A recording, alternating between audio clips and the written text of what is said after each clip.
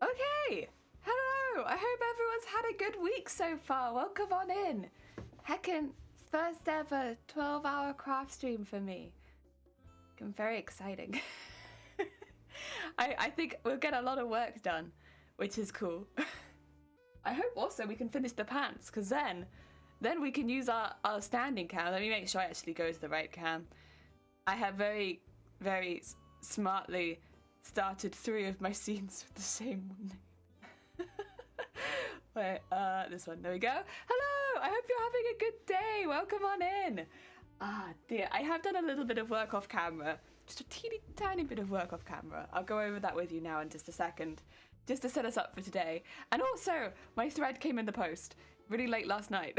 So we should be all good to do any embroidery you want to do today.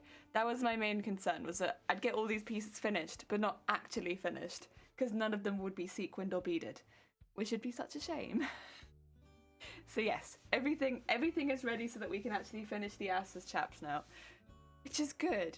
And if we do finish them midway through this stream, which would be somewhat lucky, because there's a lot to do still. We've still got a whole second leg to go. But if we did finish them, by some miracle, I can make the shoes. So, yes, we have got plenty to do. Do not worry. I have plenty of stuff set up to do. Yeah, I've been quite excited for this. I do think there is a small chance it will give me a migraine tomorrow, but we'll see. We'll see. I'm gonna go into it positive, because you never know, it might not. And if it does, I'm not streaming tomorrow anyway, right? So, yeah. It is early for me. I hope my neighbours don't mind too much. I'm never normally making any noise this time in the morning, so it's not like early, but it's definitely like people are just waking up a lot. And it's still dark, so I hope people don't mind me getting very talkative very early. Also, child, you're making cosplay and I'm making a quilt. Heck yeah. Honestly, quilting takes a really long time too. I wonder which one of us will be finished first, because that's a slow process as well. We're both doing really long projects. Oh dear. Right, I got a few things to update stream on. I feel like this happens a lot now. We have like a little like 20-minute catch up first thing on stream. Like little 20-minute catch up at the beginning and then go into crafts. That's okay though. If we got things to catch up on, we got things to catch up on. So let me move the... Oh, I did try this on actually. I should mention the leg piece here. I've actually pinned it now exactly where I'll end up wanting it on the leg. And there's a couple things I've done where I've decided it's going to need a pin above and below. So it's going to need some stitching above it and some stitching below it. So where the attachment to the back of the leg is. The attachment behind is just to make sure the boning gives it the correct shape. Otherwise what was happening was it was laying very flat. But once I put a pin above it, it bowed out a lot more, which is what I want. I mean, I guess often with cosplays you do want them quite flat to skin, but specifically I put the boning in so that it would go boing out from my leg. So I've done that and I've pinned that in where I want it to fit behind the leg. The only other thing that I might potentially do is behind here is maybe make like a little padded piece, and then of course we're going to be adding some beaded details. As a viewer very kindly pointed out last time, there's actually an extra piece of purple in here that I didn't notice. It's not going to be a piece that I'm going to be able to add in fabric. First of all, we haven't made a pattern for it up to this point, and it would be a little difficult to alter it now that we've got all of this done. But also, I don't want to add more fabric because it's just going to make my joint really claggy with fabric. No good. So instead, I'm going to add it in beading and like drapes, and I actually think that's going to add like a really nice layer of detail. I'm not going to do it in gold beading. I have some purple beading on the way in the post. It might come today, and if it does, I'll open it and get it out on stream when it gets here. So that'll be really cool. That's the difference with this piece. I'll put this out of the way. Yes, we had a little trial on that on stream. This piece I'm actually going to pin to the mannequin so it doesn't get lost. I think I had intended to do that and I just hadn't. And then this piece I don't need just yet. Put that down there, that's nice and big, that won't get lost. And this piece. So these pieces have a bit at the back. Not sus moist streamer George here. Oh my god. That's the most not sus greeting I've ever seen, that's for sure. Hi George, how's it going? I hope you're having a good day. Welcome on in. I'm doing good, thank you. We're gonna be here for a heckin' while. George, if you need to get to sleep at any point, please do. I don't want to see you here at the end of my stream. That's too late. Another thing, we're just going over a few of the things we did. I did yesterday while I wasn't streaming, because it would have been a bit difficult for me to make this into a whole stream. I would have done like a 40-minute stream, to be honest. And I was like, not really into that. But I did do a couple of quick things. Oh, Ren, welcome on in. I hope you're having a good day. Glad to hear it, yeah. Unfortunately, without getting the new thread and without moving on to another part, that's not true, actually. I did do a few other bits and bobs, but they were all on the computer, and I didn't really fancy changing my setup so that I could show you. Plus, you'd seen it before. But I'll get to that in a second. I have just quickly done a stitch around the back here to make sure that's attached. It's not really going to show up too much on camera because and you won't actually see that in the cosplay. It is just this piece is now not open anymore. It used to have an open back, now it doesn't. It's closed. Yeah, and that goes the same for both knee pieces. They're both closed now. They were open, no longer, now closed. The other thing is with the fan pieces that go above it, they have a small piece of stitching at the back. I did that again off stream. It took about 2 minutes. It is just to make sure that they don't over time start stretching, because it is just ironed. I don't mind if these bits stretch a little bit more because they'll be sewn in at the sides, but the middle bit doesn't actually have anything to hold it in place. So to prevent it from stretching over time, I put a little bit of tacking stitch in the back. Yes. Again, not really something you would have needed to see on stream, but I will mention it just so that you're not missing out and being like, well, how is that still holding into place? That's how it's holding in place. You put a teeny piece of tacking stitch in the back. I think that goes over all the small things I did. The only other stuff that I've done is the strips we cut out, I have stitched just so that we can start at a slightly more interesting part. They're already stitched with the bias tape inside of them, and I put the boning into the slips that go on the inside. Yeah. Again, it's stuff we've done on stream before. It didn't take very long. I just quickly ran that up and down. I do need to trim all the threads off, to be honest. That's the first thing I need to do because I quickly did that last night. And yeah, I think that's all the sewing I did yesterday. And it probably took like 2 minutes. Yeah, it was really, really quick. The top of my quilt, the pretty bit is, oh my god, that's a big Sunny at my borders. What's that then? That's not quite a double bed, is it? That's big for a single bed. That'll proper drape over it. Oh, big. 12 hour. Yes. It could be good. I'm excited. I got snacks and stuff like that. So I got quite a few things actually. Shiny very kindly bought me a couple snacks the other day, and I purchased some snacks yesterday. So I got a few snacks, and I got some drink snacks as well. So yeah, got plenty. And I got food, but.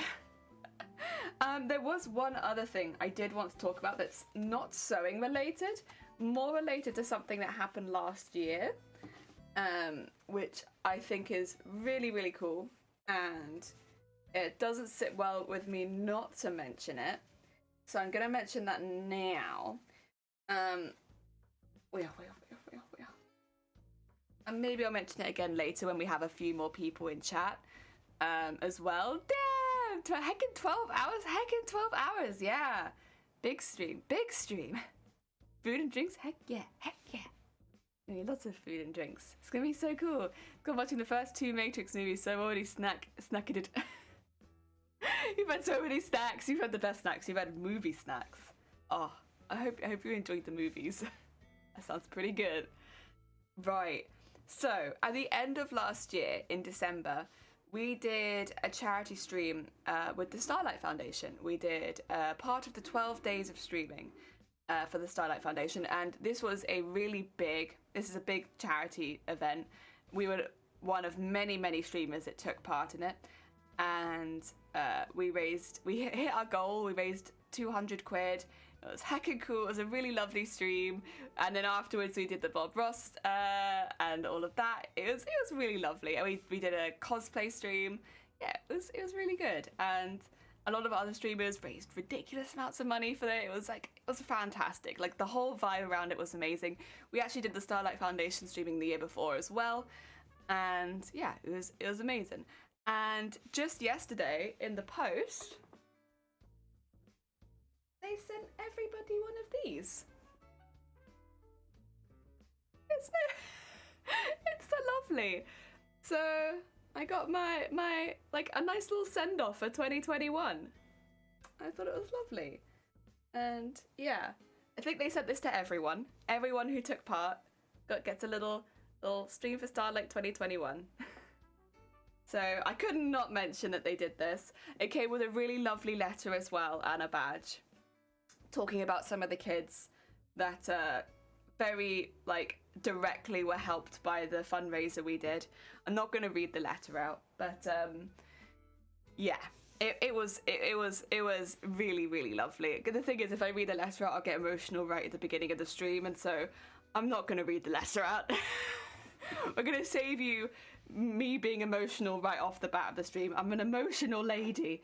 But yeah, it was really lovely, and such a lovely start to 2021. So I know Starlight did this for every streamer that took part, but a big thank you to Starlight for sending that out. That was so sweet, considering that it's literally a charity organisation.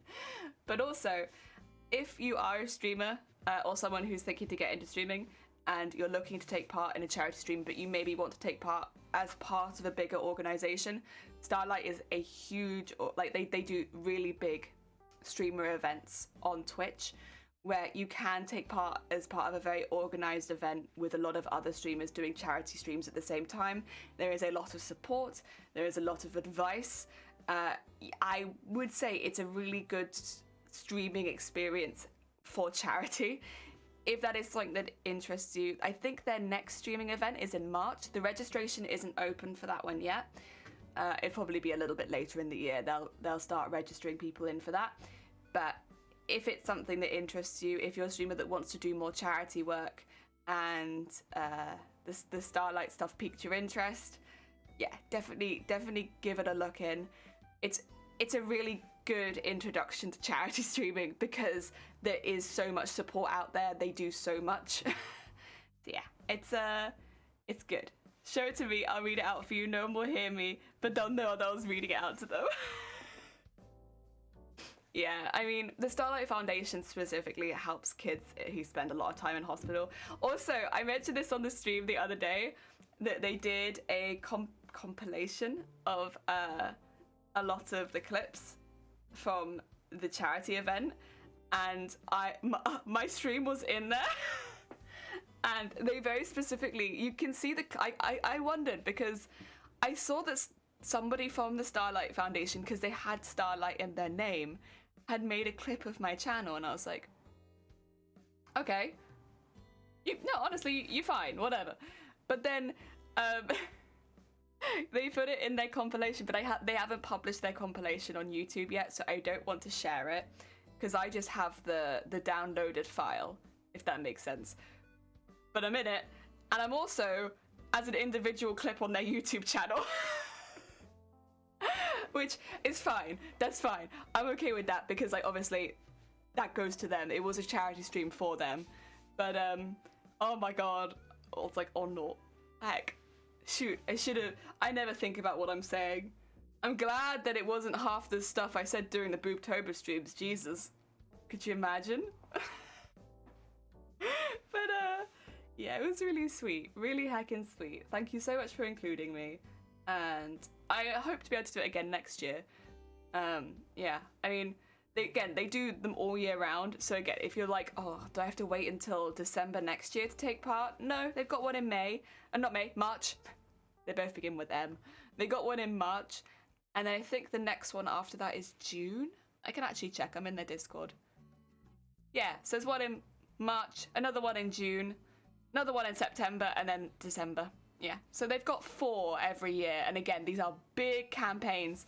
The last campaign raised $191,000. So it's there's a lot of streamers that take part in this, and they raise a lot of money. So if you want to be part of something like that, whether you raise £5 or 500 or 5,000, you know, £5 pays for a craft kit for a kid. Like, you've made someone's kid's day better, so I think, yeah, it doesn't really matter the size of the stream, whether it's your first stream, yeah, it's fine. So yeah, I would recommend them, and I wanted to put that at the beginning of the stream. Yes. I would wear it, but then I'd be stuck wearing a t-shirt, and I kind of need a jumper today, because I need something that would potentially cover the booty later, if we are wearing the asses, chaps. Otherwise, I was going to wear it, and then I was like, ooh, but I potentially need a longer top. Shifty! More like a crafty early fish. Heck, at 8 a.m. I know. I'm nervous that my neighbors are gonna get annoyed because they're gonna be like, why are you yelling so early in the morning? Can you have less energy? Jesus Christ. But I think they're awake. It's okay. Oh dear. Heck. But yeah, anyway, we can start with the crafts now. That was just everything I wanted to get out because, yeah. They heckin' sent me a t-shirt that's gonna make me emotional whenever I look at it. They sent me an emotional t-shirt. Oh god. But they also sent a really cute badge, which, and a really cute card. Heck yeah. Thank you so much. Right. I'm gonna start trimming some threads because I didn't do that last night. I was very organized. Very, very organized. I didn't trim any of my threads. And then we can turn this inside out and start working on getting all this together. Heck yeah. Yeah, I sewed all this yesterday because I just thought, why do this on stream when I can do this quickly now? We've done this before on stream.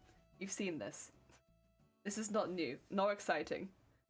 Didn't realize it was so early for you, Jelly. Yeah, it's quite early for me, but then the thing is, so I would start at normal time and just go till 10, but the sewing machine's quite loud.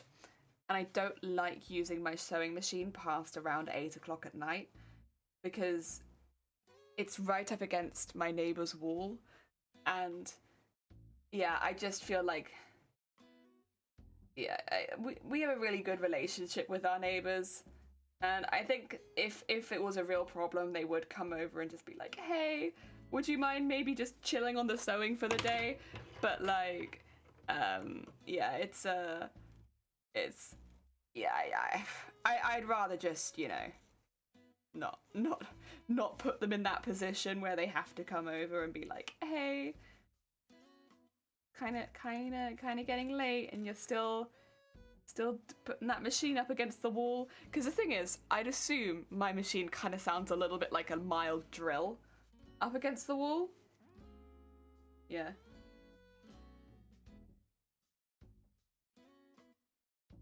That's why we start early. Because my voice is one thing, but the sewing machine's quite enough. There we go. Oh, I feel bad for my neighbors at this point. My dog's very loud. It's like that with any new puppy though, isn't it? Like, new puppy, yeah, any young bean, to be honest. Like, they're gonna be loud for a little while, like until they get used to the world. They're gonna be a little loud bean. I think most people are kind of used to that. I remember when I was a young bean, the neighbors got a puppy, but the puppy had like really bad separation anxiety, and they would bark until, like, we actually got to the point where we started feeling bad for the dog because they'd go out to work and they'd leave the dog. The dog would bark for 6 hours. Like, it wouldn't stop. And we got to the point where we were like, do we need to do something? Like, this dog, like, is it okay? Like, it's barking so much. Like, is it it was just heartbreaking. I mean, this is the thing. It's the kind of barks where it's like, because, like, there are different kind of barks for a dog, right? Where it's like, you could kind of tell when a dog is like angry barking or like happy barking. This was like the saddest bark over and over and over again. It was like, oh, it was so hard to listen to. Yeah, that was pain. It was right up against my bedroom as well, and I think I wasn't that young, to be honest. This was probably when I was about 15, 16, but I say I was a small jelly. I wasn't that small. I was probably about the same height as I am now, but like, I remember just being there like, ugh, please. That's what we're going through right now. Yeah. Oh. Hard. Very hard. I think a lot of people could relate to that. Hard. One part of saying that no one tells you is the neck and back pain. I think, yeah, because you're always like this. That's why I'm now gonna have to remind myself to like sit back. No more of that leaning over stuff. I also, outside of streaming, do a lot of my work on the floor. And it forces me to sit like a contortionist, which I don't know if that's been good or bad, but I didn't do this because of sewing. I did this because of migraines, but I can never remember the name. Not a chiropractor, begins with an O, but they do like muscles and stuff like that. And the issue is because it begins with an O, all I can think of is orthodontist, and it's not orthodontist. But I'm sure somebody knows what I'm talking about. Basically, they do muscles. But I went there and they were like, no, your muscles are pretty good. Like, not a lot of tension. You're pretty okay. And I was like, oh. My neck is a bit of a heck, but like my back's pretty good. But I do also sit like a contortionist a lot of the time. Before you really get into sewing, do you remember to mentally prepare? Oh shoot, you're right. It's really early and I don't know that I have mentally prepared myself for sewing. That being said, I have done my hair and my makeup, so that if my husband comes back from work, I'm looking my best. God. 2 seconds, I just have to mentally prepare myself for sewing. You're right, thanks for reminding me. Honestly, where would I have been? Okay, I think we're good now. Cheers. Deary me. I always, honestly, you can tell doing the streams where I forget to mentally prepare myself for sewing. If anyone's wondering, I should probably mention what I'm referencing. There's a manual for sewing machines from like the 1940s, 1950s for Singer sewing machines, and the manual literally says to mentally prepare yourself for sewing, and it's like the opening line. The opening line to the sewing machine manual is, always remember to mentally prepare yourself for sewing. And then after that, it's like to do your hair and makeup, so that if your husband unexpectedly comes home from work early, you're ready to greet your husband with a beautiful face and stuff like that. And it's like, yeah, that's how I sew. But then to be fair, like, I'm not allowed to sew like in my undies because like I'd get banned, so you know, I do have to prepare myself somewhat for sewing, otherwise Twitch would have a field day. I'm not married, no. Oh dear.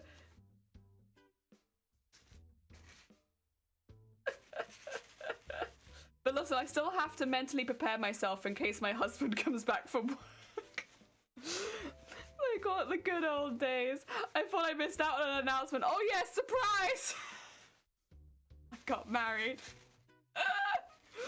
No, honestly, it'd be really difficult to miss that announcement because, like, at some point, you would have missed me making an entire wedding dress. Like, where did that all go? Also winged. How goes it? That is, in fact, the good old days. Same. Yeah, that's why I was like, I should probably get some context to the trash that I am spouting. Otherwise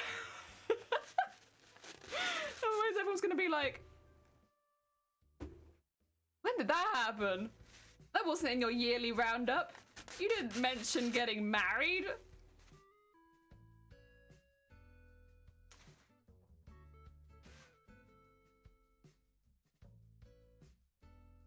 Huh. Does Shiny know you're married? Well, the thing is, I'm not married, but I always have to be prepared for if my husband comes back. So, you know, it's a dilemma, isn't it?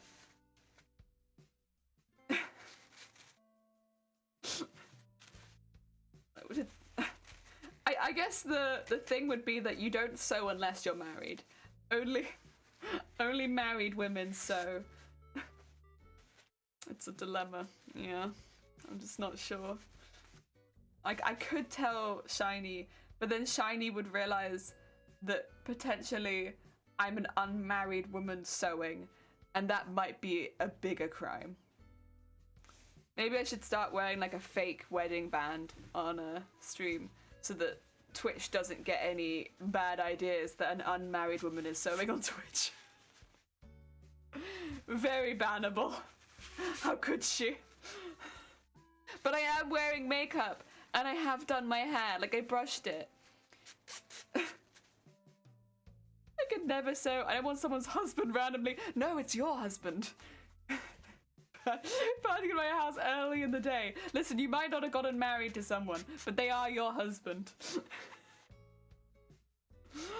I'm out for now. Take care, Dem. Thank you so much for popping by. Have a good heckin' day. Damn, I know, right? That's why it's a real problem, because like you could turn down the first husband and be like, I'm really sorry, this isn't what I'm looking for right now. Continue sewing, and then another one might come along. Maybe this is the real way of finding a match, though. The only issue is they're all going to instantly be your husband. So there's not really any dating involved. It's just instant husband. Oh, dear. And you have to impress them. Like, they turn up to your house and then you have to impress them. With your sewing skills, makeup, and hair. I don't even know this person. Singing is a premise of a sitcom. Or the weirdest dating show. Oh god. Oh. Dear.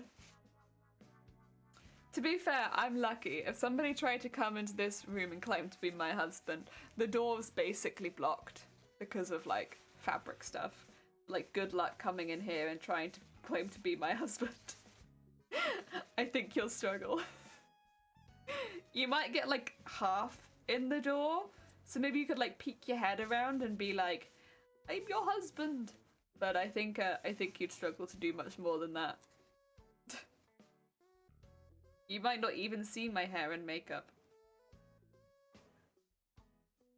Oh, dear. There we go. One. And that will fold that way. Yeah. Jillian's already blocked the door in preparation for husbands trying to get it. Yes.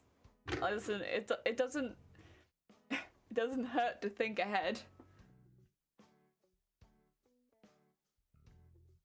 You gotta be careful. Weird times at the moment. You just never quite know.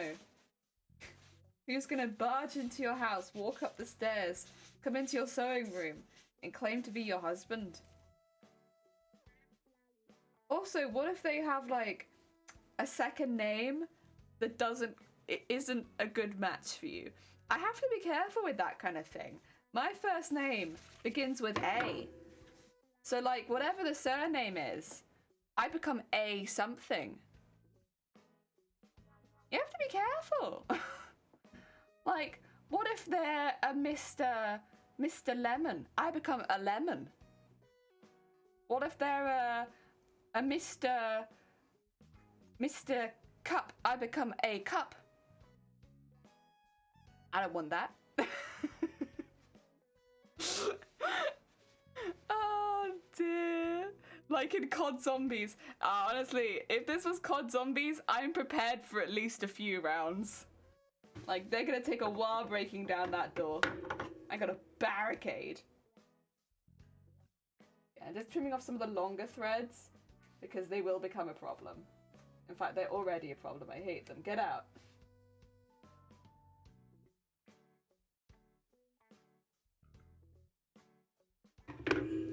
Oh. Husband, they were trying to steal your name. Oh god. Oh heck. I hadn't thought of it like that. Very scary. Heckin' very scary. Oh, it's like Spirited Away. You can't remember your name, you can't leave? Shoot. This is becoming like a horror movie now. It's gone from a sitcom to a horror movie. And rightly so, that's terrifying. Now you thread one into the other. Sausage. Never do it. Too much risk. You're right, that is too much risk. Oh dear.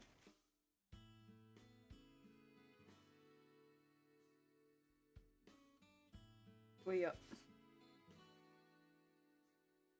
Yeah. Is it bad that I'm kind of hungry already? Because I normally eat breakfast around this time, so my body's like, breakfast? Breakfast? Yeah, breakfast. You've already had breakfast, you don't need another one. Oh dear. Tom! Top of the morning, Tom. I hope you're having a good one. Welcome on in. Oh dear. Quick, what's 208 to 100? What? 208 to 130 what? What? What? Oh, wait, minus. Isn't that 70? Oh, wait, or am I being silly? Oh, 78. Yeah. Oh. Oh, wait, 200. Wait, what is 208 to 130? Like, wouldn't that be the other way around? I'm confused. Like 130 to 208, not 208 to 130. Oh. I'm not used to people asking me quick questions like that. You know what isn't a risk? Tentacles. I hate. Oh dear. In case you're wondering. Was I wondering? You know, I don't remember wondering. Maybe I'm wrong, but I don't remember wondering. 38 flags, yeah. That's cool. It's fine. Do not worry. I mean, that one wasn't too bad. It's very early in the morning for quick math. Oh. Ah, yeah. There you go.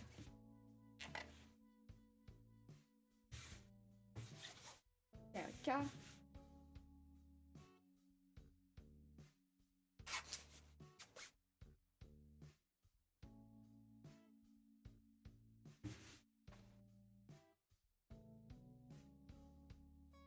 Oh yeah.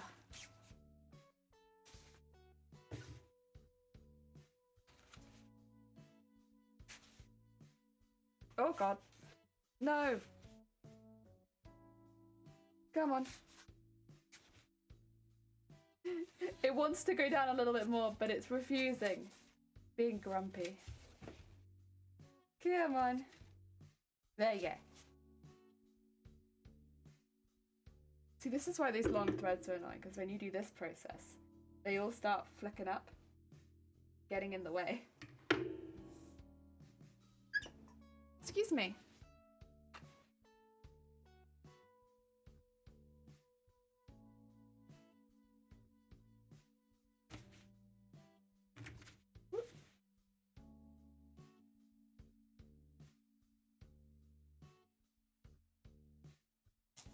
How close to the end are we? Like an inch away? pretty close. It does not like this last bit though. Probably because it's an odd shape. Heckin' squeak. What squeak? I have no idea what you're talking about.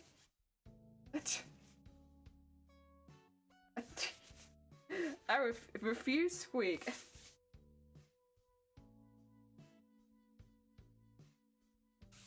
There we go.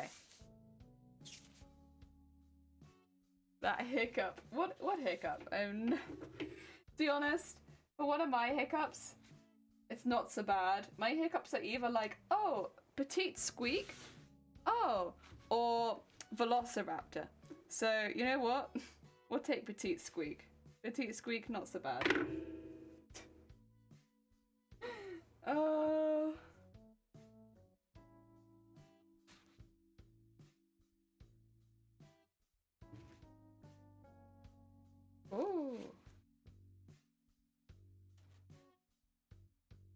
Okay, so I would like to pin it potentially on both sides, just so it's nice and flat.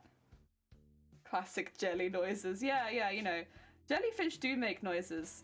Contrary to popular opinion, jellyfish are very vocal.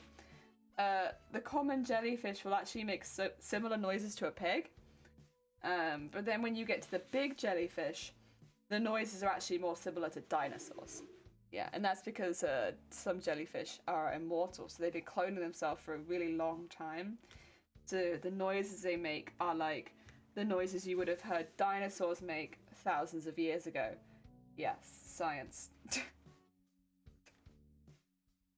And thus, I also make those dinosaur noises.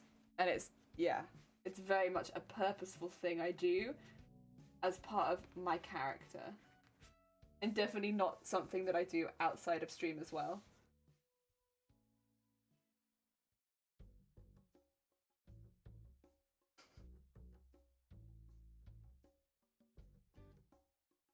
Oh god. Sharp Balloons! Welcome on in. Thank you so much for the follow. I hope you're doing well. Oh dear. We're doing a big heckin' costume. But technically we're making assless chaps at the moment. Oh, that's another thing I have coming in the post. New pins. Again. How many new pins have I gone through for this costume? We should have like a pin death count.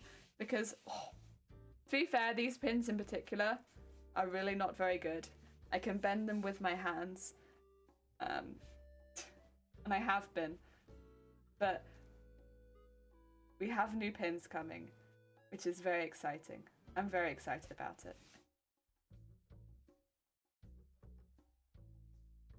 I really need to pin it down there as well. Yeah, like, this kind of pin is not very usable anymore. I also got some new pin cushions, so what I might do is when the new pins come, I might grab one of the new pin cushions and put them all in the new one. So that I can maybe just throw away. I don't know what to do. I don't know what the best option is. You got a present for me? Oh! Ekin, thank you very much. That's very kind of you. It's okay, don't worry about it. It's all good. Things have been a bit wild over in wild Wales. God, look at this. Like, what is that? What is that? Not a very usable pin, that's for sure. Like a mild bend, I'll take that. But like a wacky bend like that, I can't use that. No.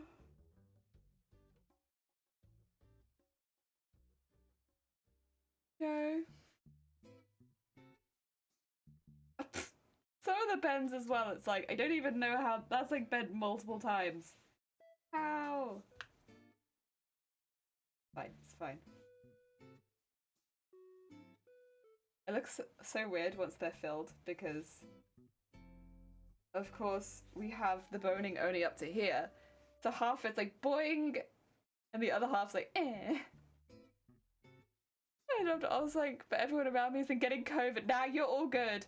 Again, like, it doesn't matter. If anything, it extends the holiday cheer for a little bit longer.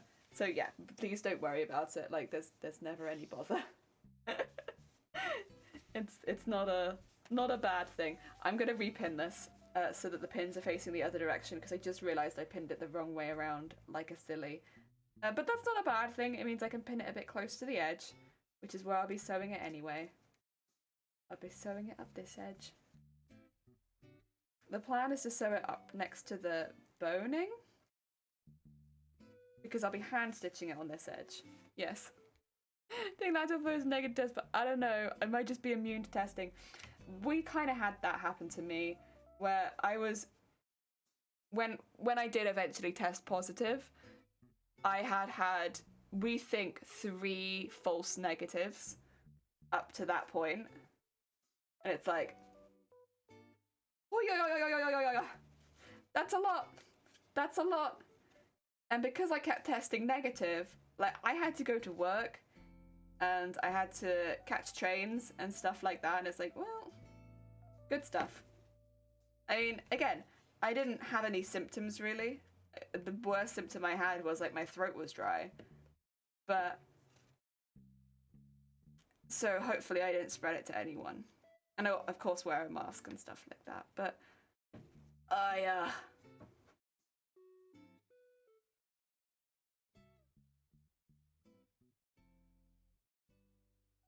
we are. It could also be that your immune system is just kicking ass, though. There's always a chance. I mean, with jabs, and there's some people doing pretty good. I'm destroying this pin, I'm so sorry. Don't look. There's terrible things happening to pins over here. It's all negative. So I'm rattling around my own Mark! That's what I had to do. Mark, I wish you all of the sanity. I hope you're doing okay. It's awful, but I hope you're okay. Yeah, that's exactly what happened to me. I ended up just being in this room for like 2 weeks, and I was there like, I like kept streaming because I felt kind of alright, but yeah, I was just going insane because I couldn't leave the room, and I was like, ah! Please, I'm so bored. I'm so bored. I can't leave my room. I hope you're okay. Oh, that's true. I just think that, but my immune system doesn't have the best track record. Yeah. I'll be honest. Oh, wait. Oh my god. Oh! Black Apple, how goes it? Oh! That's a large raid. Welcome on in. Hi, Mocky. Welcome on in.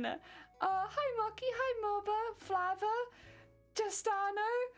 Safia. Is that Taishi? Oh, and Classy. Oh my god, that's a lot of people. Also, thank you for shouting out Sharp. What were you doing? Oh dear. Hi, Black Apple. How have you been doing? We were just showing off the this morning, the t-shirt that Starlight sent out. How goes it? We're raiding. Heck and hi. Welcome on in. Hi. How goes it? Thank you so much for the raid. It's very kind of you. Welcome. Show me Starlight stuff. You want to see? We got a heckin' t-shirt. Also, Kaishi and Flava and Classy and Professor, thank you so much for the follows. It's very heckin' kind of you. Welcome. Thank you so much for splashing on in. Look. I can show you down here, actually. Wah! Wah! And Safia, thank you for the follow too. Yeah, it came yesterday, so I showed it off today. Oh dear, it's really lovely. I couldn't read the letter out because I always get emotional reading that kind of thing, and we literally just started stream and I refuse. I've cried on nearly every stream like the last week, so I'm not doing it again. My eye has been bloodshot for nearly an entire week, and listen, nope. But yeah, we're showing off everything. Ah dear, hi May, hi Rhea, hi Ramiak, how goes it? Oh, Izzy, I got you the shirt in. Heck yeah! Oh, it's really cute. I love it. Again, everything makes me emotional at the moment. I'm a very emotional being. I love startling streamers. Heck! Clearly! Flocken. Raining because of your eloquence about jellyfish noises. Oh, yeah. If you've never heard a jellyfish before, they sound like pigs. Like pig squeals. Large jellyfish sound like velociraptors, small jellyfish sound like squeaks. There you go. Easy. Easy jellyfish identification guide. Professionally, oh bless you. That's very kind. I'm sure you get this often, but you have such a lovely accent. Oh, thank you. Again, it's difficult because you never like your own accent, and also mine changes depending on how nervous I get, but I appreciate it. Hubba Bubba! Hi again, how goes it? They make noises? Oh, absolutely. Absolutely. Oh, you did as well, Wait, I remember, yeah, you did. Flava. I'm not going to forget a name like Flava. Do you want to see the cosplay we're making? Also, May, Flocken, and more, but thank you so much for the follows. It's very heckin' kind of you. Would you like to see a heckin' what we're doing today? We're doing 12 hours of streaming today, so we're going to be here for a heckin' while. We're doing a big cosplay here, big boy cosplay. We're making Mateus from Final Fantasy Tactics Advance. We're doing it in the style of 1950s clowns, so really heavily sequined and beaded. So not traditional cosplay armor as far as foam and warbler goes, avoiding that and instead opting for more beading and sequining. That's how we're doing this costume. It fits more into the style that I'm more comfortable with, so I can go a bit more out there with it. And since this is such a big costume, that's kind of what I wanted to do. That's where we're going with this one. And today, our goal with the 12-hour stream is to finish the assless chaps. Now, I understand they don't particularly look assless. That being said, the mechanism for these to fit and like not fall down, there can be only one way, and that is assless chaps. So that's what we've made. We've made the ass, and we've made one chap, but we need to make the other chap. So that's where we're at. We're at assless chapness today. And yeah, lots of beading, lots of sequining. It's heckin' chill, but I love it. Do you want to see the other chap? And then you get an idea of kind of what we're doing. Oh yeah. Ignore the ass. This isn't just a pair of my pants, Twitch. I made these. But this is kind of what the armor looks like. It's like boned rather than foamed. Boned, not foamed.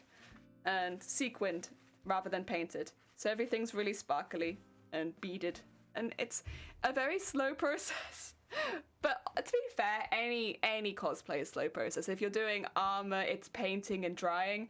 If you're doing this, it's sequining and slowly beading. That's what we're doing. And we're just starting the second chat. Yeah, thank you. I appreciate it. The design is all out. It is, right? Oh dear. Yeah, it was 9.5. 9.5 is such a chill vibe. Oh dear, they're gonna be amazing. Thank you. Thank you for helping the campaign. Heck yeah. I'd wear it to Starbucks every day. Yeah. You'd be like a disco ball. What else would you want? It's big. It's very big. It's gonna be a competition piece. So the plan is to hopefully wear it on stage and then have lots of light reflecting off of me.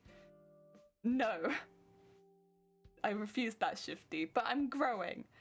You helped with your daughter's cosplay costumes? Nothing like this. Well, the thing is, this is like, I guess I'm kind of trying to fit into certain categories because I'm doing it for a competition. You know, at the end of the day, cosplays are fun. It's like, do the stuff you like. I picked this one because there's lots of gold in it, and I love gold. Gold's my favorite, and I get to embroider gold on gold on gold on gold, and that's everything that I want from a costume. So, like, I love this. But, like, you know, you cosplay what you like. Oh, reminds me of Romeo and Juliet cosplays I made for a play. Oh my god. Quick change though. They weren't as big. No. That's amazing. Heck yeah. Also, thank you for the lurk, Shifty. I love competitions. I used to compete for my... Oh god. Bathrobe. I mean, I hope you won. Oh, so sharp. Thank you for the follow. Oh, heck. That's very kind of you. Right, we need to change. Looks really promising already. Thank you, Hubba Bubba. I also talked to a couple people outside of streaming about Hubba Bubba after that stream. Because I was like, guys, when was the last time you saw it? Have you seen it recently? Have you seen Hubba Bubba? Have we got this still? Where have you seen it last? You got Hub. Oh god. Bathrobe. Oh heck. You know what? That's still medal position. You know, I'd take that.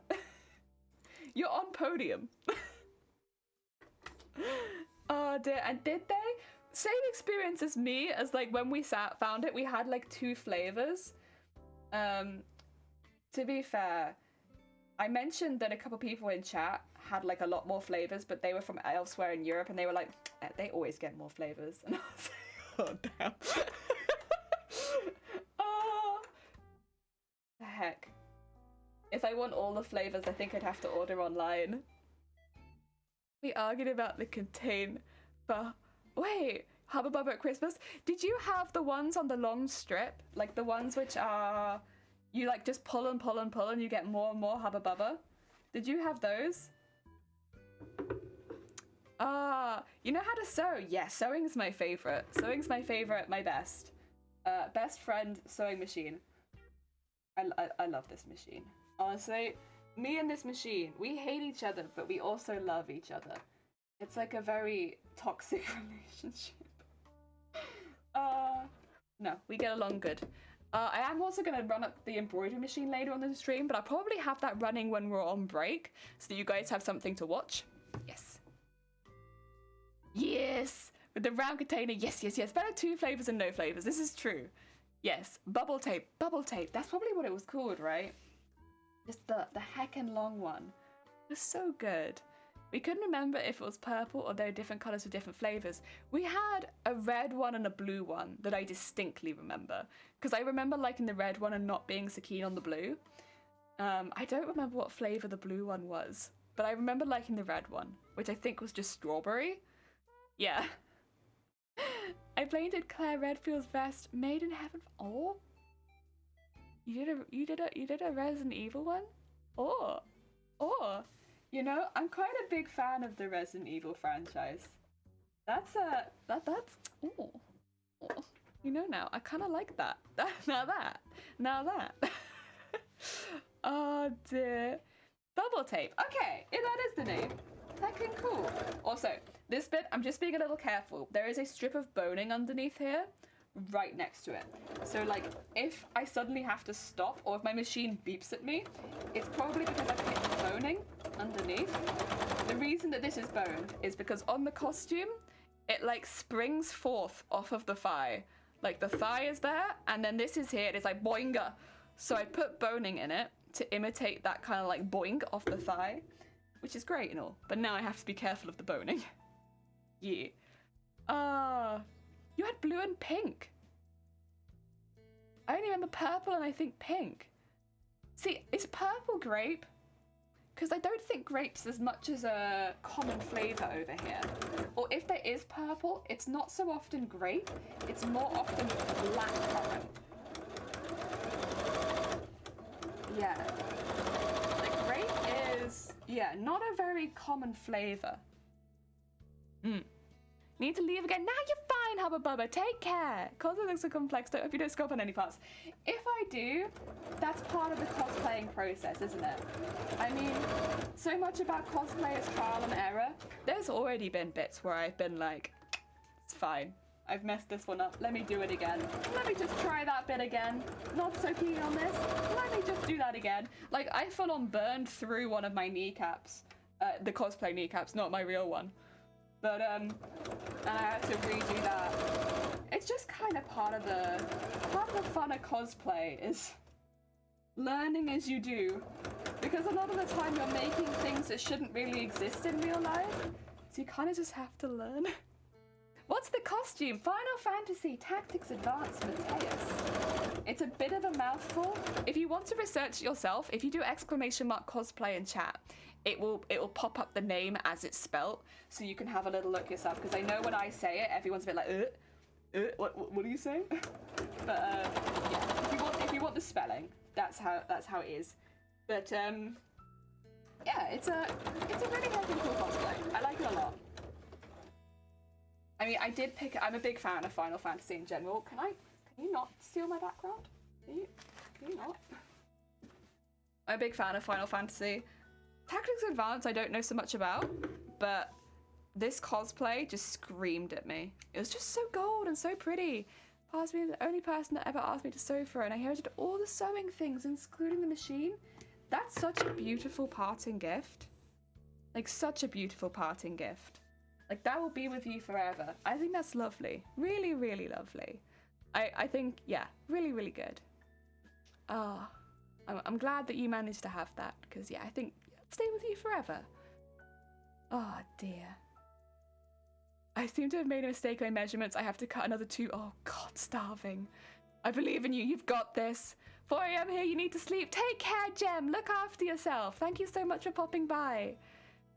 Pink was bubblegum and blue was blue raspberry. That's what blue was. I was wondering. I must take off. Have a wonderful stream. Thank you, Sharp. Get some snacks and look after yourself. Thank you so much for the raid. It was very heckin' kind of you. Oh dear, I like the game, but my Game Boy Advance wasn't backlit, so it's hard to see what's going on during the day. Oh god. Heck. Oh, thank you for putting the Wikipedia in the chat. There you go, guys. You can always add that to your cosplay command. That's true. That's a good call, actually. A lot going on in that costume. There is a lot going on in the costume. Yeah. Now I want to look too. I'm like, wait a second. Oh yeah, it's this website. Yeah. I was like, wait, which one is this one? Yeah. Because on this website as well, you can see. So this is an issue that I had when working out this costume. If you scroll down a bit, there's like another picture of her where she's blue. And I was just there like, excuse me. Are you blue or are you purple and gold? Are you blue and gold or purple and gold? What are you? Excuse me, I need to know what color you are. And then you scroll down even further and you see her from Final Fantasy XIV. And then she doesn't even have legs anymore. It's just, when I was researching this cosplay, pain in the ass. I told everyone that if they got rid or sell any of that, I would gather, yeah, don't get rid of any of that. That's important stuff. Also, I need to turn this one inside out now, so we can sew the other one. But here's one. This will all be then hand stitched down with embroidered stuff. The stuff we embroider. Sequins. That's what I was thinking. Yes. Oh, thank you, Justana. I'm actually in the process of updating it at the moment. So I'm about 2 months behind on updates for this cosplay. Since Boobtober in October, I've been so behind. I just haven't updated this costume at all. I kind of just went, after Boobtober, and I stopped taking photos. Well, no, I didn't stop taking photos. I just stopped uploading anything. So I have photos that need to be uploaded. I just haven't done any of them. So I'm slowly uploading some photos now of the stuff we finished, the stuff that's in progress, like bits and bobs, so that I'm not so behind. Oh dear. I say issue with Astrologian. Yeah, it was a lot of fundraising. Yeah, it was a lot. But it was fun. It was fun. A great cause to participate in. Oh yeah. I mean, I'm a bit of background on me. I am a bra fitter. I'm a bra fitter, but I do, my job is very specific as far as I work as a specialist fitter. So I fit people before or after they have surgery, not just for breast cancer. Like, we also do enlargements, reductions, transitions, and breast cancer. But that's my job. That's my regular paying job. So it is very close to my heart. I've done that for years, and we meet a lot of people that have breast cancer. We go to hospitals and do fittings. We fit people like the day of their diagnosis. It's like a very intense job some days, but you know, because of that, we've worked very close with some of the charities in the UK that support people going through breast cancer, because although the doctors and nurses, of course, take care of people going through breast cancer, the charities kind of offer a lot of the support to families as well as the people themselves, getting them in contact with other people going through breast cancer in the area, people that can really relate to them, stuff like that. There's so much good work they do. There's so much different work they do. There's like, I think, a lot of different support, whether it be getting a knitted prosthesis while you're waiting for your prosthesis, if that's the route you've gone, helping spread information so that if you're 30 years from breast cancer, that you can still be you know, getting the best treatment possible, because a lot of people have very old methods of dealing with something that happened 30 years ago, which they could potentially update and have better quality of life. And yeah, there's a lot of charity work, and with men with breast cancer as well, like getting men in touch with other men going through breast cancer, because it can be very isolating and play a lot into mental health and stuff like that. So yeah, there's a lot of really fantastic charities that help with that kind of stuff. And so because we of course work on the medical side of it, like we're trained by the NHS, which is, as well as other breast cancer fitters in the UK, but we also, you know, we work with the charities more commonly because it's like they're the real support there after they've been through breast cancer, after they're in remission and stuff like that. So yeah, it was something that I always really wanted to do, and it was amazing how many people popped in to take part. Yeah, makes a lot of sense to be a part of it then. Yeah. It was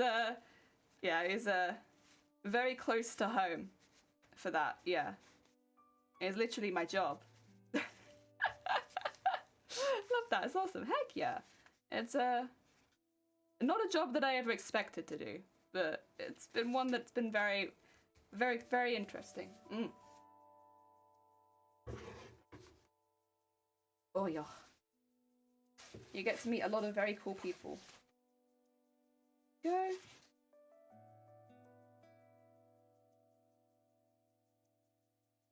And all the way down there. Let's get that little point out. I mean, you won't really see the bottom of this, to be honest. This happened last time. You won't see this down here. In fact, you probably won't see a lot of this. But I still do it. I'm gonna head out. Jerry sounds amazing and very helpful. Oh, that's cool. No, it's fine. Craft, look after yourself. Have a nice rest of your day. Thank you so much for popping by. Never expected that for you either. That's because I think I just met you. That's fair. You know what? Very fair. A fair conclusion. Oh yeah. To be fair, I wouldn't have expected to get into cosplay either. I think I've said this before on stream. Probably. When I was little, a little jelly, a small jelly, I remember absolutely trash talking cosplayers. I would have been like, did I tell you this, Black Apple? I would have been like 7 or 8 years old the first time I saw a cosplayer, because they had like, they had on the news like a really big, I remember this, and I remember I think it was my parents brought it back up at one point. On the news story there was like a World of Warcraft, some sort of World of Warcraft event going on. I don't know, but like I would have been pretty young at the time when World of Warcraft was really like starting out. It was a big WoW event, and people had cosplayed to go to the event, and it had been on the news. And I remember watching the news before going to school and being like, what a bunch of nerds. Like, who the hell would wait in line and also in costume for a game? Here we are, trying to make cosplays now for competitions. Oh god. Then again, when you're little, I guess that's kind of your job to do like cringy things that you regret later. It's okay to be a nerd though. Oh, I'm a history and art nerd. Heck yeah. Heck yeah.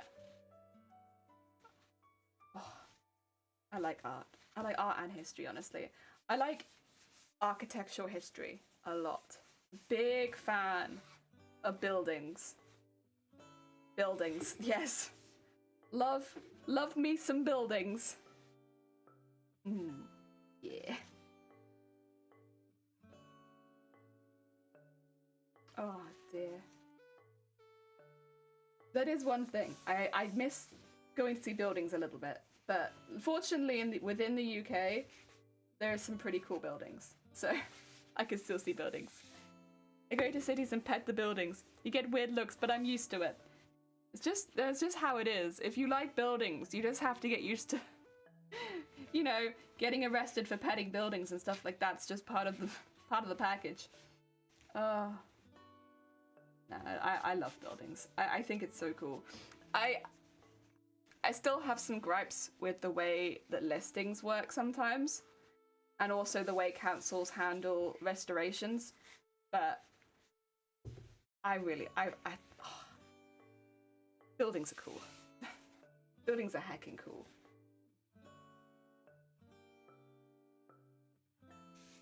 Whee!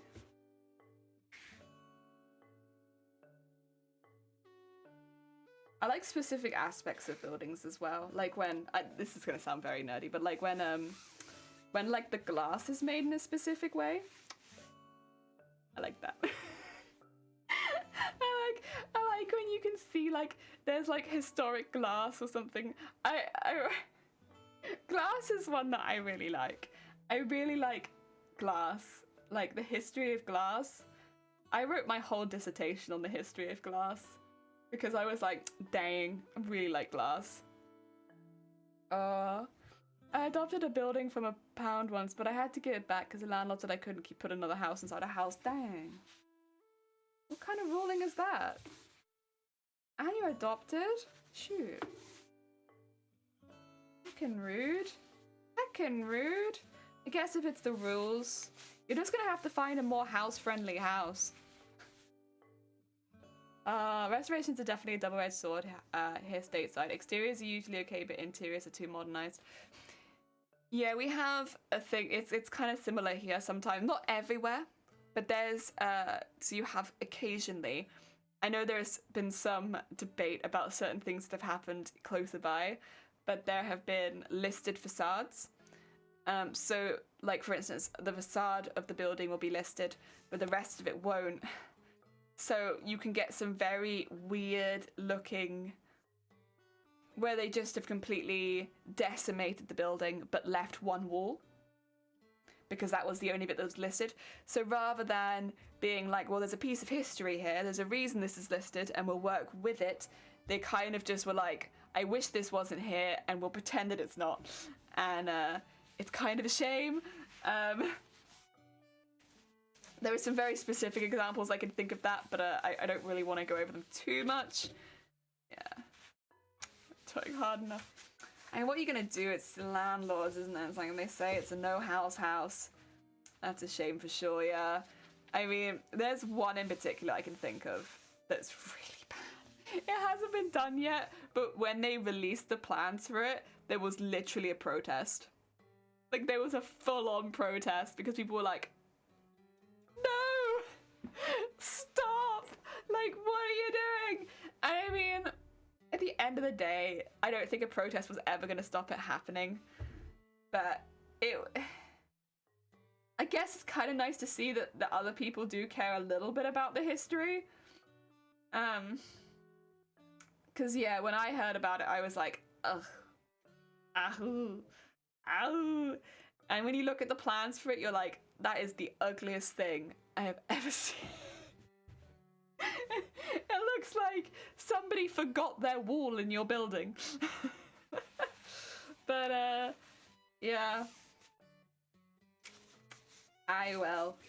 What you gonna do?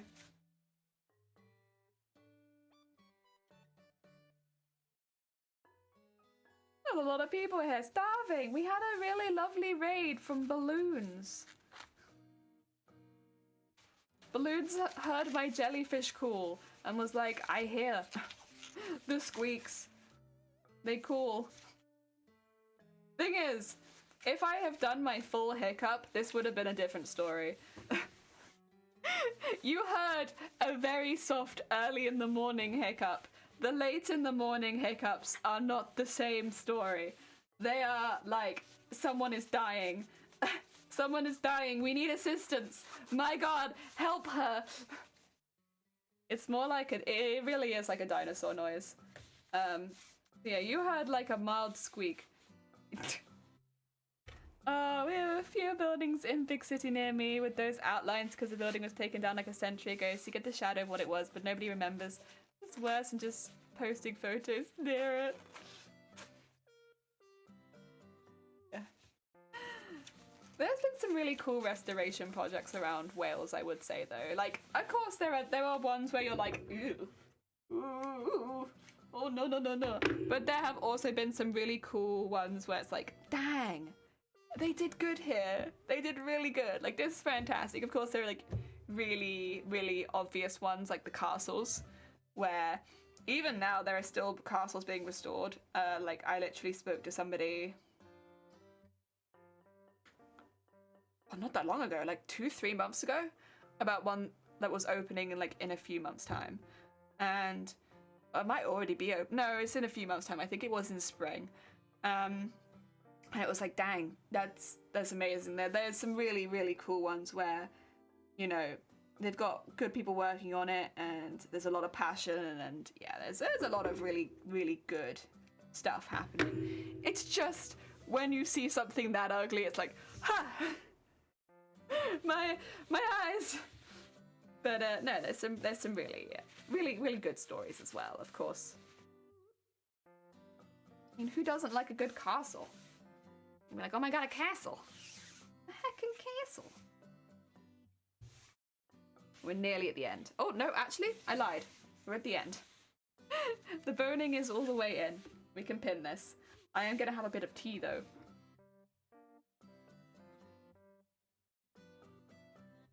If you destroy it again, maybe they'll restore it better next time. I mean, now you're thinking, who doesn't like a good castle? Exactly. Everyone likes a good castle. I love castles. Castles are so cool. Oh, yes.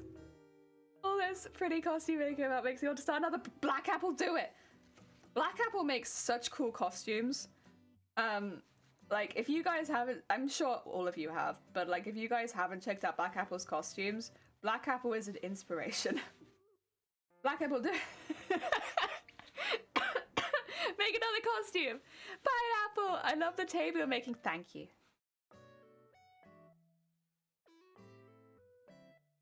Everyone tells me I make fantastic tables.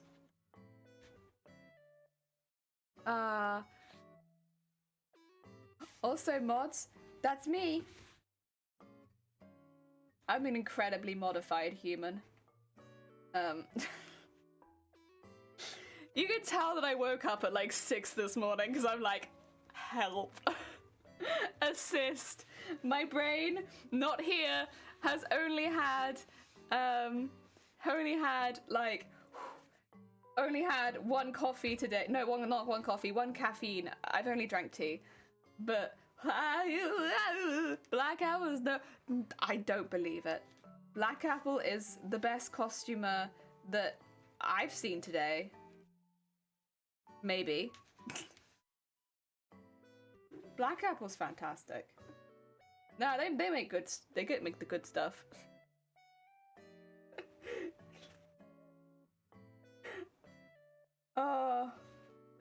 That being said, I have got a few Instagrams to check out. Oh no, they are right. Oh heck. Black Apple, do you want to make my costume for me? Black Apple, can you come in? Can you? Oh, please look at Sharp Balloons. The Sharp Balloons make cosplays as well. Oh no. Heck yeah. Actually, okay, I've been searching for cosplayers more because I'm like, I want to find more evening cosplayers because I often do like a bit of an embroidery in the evenings at the moment. Here's me embroidering. It looks like I'm knitting, but I swear. I found some really sweet evening beans that do cosplay in the evenings, and I'm never going to be able to raid into them because they all start at like, 9-10 o'clock in the evening. Maybe today I'll be able to, but most of the time I'd never be able to raid into them. But they're so sweet. I found some lovely people. Oh, I don't know about amazing things, cosplays. I don't know about cosplays. They just make really amazing things. I found them today. Heck yeah! Shana has made masks. I don't know about full outfits. No, that's really cool. Heck yeah. I was like, shoot, we can't have someone that talented in chat. What do we do? What do we do with somebody that talented? You do art and you do cosplay? Get out of here. Thank you for the horn. It's hard to have people at this time. I have people the entire day. Yeah, so I've been scouring for people who I can like craft along to. I will say I'm a terrible lurker, so I've been called out a couple of times now by other people that have been like, why are you lurking? And I'm like, let me lurk. Let me lurk. I can't help it. I gotta lurk. So if you see me lurking in people's chats, I'm sorry. It's because my hands are full of sparkles. But I'm a terrible lurker. But I like lurking. I like lurking. And I've nothing wrong with lurking. Nah, nothing wrong with lurking. I just feel bad because I'm very chatty, and so I think that's what it is. It's because I'm very chatty. But then whenever I'm in someone else's stream that I'm specifically crafting along to, I'm like, no, can't be chatting, crafting. But yeah, I found some really lovely sweet beans. I could shout them out, to be honest, some of the sweet beans that I've been finding, because if anyone else is looking for sweet beans at around a similar time, I mean, I'm sure you probably know some of them, because, you know, I think of quite a few people here do watch Creative Beans, but if you're looking for some more creative beans, I can shout out some creative beans that I can probably never made into, but I really like. They seem really nice.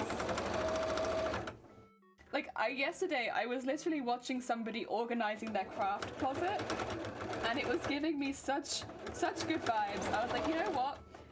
First of all, this is making me want to organize, and nothing makes me want to organize. How dare you? But it's making me want to organize. Second of all, it's so aesthetic. Everything is very aesthetic here. It's very heckin' cute. And I went on their Instagram, and the cosplays they make are so good. So heckin' good. That's really cute.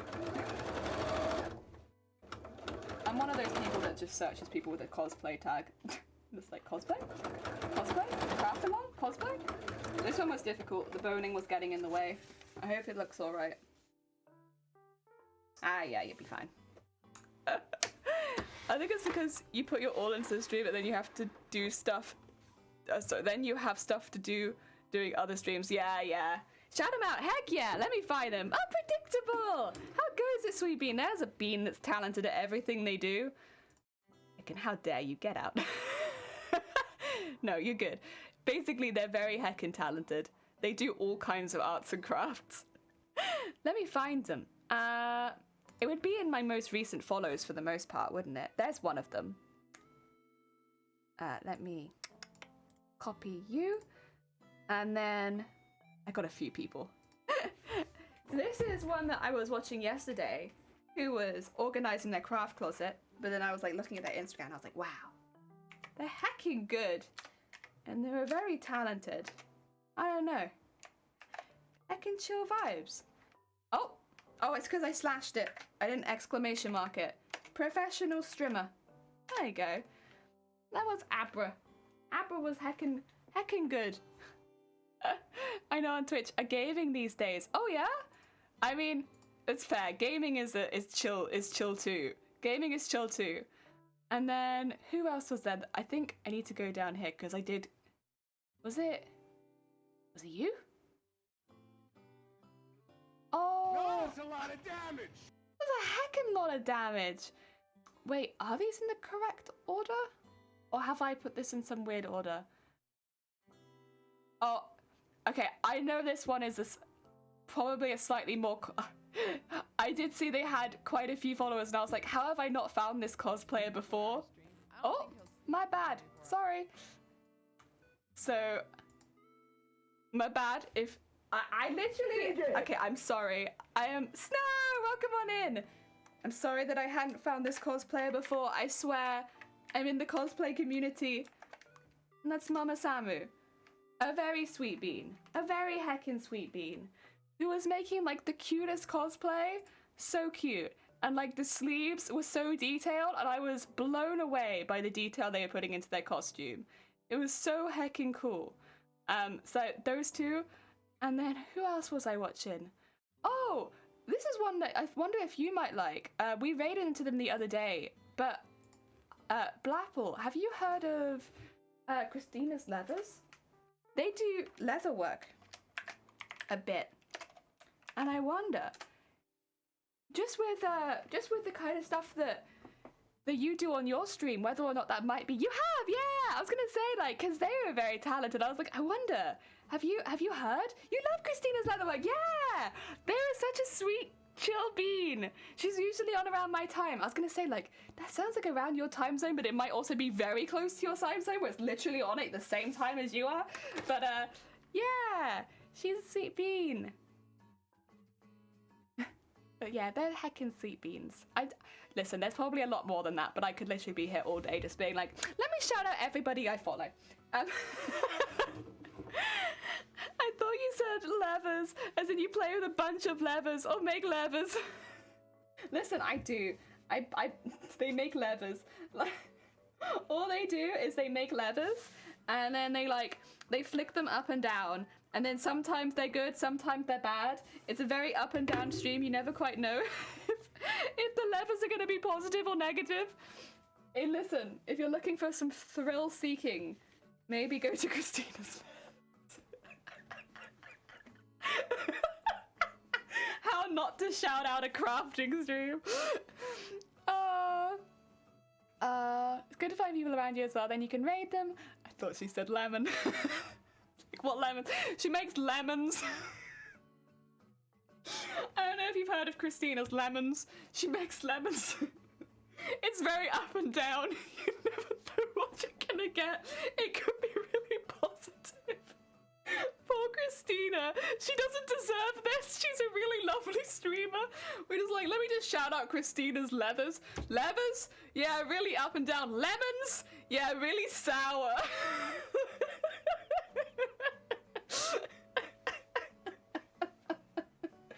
Wait, what streamer is this? Oh god. Don't worry about the bottoms being a bit uneven, by the way. It won't make a difference because the way that we do the bottoms is it just blends into the part before, so we won't see it. Oh, poor Christina, may she rest in lemons. Makes such leather fellows she makes. Yeah, she's really good. Leatherwork's really tricky, by the way. If you haven't seen it before, it's hard work, which is why I find what she does so impressive. Also, working with leathers is really difficult because you just don't quite know what you're going to get. And working with lemons is really tricky as well because it's incredibly sour work, and, you know, I wouldn't want to be doing that day in, day out. So generally what Christina does is very impressive. Poor Christina.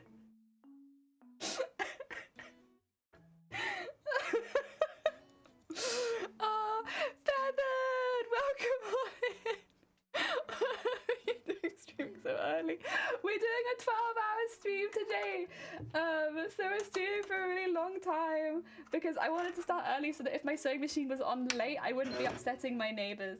So we start early so that we can go late. Yes. Ah, dear. Lemon work is heckin' difficult stuff. Lemon work. Oh, very few lemon crafters and cosplayers out there. There are. Talk about talented cosplayers. Follow them, yeah! If you haven't followed Feathered. Feathered is a very talented cosplayer. They've been making Hawk Girl wings. Like, full-on wings on their channel. You like wings? Do you want to see wings getting made? Oh my god. I'm gonna check out Feathered. I'm still dying over Christina's lemons. Oh, you sent Shifty a DM? Oh. Ooh, Shifty. What a lucky bean to get a DM from Black. Sorry. I'm sorry. I'll be serious. Wings and Ned going slowly and same with feathers. Heck yeah! Now that sounds like a good time. I'm just gonna quickly sew this part flat. It would make folding the bias take over it in a little easier. You won't actually see this piece of stitching, but it makes the next step a little easier, so I do it. I do it for my own ease later. But I'm doing it all in purple, so that on the off chance at any point any of this shows, it's really subtle, but it shouldn't really show, to be honest. You sent me a DM too? Ooh. Ooh. Ooh. Blamble. I think she's already saying she keeps making them and complaining about making them. Yeah, honestly, isn't that just kind of like part of being a cosplayer? It's like, damn, I hate making this. Keeps going. Oh, you're getting stuck on the wall. My bad. Sorry. I forget that your length is long. You sorry. My bad. Returneth. Oh dear. Oh! Oh! Oh, something happened. Oh, thank you, Shifty. Mod extraordinaire for dealing with something. I appreciate it.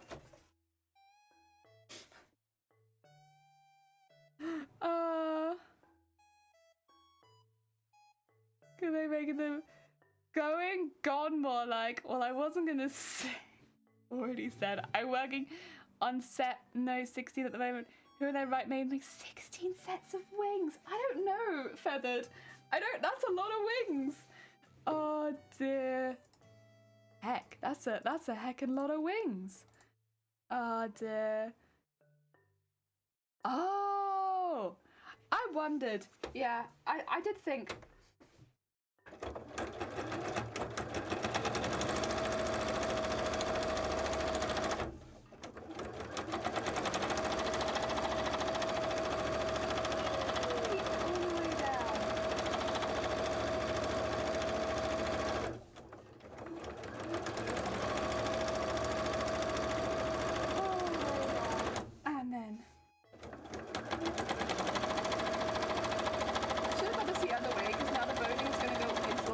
And it's gonna be like angry with me.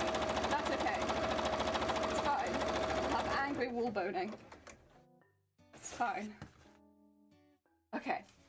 So we should be able to do the fold over one now, which will again require a thread change, because what doesn't require a thread change? It's fine. I don't think any of my strips are long enough, so I think I'm gonna have to use a full-on piece, and then we can fold this over the other side. And yes, good. Oh, gotcha. Thank you, thank you. I appreciate the help, I do. Got cover number 2 to finish off today, and then it'll be time to start on the main feathers. I've been avoiding that job, lol. They'll be finished by the end of next week. Oh my god, gotta get a wiggle on. Heck! You've been so heckin' busy. So heckin' busy. Were you sewing the feathers onto leather? Nope, that one left it a half years ago. You see a lot of modding and just being around. Oh dear, yeah. Yeah. Alright, so what we do on this side is we fold it over. At some point I kind of just decided this is the aesthetic that I was going for, and there's not really any particular reason that I'm doing this, except that I've done it on the other side. The thing that makes it a little difficult is, once again, that it's really close to boning, and my pins are not very good. And that's the difficulty setting, is really close to boning, my pin's not very good. But yeah, we just fold it over this edge, and once this is done, we can sequin up and down both sides. And I'll be doing this on both of them. And then heck yeah, then it'll be heckin' ready. And the sequining is a slow process, but so worth it. So worth it. Like, this versus one that's been beaded and sequined, night and day. And it'll take us a few hours today. I think, I'm gonna guess probably at least like 6 hours of today will be dedicated to these. Which is why I'm like, get there, get there, get there, get there, get there. Get to that bit. Because I also need to sequin the backs of the legs. Ooh. Which will take not so long, but quite a while still. What's it? Oh god, I'm not gonna say it. Photographist! Photographist, thank you for the follow. Oh, that is a word that I have struggled to say in the past, but thank you! Oh no, it's not a word I've struggled to say in the past. It's something that I've said instead of photographer. I say photographist. Ah. But I want to use it now. Oh dear. So I want a felt. To be fair, that would be a little easier on the machine than leather. Oh. Leather is a... I have, it's not real leather, it's pleather. Pleather. Although, it's been sprayed with something to make it smell like leather. But it's pleather. In the cupboard, I have like meters and meters of the stuff. And it's not my favorite to sew with, I'll be honest. I like sewing with other things more. Sewing with the pleather is... Scrunches nose up, I know. And the thing is, I have to keep it in a plastic bag away from the rest of my fabric because whatever they sprayed it with will rub off on any fabric that it's near and make it smell like pleather. So I had it next to like some satin at one point because I'd bought them together. So I'd also have like a small amount of satin that just smells like leather. No reason for it. It just does. Because I bought them both for one project that I never did. Cosplayer things. Buying stuff for projects you never do. But yeah, I bought them for a project I never did. And so I just have this stinky pleather. Very stinky. And yeah. It's just in my closet. Oh, I didn't refill my lighter. Ah. Little flame. Little flame. It probably looks like a normal sized flame to anyone who's new here, but my flame is big. Very big. This is very small. At least my lighter. My lighter is... I meddled with it at some point. So it'd have big flame. Not big flame. I miss big flame. Reason you couldn't sew it onto leather. Yeah, I understand. I just assumed that's what it was made to be durable, but felt is even more affordable. Also known as sleather. Sleather. Blech. Sleather. Use pleather once, never again. It's a nightmare to sew. Give me leather any day. Oh yeah, pleather is... It's something, that's for sure. I've got lots of it though, so I probably won't use leather for a while because I've got so much bloody pleather. Okay. It's one. It does, ooh. The other thing is I'm here like, I will use fabrics that cost like £3 a meter just forever. Get ready for the £3 a meter fabric stream. All of my fabrics are cheap. That's just the kind of stream we are, where I refuse to use anything that costs any value. Oh dear. Rome, welcome on in. Thank you for the lurk. I hope you're doing well. Welcome, welcome, welcome. Oh, thank you. I appreciate it, Black Apple. I'm just here like, I'm just a gremlin for cheap things. Cheap? Cheap? Inexpensive? Yes. I'll take that. Thank you very much. Exactly what I wanted.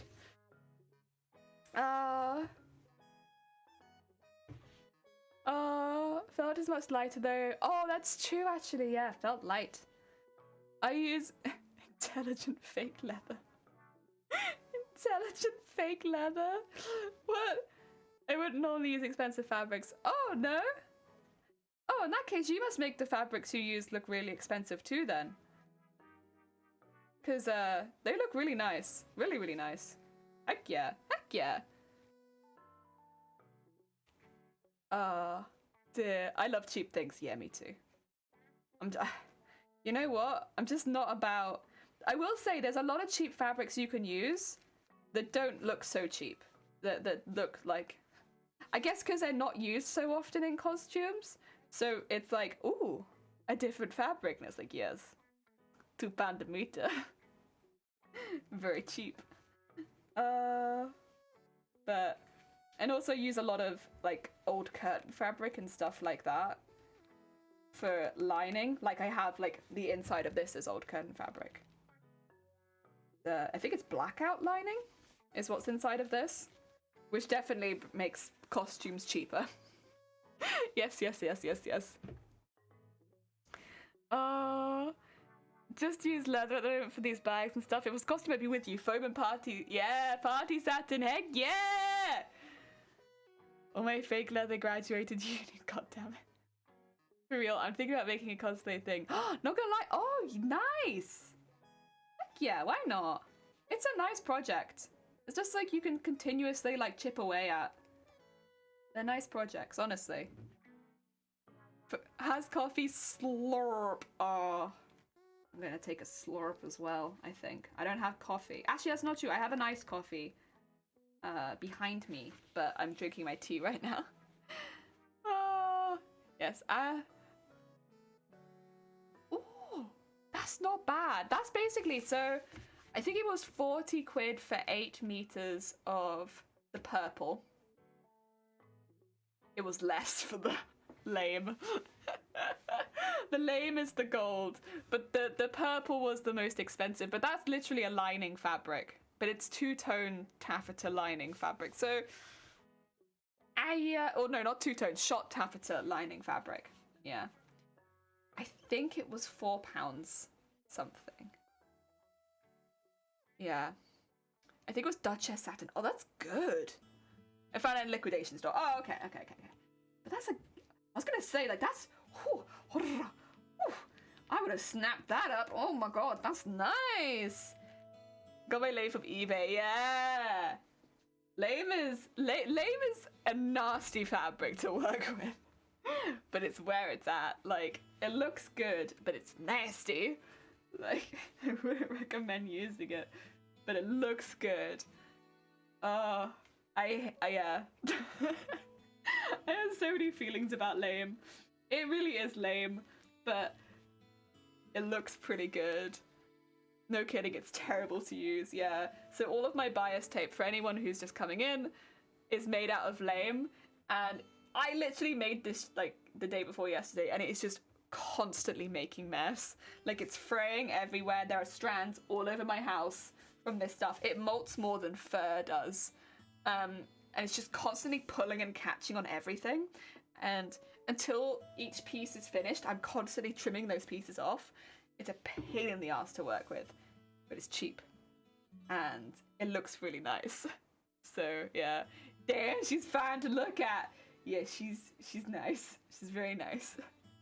Yeah, I like lame a lot. I will not stop calling it lame though, because it's really lame. Until I finish working with it, I have to. I don't know if you'll be here at this point, Black Apple, because I know it's going to get quite late for you. But later on today, we're going to do our first experiments using the embroidery machine into the lame. I don't know if you've ever done that, and you could give us any insight. But we're going to be embroidery machining into the lame. I will be having a lot of stabilizer in there. But yeah. Oh yeah. Lots of mistakes are gonna be made.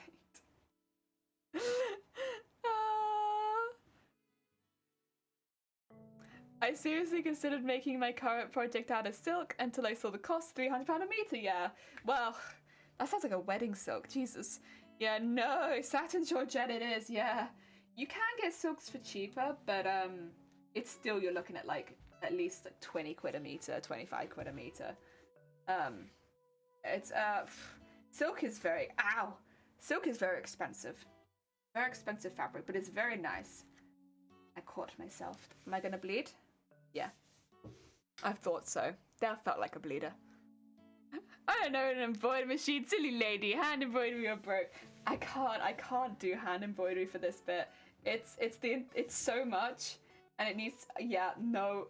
There's some bits where I'm like, yeah, it's fine. Like, I'll hand embroider all the sequins in. Like, that's fine. I'm happy to do that, but not the bases. The bases for it, Can't do it. It's, yeah, that would take me years. I love this costume. Not if it takes me years. My concern with doing it into the lame is that the lame won't hold up. So I think what I might end up doing is potentially... I'm not bleeding anymore. Ironing the lame before I put it into the embroidery machine. Because that way, my thought is... it will fuse a little bit more. I don't know. Jelly wants me to make something. I do. Just out of thought, lame frames like crazy. Wonder if I could use that to make fluffy part of the feathers. Is it shiny? Heck yeah! It does. You could just fray it forever. I mean, with the frays from the lame, yeah, they're pretty double-sidedly shiny as well. Like, yeah, you could just take those. Double-sided shininess.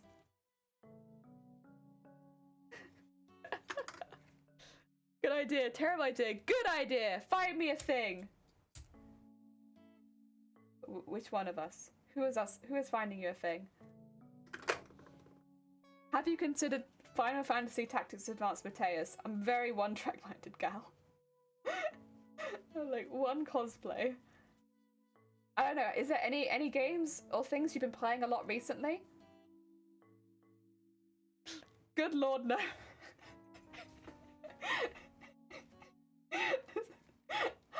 I have one brain. Not one brain, one brain cell. It's doing its best. My one brain cell says Final Fantasy Tactics Advanced Mateus. You keep these out, but it's so gold. Imagine all the gold you'd get to work with. Imagine the lame. Okay, I need to rethread my machine really quickly so I can just do the stitching in because it needs to have different on the top and the bottom. No more purple. One brain cell. I believe in you to a certain extent. I appreciate the belief. I think you are being optimistic. Nah, it's alright, we got this. One brain cell does sew. Does sewing. Eat snacks. Then more sewing. We got this. Turn it. There you go. I probably need it kind of far forward because it's boing. What the heck is your sewing machine? Yeah. Oh, do you mean all the trash? And so whenever you call me out for the trash that I stick on my sewing machine.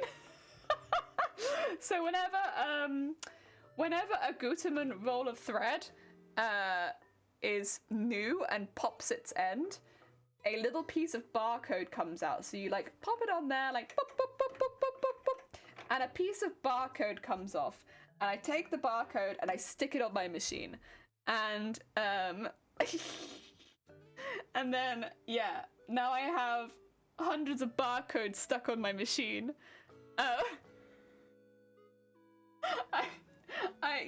It used to be worse because I used to stick them on my desk, but then I had to scrape all of those off because my desk got really lumpy and I couldn't use it as a flat surface.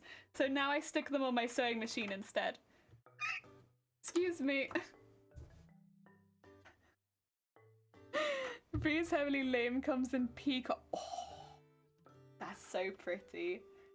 It's gonna be horrible, but it's so pretty.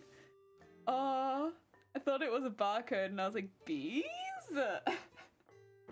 Yeah, I was thinking of like taking a picture of it and sending it to Gutermann and being like, hey, I keep all of your trash. Do you want to help me add to my trash collection and like maybe help sponsor Sin's thread? Maybe? Because I've been doing this for years. Like well before I started streaming.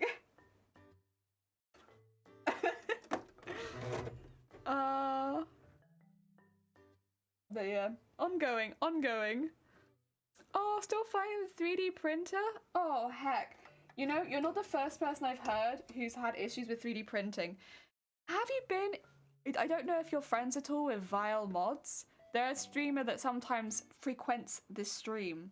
They do a lot of 3D printing themselves. It's a big part of their stream.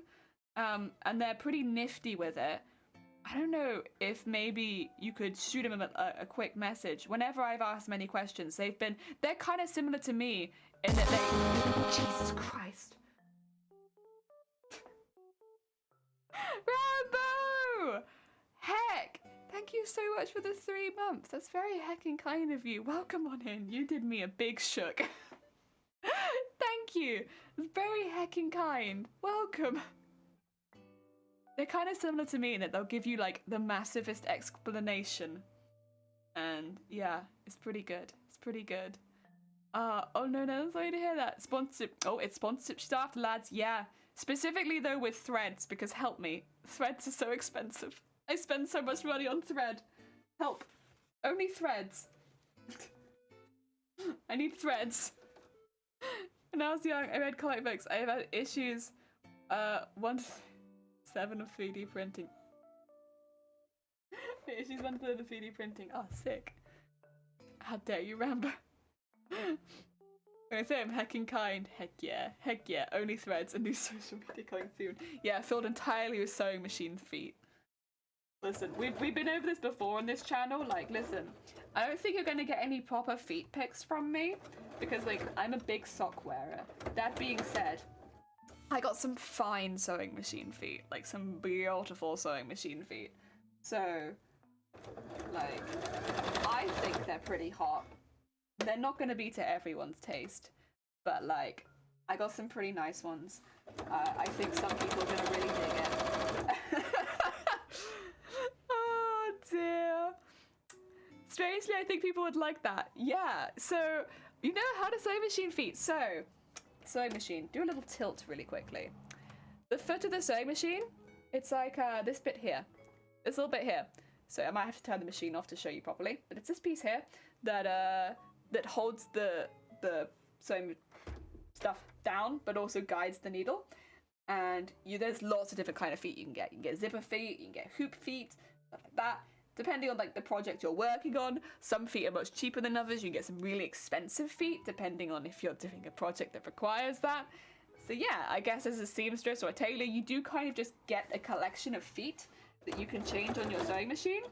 And there's some nice feet out there. Feet pics of sewing machine. Sewing machine feet pics. Heck yeah.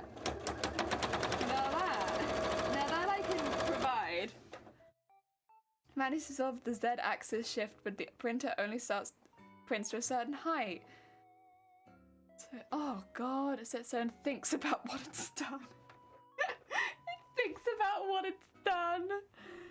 Got lightning in a bottle here. Feet pics no jelly, but Rambo, don't you want to see my exclusive, my only threads exclusive sewing machine feet pics? Are you saying you don't want to see that? But why? That's exclusive content right there. Ooh, ruffling feet, walking feet, drawers. Yeah, ruffling foot? That'd be a more unusual one. I have an open hoop foot and a closed hoop foot. It'd be like a double. Oh my god. Whoa. My open and closed hoop foots. Or it could start as a closed hoop foot, and then like the finishing pictures could be open hoop foot. Whoa. The heck do they do? Free motion embroidery. Really useful for free motion embroidery.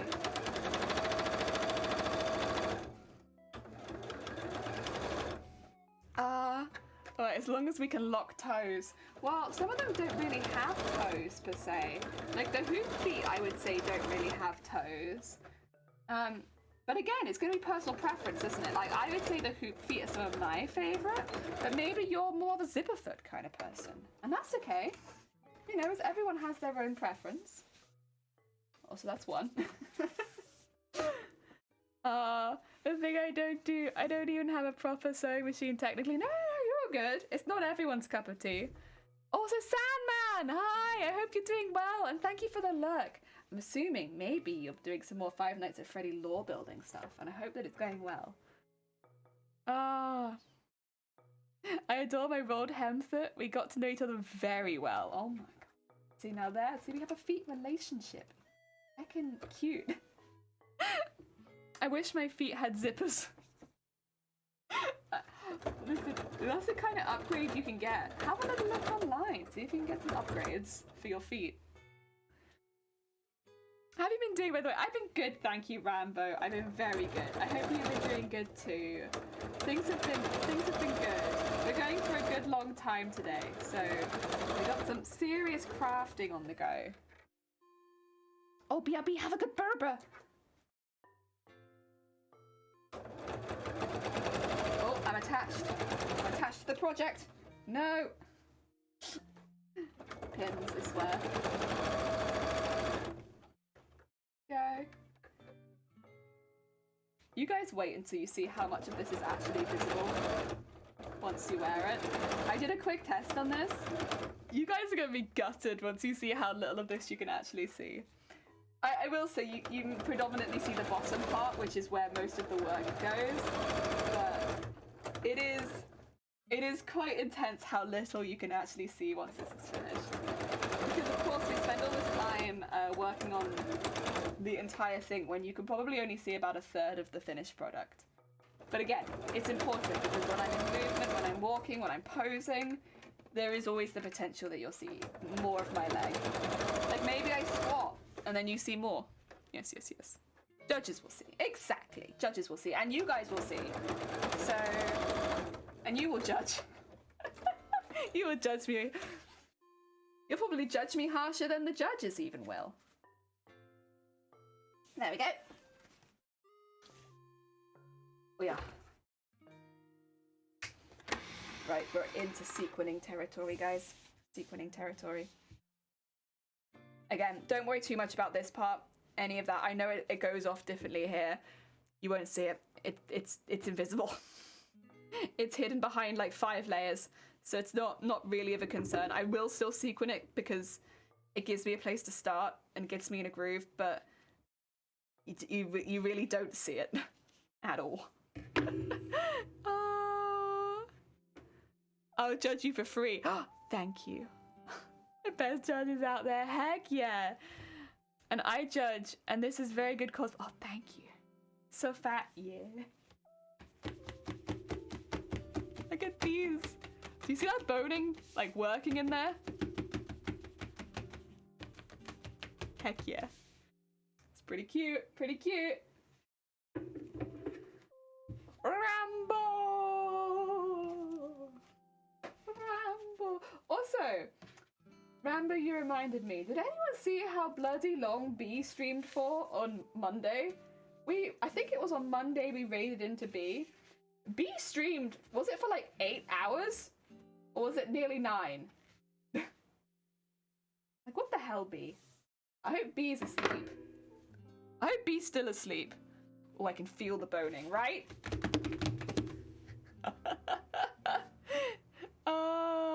I can judge if there's space. Yes, you can judge. Listen, we'll always take more judges here. More judges. I can give you a before and after beading if you'd like. Please ignore the pants at the top. I made them, which, yeah. See, they look really long right now because they've not been all bent and stuff, but yeah. This is what they look like before. This is what they look like after. They look so cool after, but before they do look kind of plain. They still look fine, but like, they look much cooler, like, after. It does just look like I've attached a pair of pants to the end, but like, I swear there's a reason for it.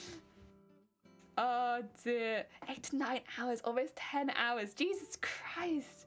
Yeah, I was like lurking and every now and again I'd pop in. I'd be like, Jesus Christ, B. Almost 10 hours. Jesus. Looks like I have an ice skating costume. It kind of is. Off the chains. Yeah, actually, I still kind of need this. I might have to unpin the pants for a bit. Say goodbye to pants, everyone. Pants we can redo later. But I need the measurements on these just so that I can properly bend everything. Bye-bye, pants. So this is what I mean by you won't see the bottom part. It's because it's all covered by this. So, as you can see, it is going to get quite a bit shorter in just a second.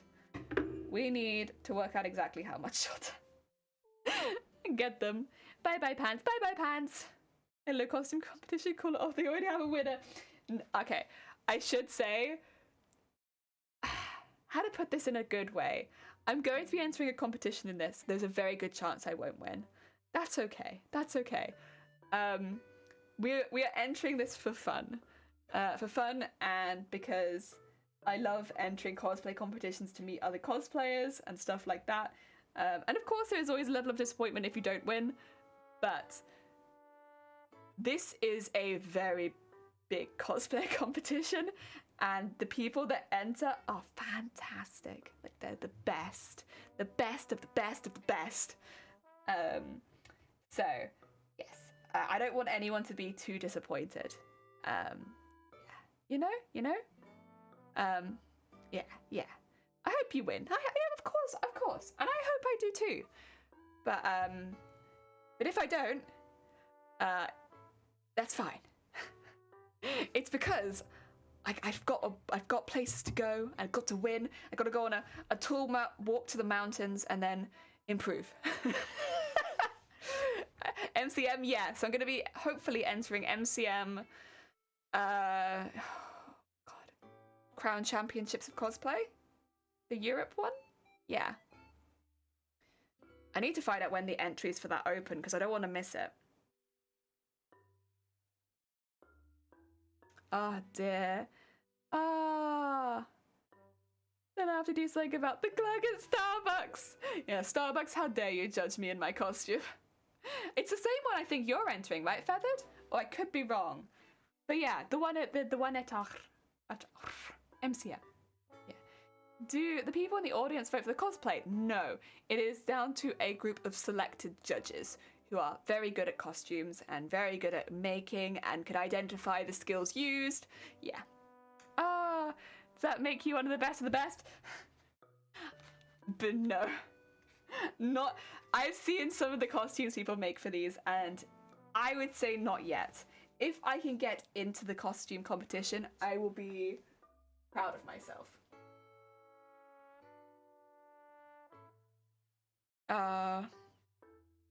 It's all about having fun. Yes, it's all about having fun. I mean, and I've entered these competitions before. I've entered this one twice. And the first time, unfortunately, I had to dip out because I wasn't well and I had a lot of things happening. This was pretty early into me having migraines and all of this kind of malarkey, and I was really unwell. The second time I entered and I didn't win. That's how it goes. I mean, yeah, and that's fine. I had an amazing time. In fact, it was probably one of my most favourite competition experiences at a con. Yeah, probably one of the best. I met some fantastic cosplayers that I still talk to now, and that's kind of what you go for a lot of the time. It's for the growing experience as a cosplayer, because you can get a lot of really good criticism as far as like what do you call it, feedback, not criticism. You can get a really good feedback, which can help you grow. But then also you get to meet some amazing people.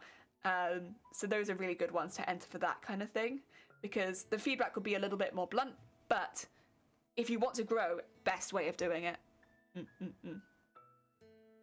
All about having fun means she could enter internationally.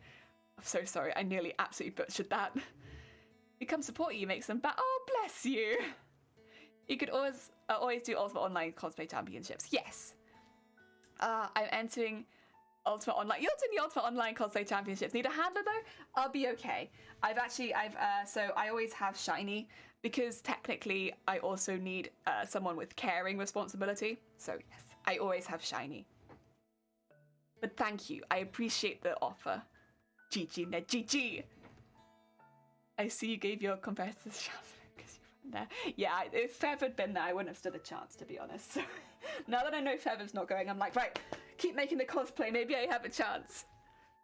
Always good to meet people and go through the same rubbish you are. Yeah, again, it's a really fantastic. Competitions are fantastic if that's something you're interested in.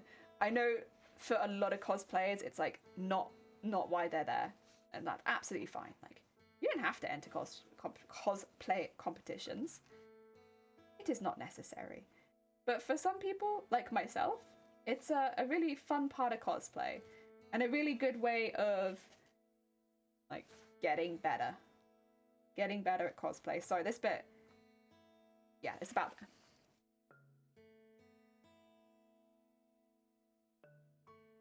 yeah.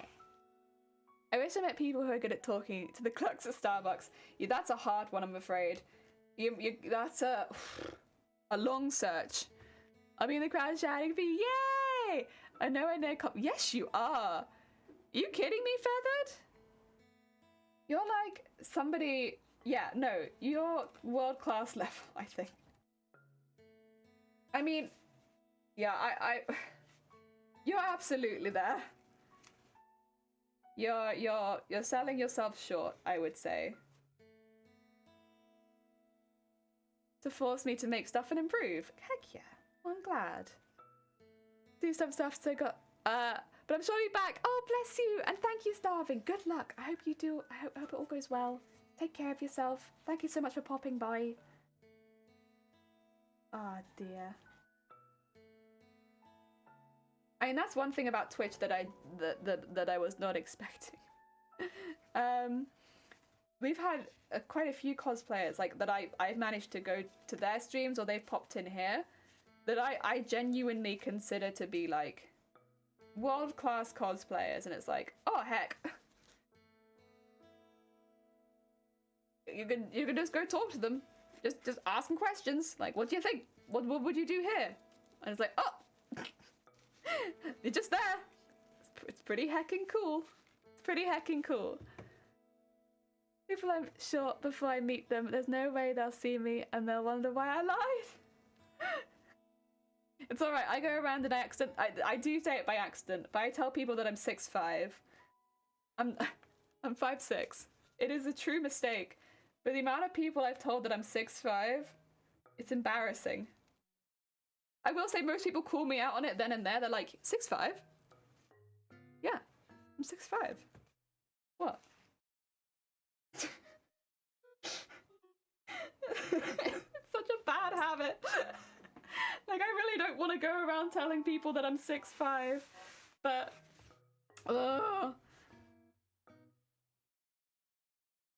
my costume and phone work is very as hell. Heck no. You got a lot of skills. You got a heckin' lot of skills under your belt. Oh dear. I just tell you, I've only done 2 actual cosplays so far. I mean, I've done only a couple of pieces that I would consider like competition pieces as well. So in that category, I'm the same as you. We the same. I made a lot of small cosplays. Twitch is a good place. Twitch is a heckin' good place. 6 inches and 5 feet. Hey, same.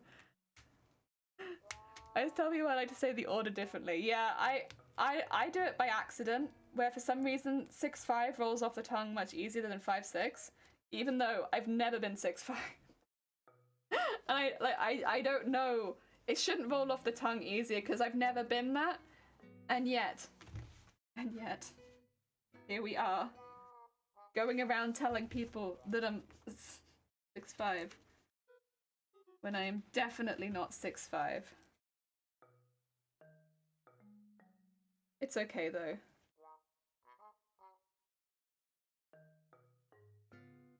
So I'm just trying to get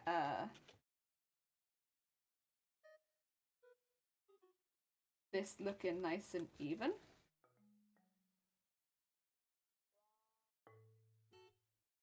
Ooh. And kind of flat.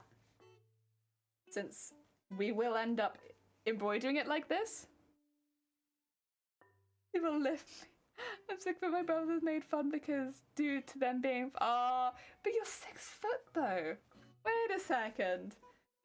That's still very tall. I will say I'm one of the shorter people in my family. I'm not the shortest, but I might be like the 2nd shortest. Still 1 inch above average height though. There we go. Oh dear. I think that'll be close enough that you won't be able to tell the difference. Again, you won't really see it up until a point. This also looks, to me, like some sort of like under the sea creature where I've just taken the top off of it like a crab. Okay though. And it's all been pinned on. I'm gonna leave that as is, and we can start actually, sorry. Slight. Wait a second. I should probably trim this so that they look about the same. Excuse me. I had to go into mechanical mode. This needs to be shorter. Otherwise, I'm gonna overdo the decoration and go too far. And that's no good for anyone. So let's not do that to ourselves, shall we? Okay, there's that one. Now that's there. And then...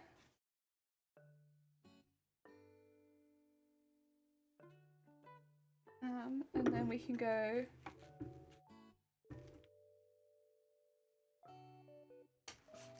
There we go. Oh god, cutting through the boning is hard, but that's okay. Oh. Oh, did I cut them backwards? The answer is yes. But also, we can live, because I just have to cut this now backwards. Oh, we pretend I didn't do that. Jelly. Oh wait, no.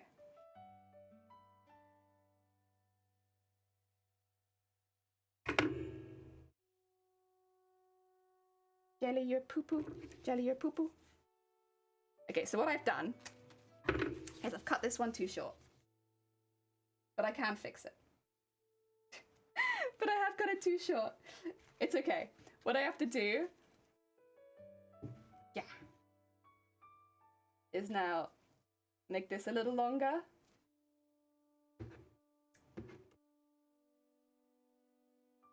Oh dear. Add a shadow roll!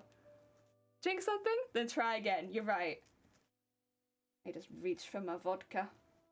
Nah, it's okay. I'm gonna... I mean, I will say... It probably won't make as much of a difference as I'm worrying about it making a difference, because the whole top of it's going to get encased in something anyway. So...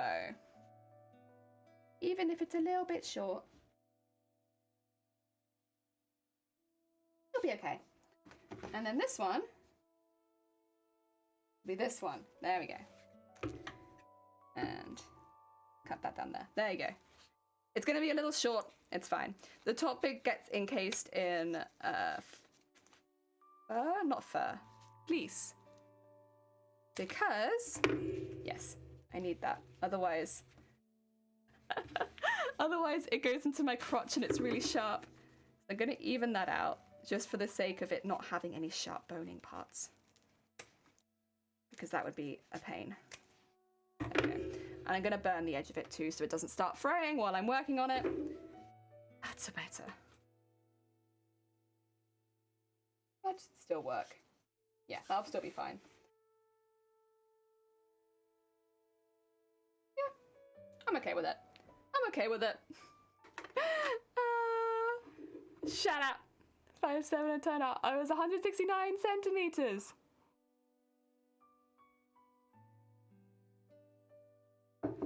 Wait, is 169 5'5"? Because I'm 169 centimeters and I thought that was 5'6". Wait a second. Wait a second, have I been lied to too?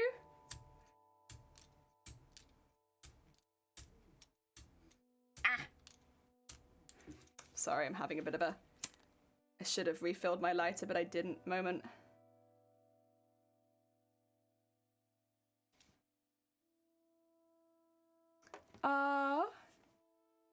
Like she already made these mistakes before. I make mistakes a lot. Like not refilling my lighter fluid. Aha!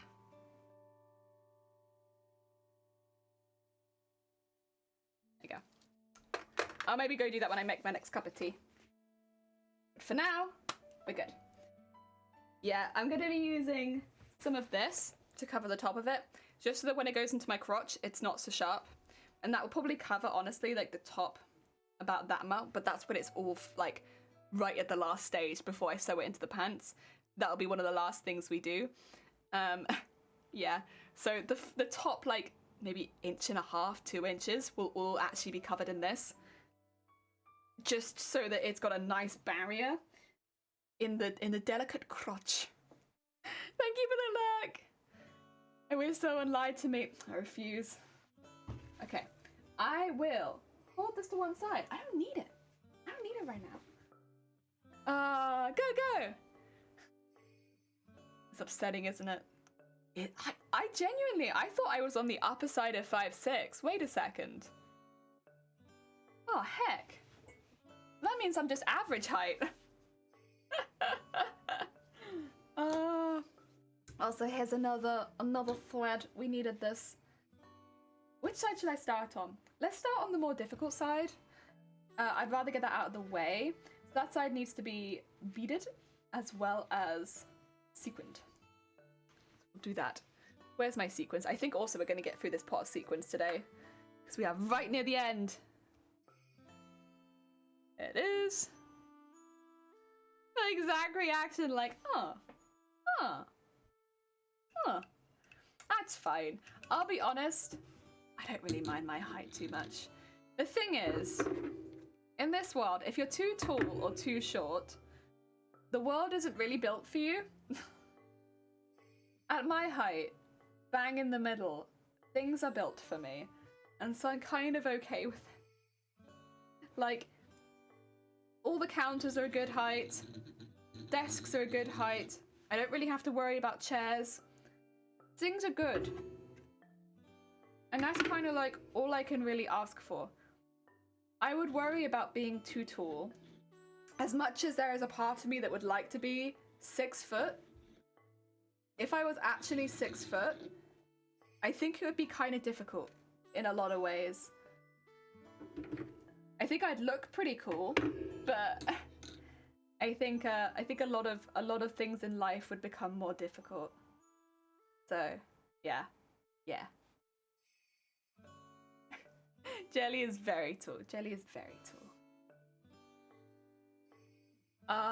Most horses are 5'6" compatible, yeah. Well, horses are very big, so horses heckin' big boys. There we go. I don't have to worry too much about hiding my initial thread because you won't see it. You will not see it. Nothing will be shown from here. Right, sequins. I have given up of throwing out a delicate pile. Oh, do you want to zoom in? Would you like to zoom? Would you like to come in a little closer, everyone? Or do you want to stay out really far away? How are you feeling today? You want to zoom in, or would you like to stay over there? Like, I can zoom you in, but the quality will drop. But you get to zoom. They got kind of clothes that actually fit me. Bodysuits are too short, and so are trousers. It's annoying as hell, and I have tiny feet. Tiny feet! Wait, but if you have really small feet, can you shop in the child section? Because they get better shoes. And, like, a lot of the time, they get the same collections as adults, but for half the price. And, like, I am very envious of anyone who's, like, a size 3. Because, like, for instance, Converse did, like, the Scooby-Doo collection, and you could buy exactly the same shoes in a size 3 in the kids' sizes, and they're, like, half the price. And it's like I was very jealous. I'll zoom! Zoom! Okay. The quality will drop a little bit, though. But there you go. Little zoom. You can see a bit closer in now. Also, look how big my hands are. Big old hands. I can and I do. Yeah, I mean, I take maximum advantage of that, to be honest. Like, why not?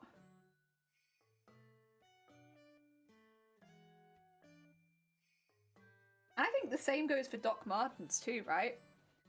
A 4.5 foot. Oh, that's a difficult one. 4 is a little more difficult because I know some shoe sizes for kids, they stop at 3. But if you can fit, like, heck yeah. That's just a cheaper shoe. Doc Martens as well. Like, Doc Martens, the style doesn't really change for kids. It's a Doc Marten! You just get a cheaper Doc Marten! Those expensive shoes! Oh my god. Maybe small, but she has big hands. Yeah, big hands. Heck yeah, heck yeah. Ah, excuse me. Cough.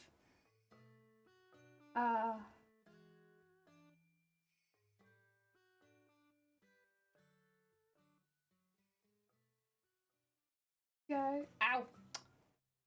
Be good, but you do want to bleed. No, you're good. That was the needle, to be fair. I feel like the needle and me, we tend to be pretty good. And right now, the thread's really long, so it's going to be catching a lot more. We're going to have a lot more knotting in general. Once this gets a little shorter, it won't be nearly as bad, but I want the thread to run the whole way up, which is why I've used such a long thread. Oh, dear. I wouldn't be worrying about shoes if you could fly. That's true.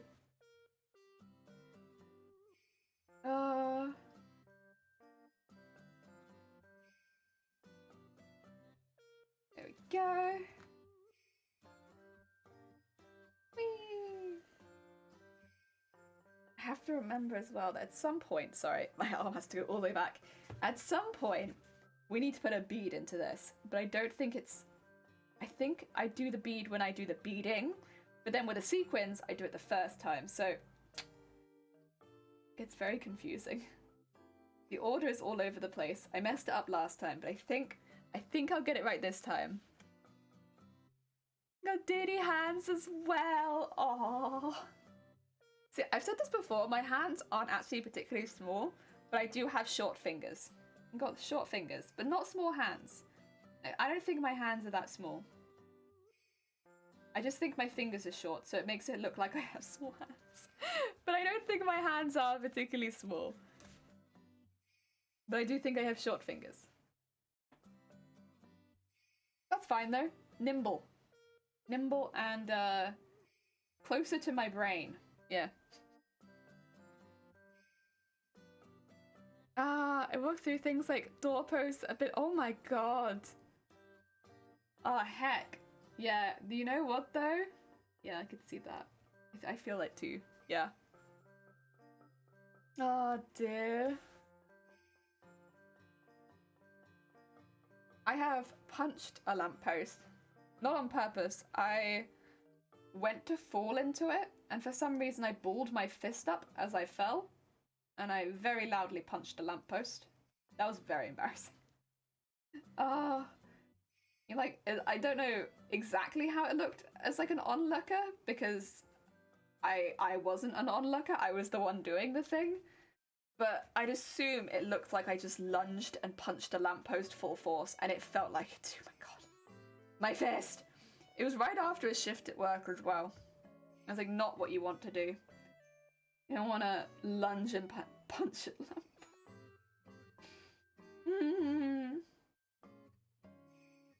Heck. Normally I'm okay. Only fingers? No, palms are important too. Pushing heavy things? Yeah, you gotta have palms. So this bit's a bit more complicated because I have to get the sequins in underneath so that I can then do the beading over the top. So it takes a little bit more concentration. But, you know, as you can see, we just tuck it in, and then it looks like it's tucked into bed, throw it through, and it slowly comes along. Yeah. And so we'll be going all the way up here, and then all the way back down with another layer of thread, which will, like, get it stuck in position. Sorry. The coughs. They're on their way. I'm just going to trim these because they shouldn't really be coming out anymore. So I should be able to get rid of them once and for all at this point, because all of the edges are actually sealed now. And yeah. Then we'll go back down with beads and then go, I think after the beads, I can go on to the other side. Yeah, I think it's just 3 lines of thread for this side and 4 for the other. Heck yeah. I mean, they are a little bit smaller than the big piece. A little bit. But there's 2 of them, so it still takes quite a while. And then we have the back pieces to do. The back pieces I haven't embroidered at all yet. So I'm kind of working out the design as I do it. There are two things I definitely want.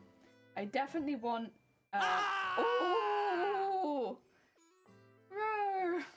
Thank you so much for 100 bits. That's very heckin' kind of you. Heck. Jeez. Thanks. Very heckin' kind. You taught that post a thing or two. Heck yeah. Me and that post. We never spoke again after that. Oh dear. Talk about shoes. My new trainer's just arrived. His husband has decided I need to get fit. He's dragging me to the gym tonight. Aww. To be fair, if you're going to be wearing really big harnesses, it might be worth getting some back strength up, just so that your back's not hurting. But otherwise, I hope it goes okay. Didn't think it was going to scream at you. All of the bits scream. The bits just scream. I don't know why, because I still think of biddies as titties, but so the screaming really makes even less sense. But thank you so much for your biddies. It's very kind of you. Thank you also for screaming at me. You know what? That's just the motivation I needed.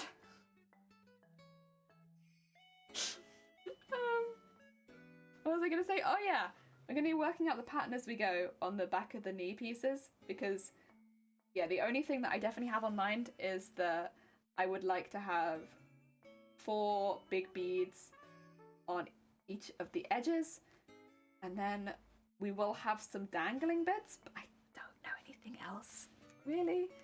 It's going to be a work it out as you go kind of part, and that's okay. That's okay. Working it out as you go? Heck yeah, we can work with that. Yeah, that in there.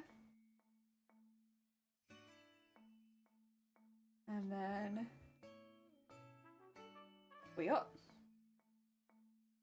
Getting a bit thicker. To be fair, we did used to have a meat grinder. I need to work out how to get that back. Because I was part of Streamlabs. And since we're using OBS now, I'm not exactly sure how to get the meat grinder back. Then the screaming made a little bit more sense as well. Because you'd be throwing things into the meat grinder. But the screaming was around way before the meat grinder, so I can't really use the meat grinder as an excuse. Oh yeah. Wait, what? What? Yeah, we used to have a meat grinder on stream. You can still do !grind the soup. And you can eat from the meat grinder if you wish. But yeah. We have a whole emote for soup. In case you'd like to eat from the grinder, because the thing is, every time someone followed the channel, they would be chucked into the meat grinder, and then there was a chance they'd be saved because there was like a little bucket in there, and so maybe they'd live, but like honestly most of the time people just died, and that was how people would come into the channel for the first time. They would be thrown into the meat grinder. Edie, also welcome on in. Minimal, I hope you're having a good day. Oh dear, what a warm welcome. Yeah. People would come in, they'd follow, they'd be thrown into the meat grinder, and then somebody would !grind a soup, and then someone else would eat them, and that's how our stream used to go. But I haven't found a way to get the meat grinder back through OBS at the moment. That's okay.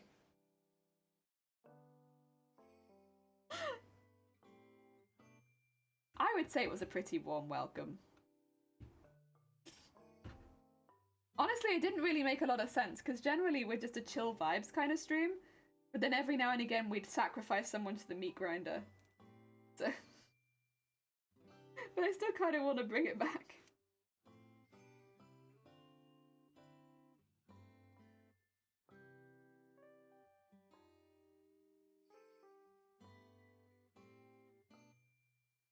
Oh yeah. There we go. Good grief. What? You mean you don't have any sacrifices on your channel? Like, people don't come in and they're immediately sacrificed?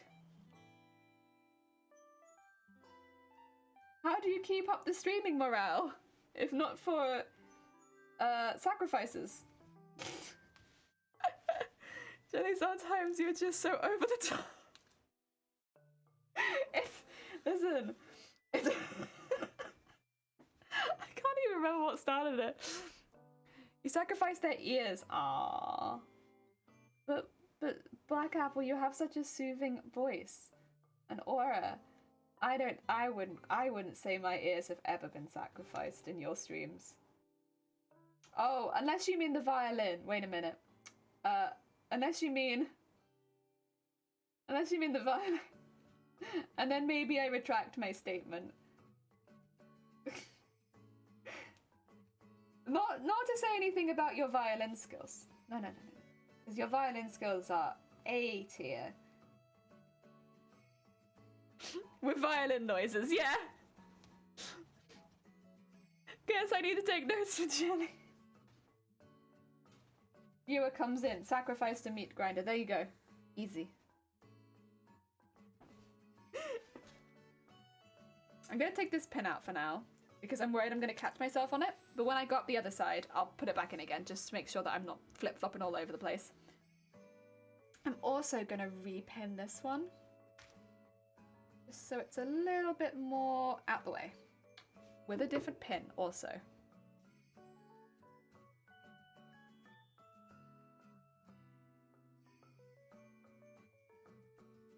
Ooh, there you go. Good. Yeah, excuse you. Yeah, sorry. I had to just clarify your god tier violin. That's what it is. It's because it's god tier. I, as a mere mortal, shouldn't be listening to god tier violin skills. That's not something that I can comprehend right now. So I oh dear, I have a violin. My violin skills are the tier below terrible. You mean god tier?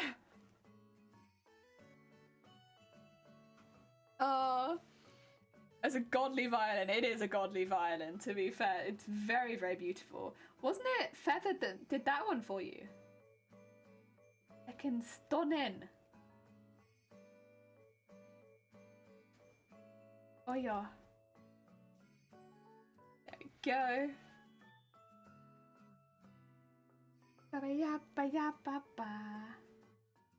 Oh! Come on, thread. There we go. There we go.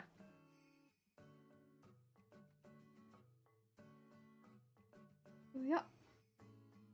And into here. Oh! We've nearly gone over the little lump. Just have a few sequins that are sneaking away from me. It's okay, they'll come back. There we go. Needs to do a written apology to all those whose ears have been abused. What are you talking about? It's just, I've listened to God tier violin before I was ready. That's it. I've not ascended yet, so no. My ears aren't quite ready for such godly violin. That's all it is. It's like the Emperor's New Clothes, isn't it? Where it's like, only those who have ascended can appreciate this violin. Oh, yo. Another DM? For me? Oh my god. Wait, do I?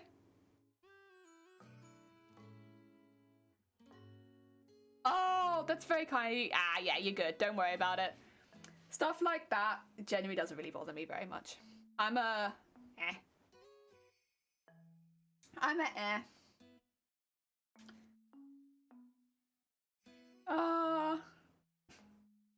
Okay, Ned, we switched to ukulele. I will say ukulele is one of those ones that I would recommend to anyone because even if you don't put any fingers down, it sounds good. And so it's like a very satisfying instrument. And you can grow quite quickly. I mean, it's still a very difficult instrument to master, as any instrument is. But you can grow quite quickly on a ukulele and pick up some songs really, really nicely. And would recommend to anyone. Ah, dear. Oyo. Oyo. I actually have a ukulele. I remember my guitar teacher recommended me to buy one. She was like, hey, do you ever need to like wind down from classical guitar? And I was like, kind of, sometimes. And this is when I didn't sew so regularly. So I was just doing like classical guitar exams and competitions and stuff like that. So like, that was my main thing at the time. I did a lot of classical guitar. And she was like, you ever need to wind down from classical guitar? And I was like, kind of. She was like, have you considered maybe like taking up ukulele or something like that? Since I was already pretty intense into classical guitar, she was like, you know, you could just like transfer your skills over pretty easy, and so it would be very relaxing and you could just play it in the evening sometimes. DJ! And I did, and it was heckin' nice. Heckin' nice. Same, heck yeah. Is Jelly ascending? There's a level beyond. No. I don't think I can ever ascend. I don't think that's in the cards for me. But how goes it, Oz? I hope you're having a good day. Welcome, welcome. And thank you for DJ. Thank you for DJ Snowbrain. Ah, dear. Oh, da, da, da, da, da, da. Ah! Thread! I swear. Swear. No more of this. Good thread only. Good thread only. Help me be more relaxed when playing regular guitar. Yeah, it's just... You can feel very good at ukulele, and like you might be having a really rough day with playing guitar, like nothing's going right and it's really difficult and everything's like, and then you pick up the ukulele and like, yeah. And so I would do that, like especially when I had like exams. It was nice. It was really nice. Would recommend it. Very peaceful instrument. Blooming heck, that almost saved me. Yeet my mouse. Oh god. Heck. Should have yeeted it anyway. Get rid of that mouse. We don't need mouses. Have you seen what the oh, you have an Apple mouse? Oh yeah, that'd probably be kind of pricey. Heck. Nope, but also Apple. Yeah, there's only space for one Apple in this chat, and that's Black Apple. So get rid of that Apple mouse.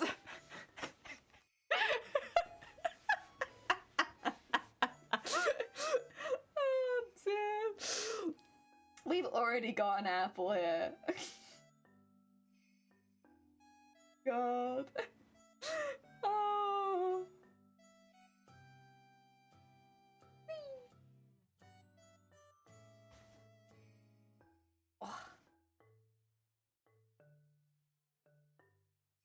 I've considered getting Apple products before, but I just have nothing that's Apple, so it always feels like a bit of a waste. Sometimes for the creative stuff it looks like kind of a nice idea, but then like why bother at this point? I have nothing. I will fight you, no one touches the Mac. No one touches. Dintech was the baby? I think for me my sewing machine is baby. No, sewing machine and embroidery machine, because they both act like toddlers. So, those are the babies. Because they are babies. They're like, no, I don't like this thread. Blah, blah. I'm gonna spit out your thread. I don't like this thread. Give me the good stuff. No, this isn't the good stuff. I know I had this last week, but I don't actually like this stuff anymore. Now I'm clogged up. I don't want to work until you rethread me twice. Okay, now I'll go. Yeah, I know it's the same as how you threaded me last time, but now I'll work this time. I know nothing's different, but this time it's okay. Okay, now I'm gonna keep going. You haven't paid attention to me for 5 minutes, so I'm going to break. Come on now! And that's my sewing machine and my embroidery machine. In like a nutshell. I love them both dearly, but my god. My god. The embroidery machine specifically. It's a baby. It's the whole, you haven't paid attention to me for 5 minutes, and so now I'm going to snap the thread. Why? You know, I know the tension was right the last time you did this piece, but this time it's not right. I know you haven't changed anything, but I'm not happy this time. Why? Why? What's upset you? Well, you know, I'm upset about something, but I can't tell you. It's a secret. And all your actual kid was your baby. My second precious junior is almost an adult now. He's on his own. Oh. Also, this one actually cries at you if it's angry. It'll like scream. It goes "Ah!" at you if it doesn't like what you've done. Like, luckily we didn't hit any of the boning today, but if we'd gone too close to the boning, it would have beeped ferociously at me. It gets angy. It's a little angy baby. Like, I love it, but it is a small angy baby. Yeah, those are my babies. Oh. Poor tiny feet. He's on his own. Excuse me. Oh, I should say also, with the embroidery machine stuff today, not only is it going to be kind of like a wild mess, because we're going to be trying to do it into the lame, which is going to be fun, but also because we're going to be trying to match up some parts. Basically, there's parts of the embroidery that are larger than 10 centimeters, and I have a 10 centimeter by 10 centimeter hoop, which is, yeah, it's... This is where this small hoop becomes a bit of a problem that you can work around, but it's like a bit of a pain. So I've put in some lines which will help me line it up, which I might have to do several times. And oh, I'm nervous. Oh, I'm a heckin' nervous. The other option would be to do them both separately and then try and get them to line up afterwards, but I don't really want to do that. Oh dear, Tiny, that Rugrat has been taller than me for the last couple years now. He bullies me. What's up, Shadow? Welcome on in. I hope you're doing well. Oh dear. Welcome. As you can see, we are back to sequining. We got the other leg to sequin, and then we can start putting all the pieces. Oh no, we still have to sequin the back. We have this, and then, to be fair, the back pieces are relatively small, to be honest. We just have to come up with the design that we want to do, and then we can put it all together. Ah, dear, it should be pretty heckin' cool.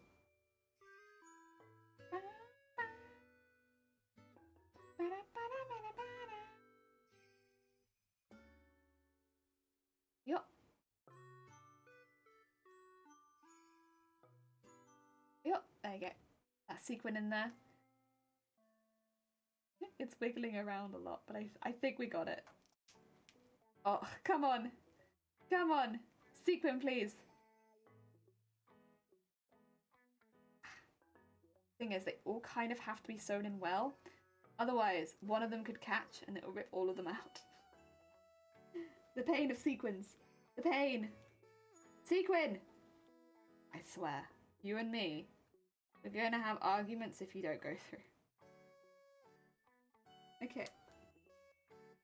There you go. Okay, it is through. But that sequin was a pain. Okay, that's fine. But it's in. Oh dear. Slowly dying. Oh no. I'm sorry to hear that. It likes to set itself on fire. Please look after yourself, Shadow. Heck. Overheating computer. That's no good. It's still a tiny He's still a tiny phoenix. Oh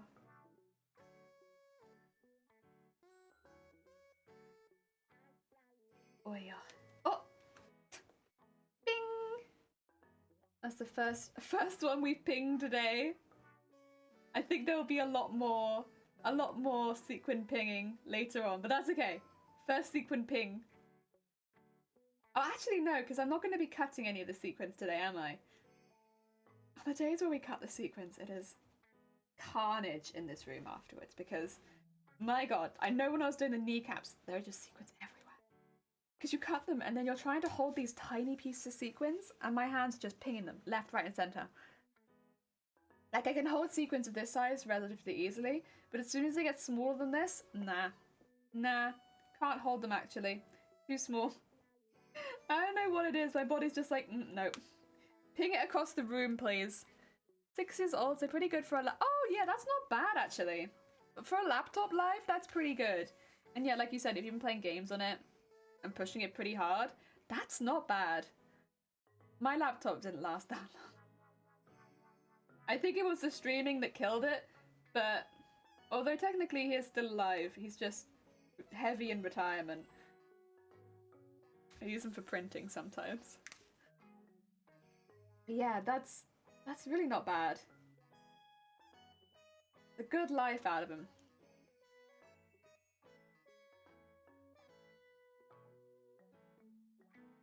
There we go. Oh, yeah. And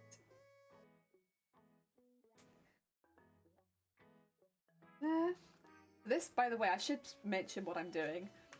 With this, what it does is, it's kind of dual purpose.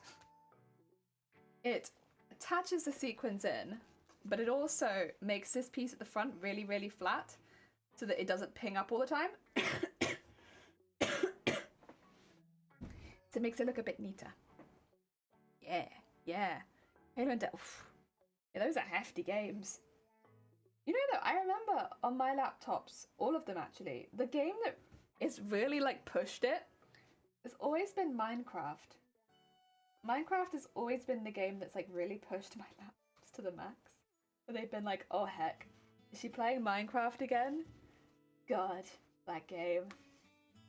Yeah, none of my laptops have enjoyed playing Minecraft. They all really struggled with it. They were all like, no, not this one. No!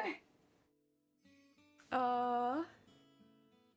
It'll last for a long time. Heck yeah, you and Sea and Thieves. I heard Sea and Thieves is a really fun game, but like probably more fun with other people. It's one that's been on my radar for a while. I like pirates. I like the idea of being a little pirate. But oh.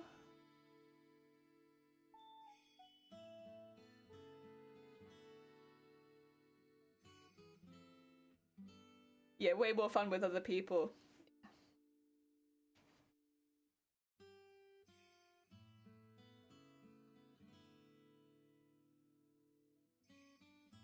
Oh. To be fair, I found Minecraft more fun with other people too. Like building on your own, it's fine. But building with other people was really fun. I actually need to re-buy Minecraft, unfortunately, because it doesn't seem like I can just re-download it. Oh, the third time. Like, I've got my old account, but I don't have it on my computer. That's okay, though. I can re-buy Minecraft again. Got me into watching game streams! Used to hate watching, but no, I don't mind. See, I originally started watching game streams. I didn't watch any craft streams when I came to Twitch. And then, I didn't even know there was a crafting category on Twitch. This was like years and years ago. I didn't even know there was a craft category on Twitch. I'd only watched gameplay. And then, I think one of the game streamers I watched did an art stream, and I was like, oh, okay. So there are like other things people do on Twitch, and I like found some artists and crafters from that. Yeah.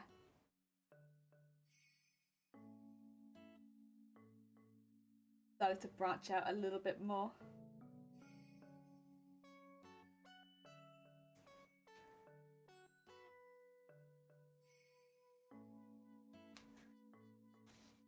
Because I generally just did not know any of this existed. especially since I was someone, I mentioned this recently, but like, I only came to Twitch through like YouTube alerts that someone had gone, like, they were like, oh, we're doing a live stream now on Twitch, so you can come over if you like, and I'd be like, that's the only reason I'd go over to Twitch. I didn't even follow them on Twitch.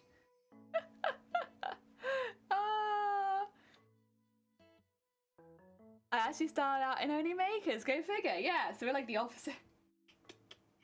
But when it comes to streaming, it was really like, you know, stream what you like. And I stream makers and crafting.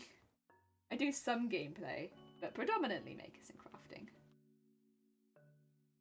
He's gone back into Minecraft again. He enjoys building insane things with redstone. Auto streak making machine was disturbing.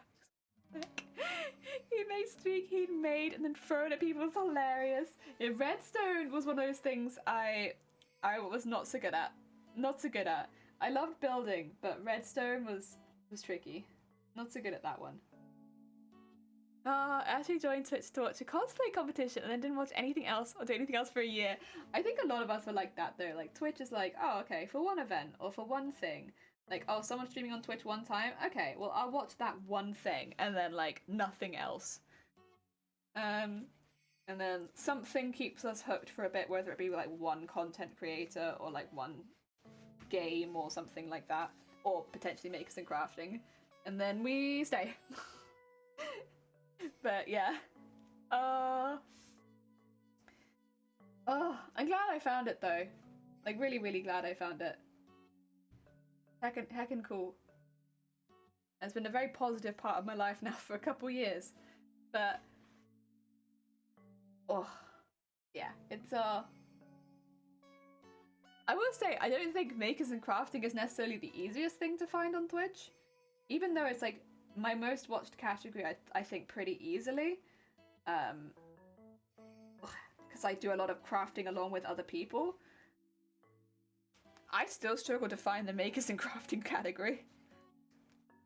I tried streaming and I was dubious. See, now I suggested to Shiny that I was like, I would like to start streaming. And Shiny was like, now where are you going to do that then? And I was like, now listen. I know that I can't do it in this house, but when we move, I would like to start streaming. Shiny was like, yeah, that's fine then. Because I had wanted to start streaming for a while before that I did. But the house we lived in was so not suitable, because yeah, it was very small, and there's no way I could have done it. And yeah, so I started like collecting things so that I could do it, and yeah, then when we moved I could be like, bing bong, there we go, straight away. It was Evil Ted that insisted I started streaming. Oh wait, that's so cute! Heck yeah! Anyone who doesn't know, Evil Ted is a big name in the cosplay. Wait! Wait. You're like, yeah, no, I'm not really that big in the cosplay crafting community. And then it's like, Evil Ted made me get into Twitch.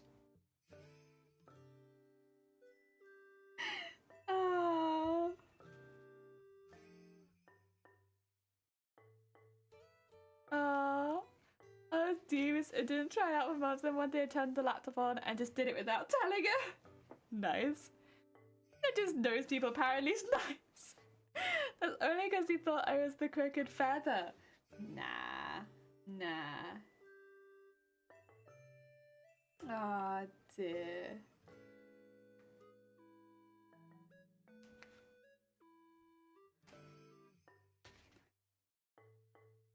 No, Evil Ted is a big person in the cosplay crafting community.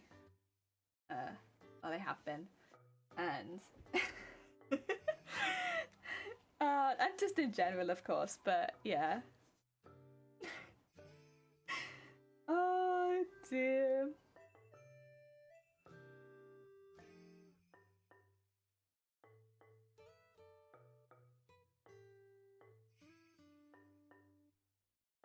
I will say, when I was gonna stream, I thought that I probably wouldn't start streaming until about 6 months after, when I ended up started streaming, because I thought, you know, I'd spend some time getting my setup done and all of that kind of stuff, getting myself really ready to start streaming.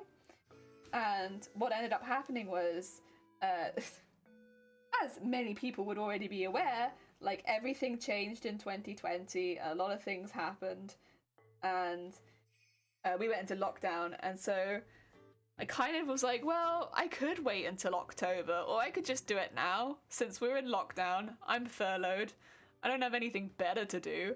So, yeah, instead of waiting until October, when I was, like, settled and we had furniture and stuff like that, like, for the first... How long was it? Does anyone in chat remember? Yeah, for the first 8 months of me streaming, I streamed out of a deck chair. We had no chairs in the house, and we couldn't get any furniture. Like, no one, like, we had ordered furniture that then got cancelled because of the lockdown.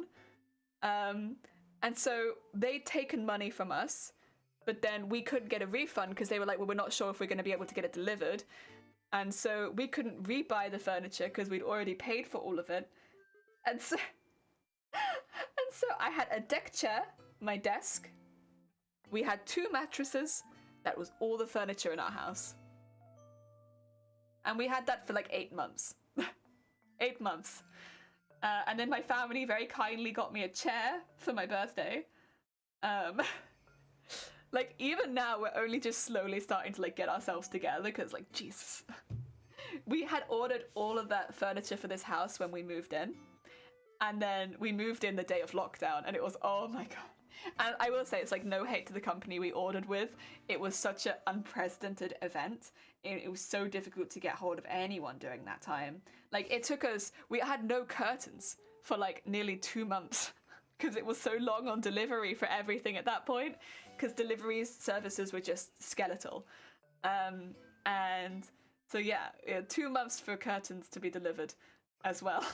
Oh my god, so yeah, when I started streaming, we had no curtains, I had a deck chair, and yeah, it was a time.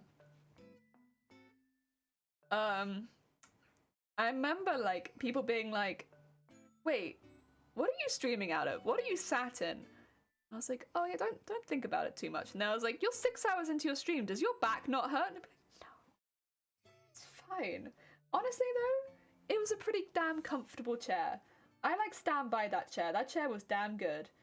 Like a damn good 15 quid deck chair.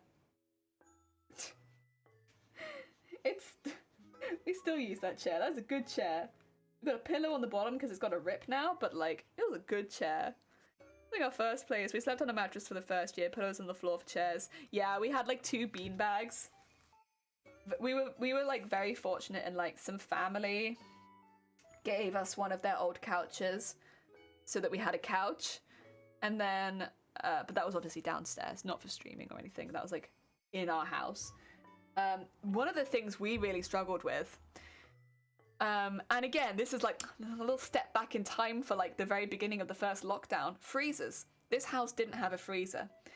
And we kind of just assumed we'd measure the space and buy a freezer.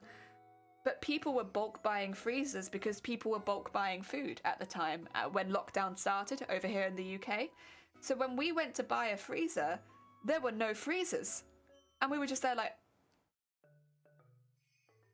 what do we do? There's no freezers anywhere.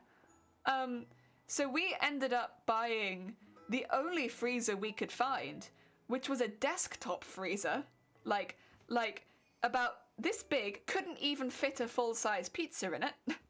It was meant, I think, for like making ice and like freezing cans. It was really small, a very small like Russell Hobbs desktop freezer, and it looked so stupid because we had like a gap in our counter for a freezer, which was like yay big, and then the freezer was like yay big. And yeah, it was just... I remember, like, we'd be like, what is this house? Like, again, I'm very grateful. Oh, thank you for the horn. I'm really grateful that we did move here before the first lockdown, because this is a much bigger space than we had before this, and I think getting stuck in a really small space would have been much worse. So I'm really glad that we did move her. The furniture situation was something. but at the very least we had our mattresses. We had I still have my mattress. I still sleep on a mattress. Because there's not really the space in this house to put a bed. And then you'll see that actually, because I can wait, can I show you it? I'll be standing on it in a bit. There it is. You can see the very bottom of it. But and then yeah, I had my deck chair, and I did know you, Black Apple. You did know me when I was streaming from my deck chair. Because I met you really early into me streaming. So you were one of the first streamers I raided into. And so I would have met you really early, yeah. This deck chair is not very tall. So it was only when it creaked that people would ever question it. And it was black, so like, again, not too bad. Like, not too obvious. Yeah, it was there. You mustn't have noticed. No, not a lot of people did. Again, it'd have to start creaking, and then people be like, what are you sat on? You can make do with, and you have to. You could get some foods? Get some heckin' foods. Some heckin' foods. Yeah. I hope your foods go good. First streamer friends. Yeah. Like, I remember the first people I met. Black Apple was one of the first people I met. I met Feathered pretty early as well. Like, within the first 6 months, for sure. I'm trying to think of other people. TTC Workshop? TTC was one of the first ones.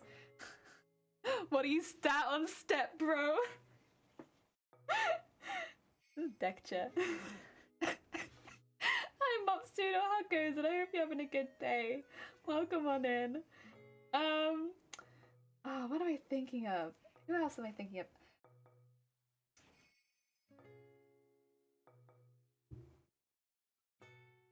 Ooh, I'd have to check my following list.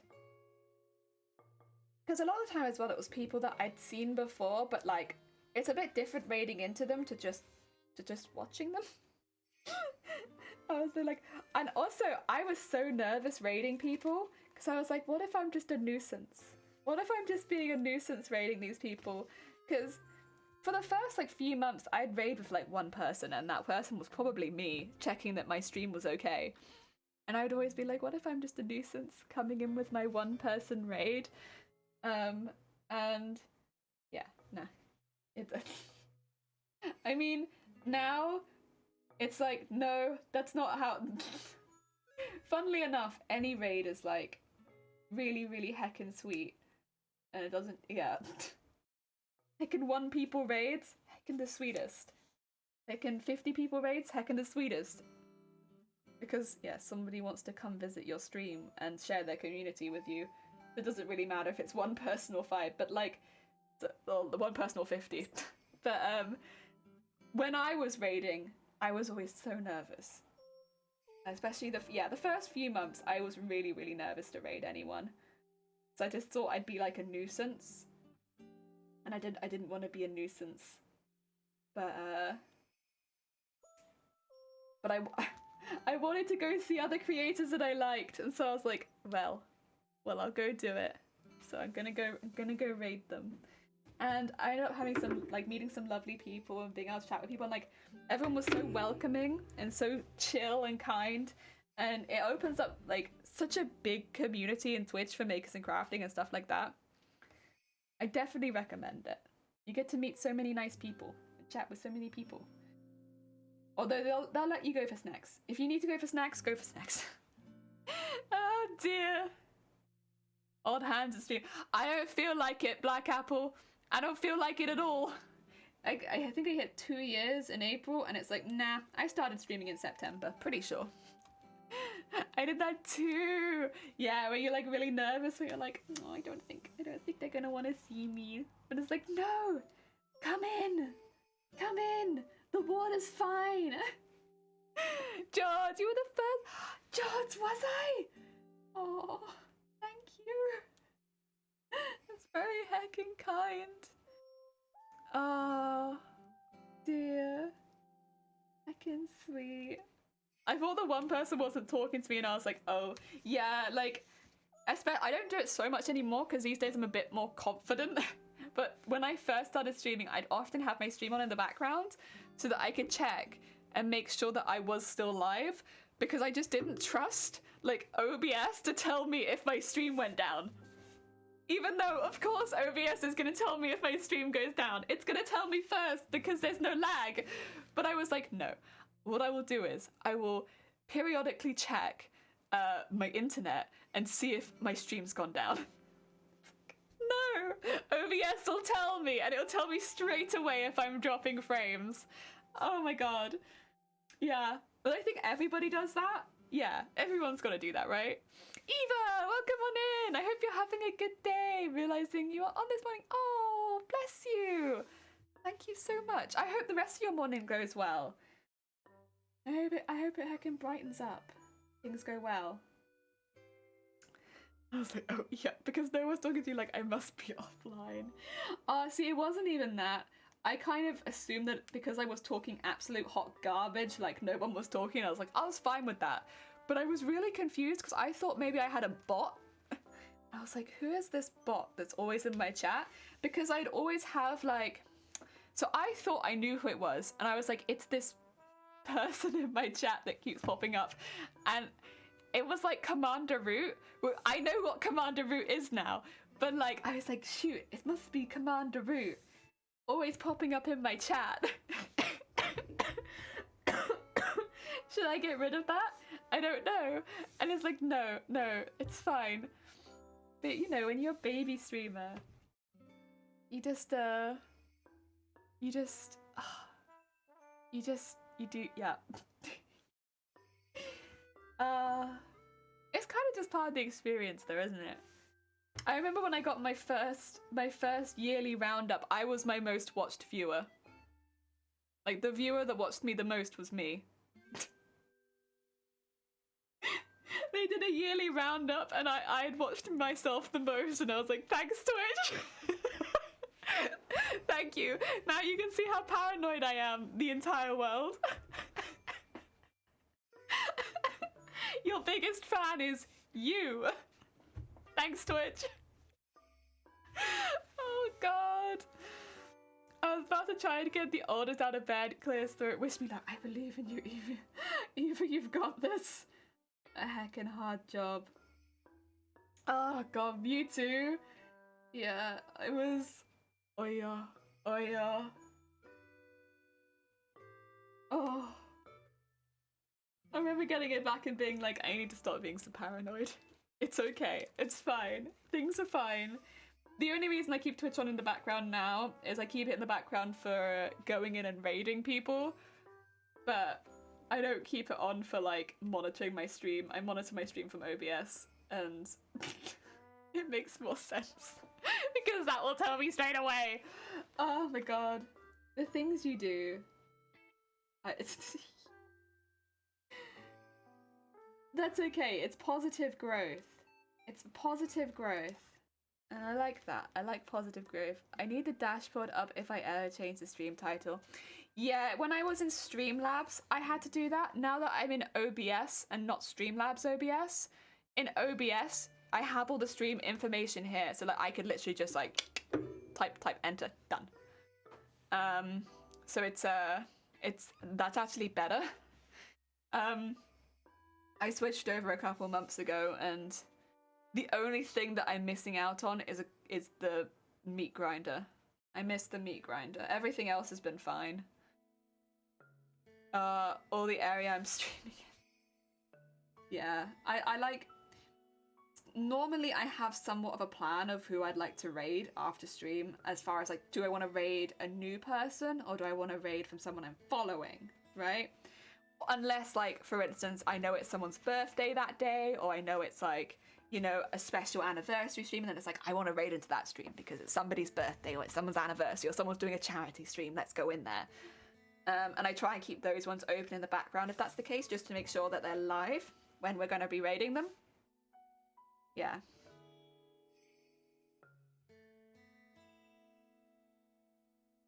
And that gets me set up for my stream. Stream Adventures pointing about starting, but I'm a bit perhaps on the tech stuff. Funnily enough, Eva, that was kind of like where I was at too, but it's not so bad as you'd think. If it was that bad, people like me wouldn't be able to stream because I'm terrible with tech. But there's a lot of guides out there that are very quick that kind of just walk you through the basic setup, and then the rest of it is stuff that you'll do based on your personal preferences over time. So all you really need is your basic stream setup, like as far as like what you're going to be streaming with, whether it's OBS, whether it's Streamlabs OBS, things like that. Get one of those downloaded, and then you'll build up some scenes like this with some cameras, get all of those so that they're actually working, and then you're kind of good to go. I'd recommend getting alerts so that when somebody follows, you can react to it. And yeah, and you're good. And you're good. Other than that, you kind of just build on it over time. Like maybe a few months in, you're like, I'd really like to add sound alerts. So you add that in.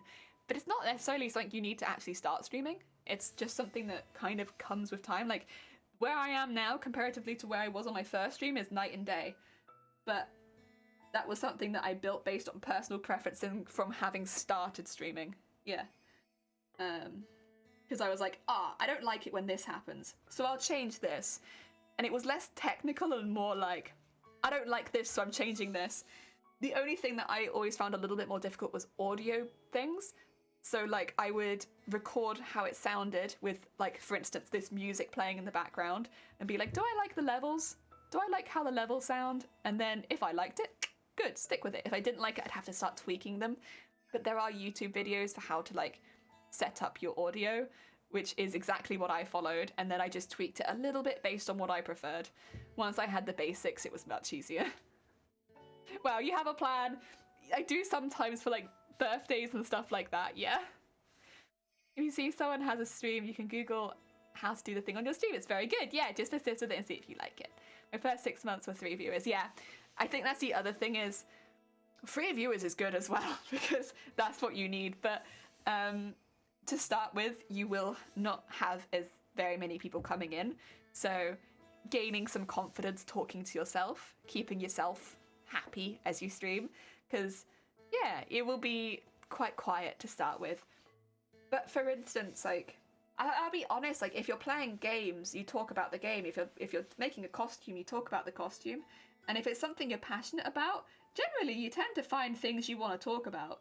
Like I could talk about my feelings about sequins till the cows come home. People don't want to hear it, but I could, because it's something that I like a lot. And yeah, it's again, it's something that will take a little bit of practice, probably, but you get there, and then people will pop in and be like, oh, oh. And you start to get your regulars, and it's a really nice, like, chill experience. Yeah. A few viewers are me, my husband, and somebody else. Yeah, I honestly, it took a while. That's the bit that I really struggled with. So, again, anyone who's a little bit newer to Twitch or hasn't gone for being a streamer themselves, to hit affiliate, sorry, I'm whistling. There is like a few steps you need to hit to be affiliate. You need 50 followers. You need to have streamed for, is it 16 hours a month? Or is it less than that? It might only be 9 hours a month or something like that. You need to have streamed for a specific number of hours a month. And on top of both of those, you also need a consistent viewership of 3 viewers, or like an average viewer of 3 viewers for a month. That might not sound like a lot, but 3 viewers is probably, I think for most people, the hardest barrier to hit. Like 50 followers, that happens over time. The followers was what got you. Oh, I guess because you had your consistent viewership. See, I hit the followers, but the 3 consistent viewers, that was hard. That was hard. Like a lot of the people that might like your content won't watch it at the same time. And, I struggled with that one. I really struggled with that one. And yeah, it can take a while. And if it's something you're aiming for, because the thing is, I'll be honest, I've never really had goals on this channel, but I did want to hit affiliate, because at affiliate, so much, basically most of Twitch opens up to you. Like, even the ability to do things like polls on your stream.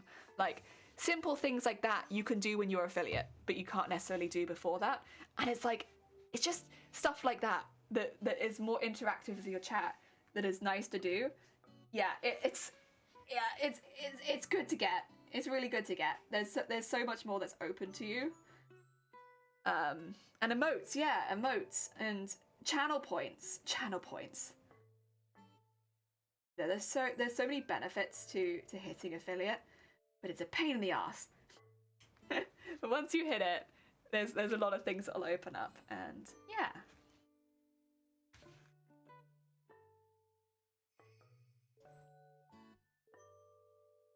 Yeah, if you do decide to stream, just let us know. We can always do you a sneaky shout out. Always here to boost up heckin' crafters. Especially doing that first bit of the journey. Like, once you hit 50, clean sailing, but 50 is difficult. 0.3, so I'm glad at least 1/3 of the person is what. Yeah, that was one thing actually. Yeah, I would get it where it'd be like, you have 1.3 average viewers, and I'm like,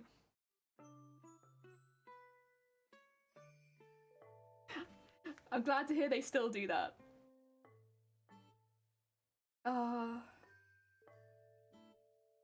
I remember when I made my first emote and I was like, chuffed, look at this little emote, look at this little bean.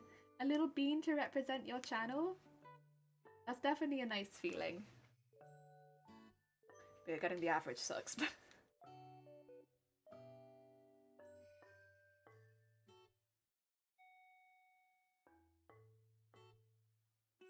Yeah, personally, my goals have never been particularly Twitch orientated, but not Twitch orientated, but like not specifically like that. But affiliate was one that I wanted to get. Affiliate was for me important. I think it's been the most important, specifically Twitch one. Ah, dear. Especially now that I've had it, it's like, oh my god, there is a difference. Like, I knew that I kind of wanted it before, and then I got it and I was like, oh my god, so much is opened up. They said it was good, but wow. See, I'm wondering if I really need to sequin up quite this high, knowing that I'm going to cover it in yellow. But that's okay, we're doing it anyway. Oh yeah.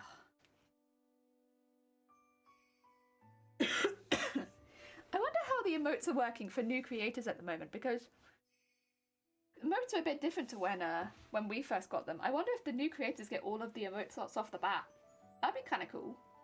You're like immediately like, get ready for animated emotes.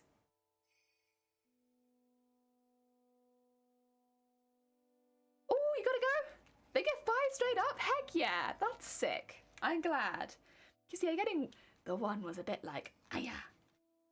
Get to bed, get to bed. Thank you so much for popping by, Black Apple. Again, if you've not checked out Black Apple at this point, 2 seconds, I will just sneaky out my keyboard.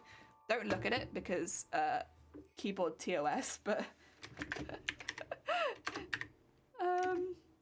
if you haven't checked out Black Apple at this point, what are you doing? They're a very heckin' creative bean. They do so much crafting on their own channel. No. I have no idea what you're talking about, Black Apple. On this stream, absolutely not. We're very sweet beans over here. So I don't know what you're talking about. I don't know what you're talking about. We only do very pure and stuff. But yeah, if you've not checked out Black Apple, they are a very, very talented cosplayer. They also make lots and lots of crafts on their own channel, and you should definitely check them out. Heckin' sweet bean. Eyebrows, you know what eyebrows mean? Sweet bean. Oh dear. You have to be careful with the keyboard. That's the difficulty of having a keyboard like that. It's like, I want to type, but also danger. Big danger. Oh dear. Heck. I've done myself in with that one. One eyebrow lift and the glasses slide down, yeah.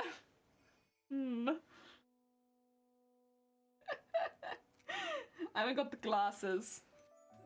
Where are they? In my other desk? They're on my other desk. I can only do that then. My bad. Yeah, no, get some good sleep, Black Apples. Thank you so much for popping by. Oh.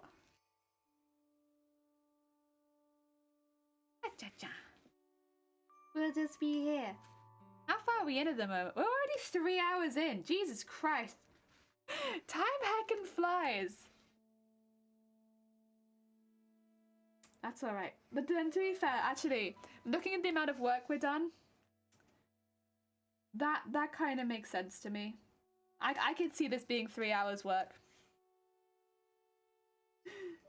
I'm like, I don't know if you can tell on the stream, I'm like going as fast as I physically can.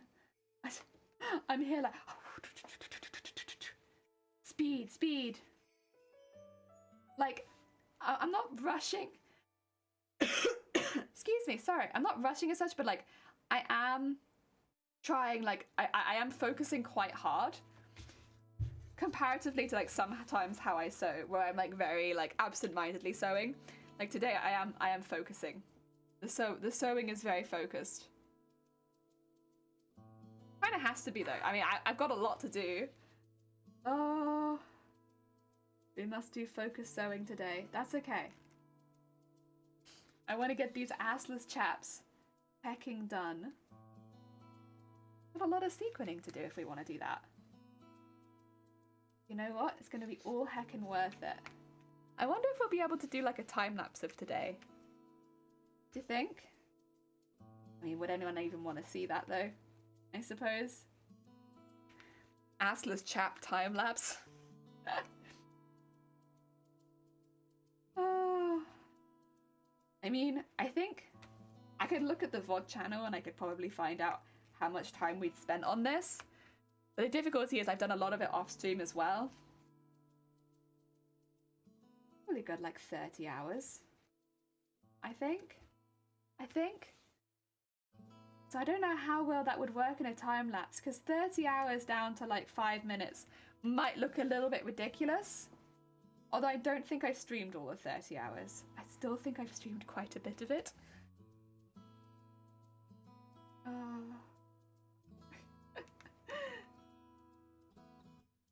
There we go. It works better with things that are a bit quicker, I think. But maybe I could do today's stream as a time lapse. Like I said, I actually got some editing software the other day that's free. It's probably not as good as the editing software I used before, but I'll actually be able to keep it. So that's a bit better. Oh yeah.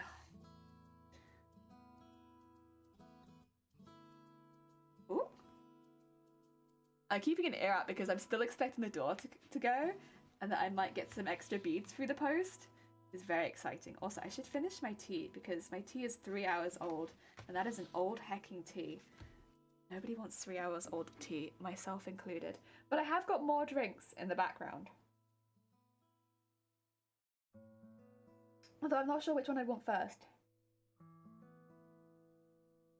I got a smoothie, and I've also got an iced coffee.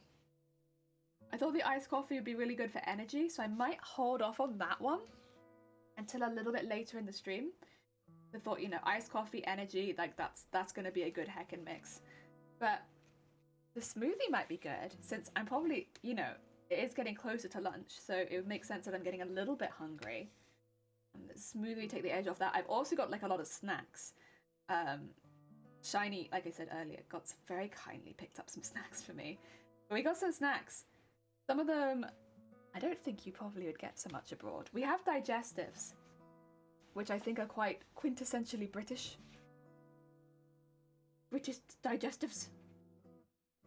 Or then maybe I'm wrong. Maybe you get digestives abroad. Maybe someone can pop in chat and be like, we got digestives. Oh dear, what tea are you drinking? I'm drinking biscuit tea. It's the Yorkshire tea, but it's, I don't know how to explain biscuit tea. You have digestives, do you, George? Wait, George, did you get these ones this year?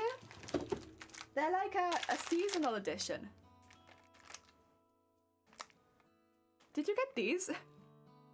I've not had them yet, but I have them picked out for me, and I'm kind of hyped about them.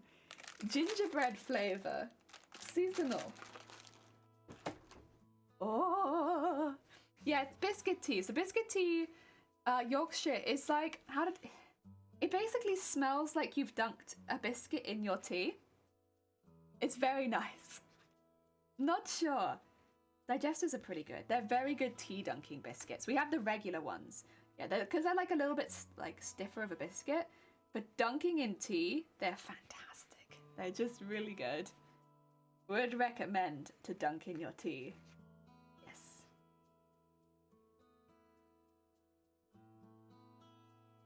Digestives is holy, must not be trifled with. Too late. We've trifled with them. We have got gingerbread ones. I also have other biscuits. I've got Maryland. Yeah. Very nice. I have pretzels too.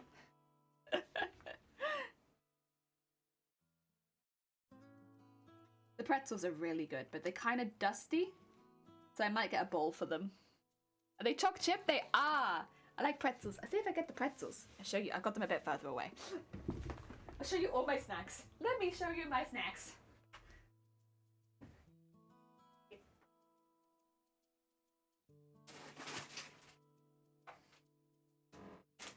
British snacks in it. You get to see all the British snacks. These are like, oh, they're American inspired. Look, see? American. They're so good. Sour cream and chive. They're so nice. I love these. They are very, very Moorish. Yes. They're gonna be fantastic. Excuse me.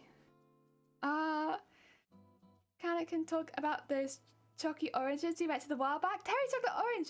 They said the smacking against the wall was the most fun part. Yeah, you gotta smack them against the wall. It's the only way to eat a Terry's chocolate orange. I've eaten all my Terry's chocolate oranges, so I don't have any anymore. But yeah, you gotta smack them. Good flavor choice. They're so good. They're so good. Honestly, those god tier snack. Very nice. I like those a lot. They're really nice. But yeah, those are my snacks for today. I thought I'd go, like, I got the biscuits, but I probably will actually stick with the pretzels for the most part because they're really good. They're really good. But I might open the digestives later when I have a fresh cup of tea because digestives and tea, just made to be. They're so good. I really like Maryland, the chocolate chip ones, but they're not so good for tea. Not so good for tea because they're a bit smaller and yeah, they fall apart a bit more crumbly. And so they're nice, but like for tea dunking, it's a bit like I'd rather have a digestive, to be honest. Yeah.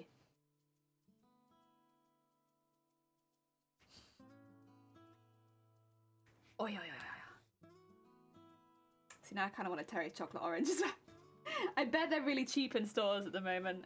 I mean, not that Terry's chocolate oranges are that expensive anyway, but I bet they're extra cheap at the moment because after Christmas. Could have picked up a Terry's chocolate orange. Ah, if only I'd thought ahead. I could have had more things to chuck against war. Go. They are good. I actually managed to open mine pretty easily this year. Good whack against the desk.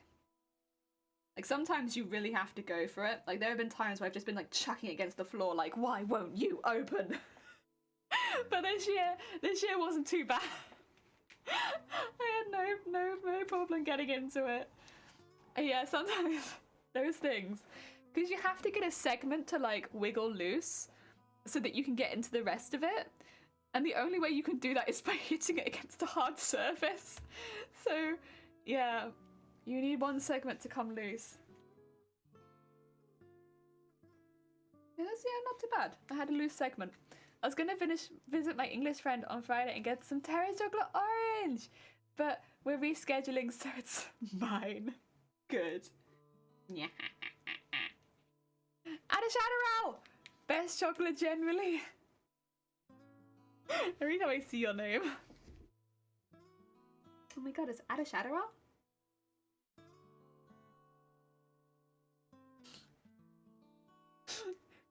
True. I'm happy to bring tiny amounts of joy. I'm sorry that your name is probably forever gonna be butchered, but like, Adashadoral. It's so good. Oh. Right, I'm gonna go over the top and then I'm going to tie this over. Yes. Butcher my name. Jads. Jads. Jads. There you go, you're Jads. Oh my god, it's Jads. Or Jods. You could be Jods. Jods probably makes more sense. Oh my god, it's Jods.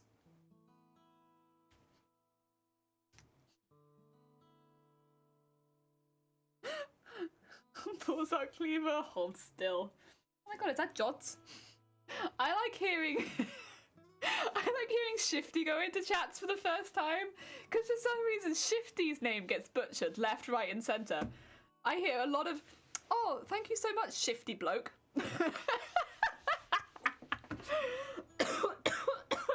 Kills me. Shifty block. A lot of Shifty block. Oh my god. I love hearing Shifty's name getting butchered. Shafty. Not Shafty. It's the second half that's consistently getting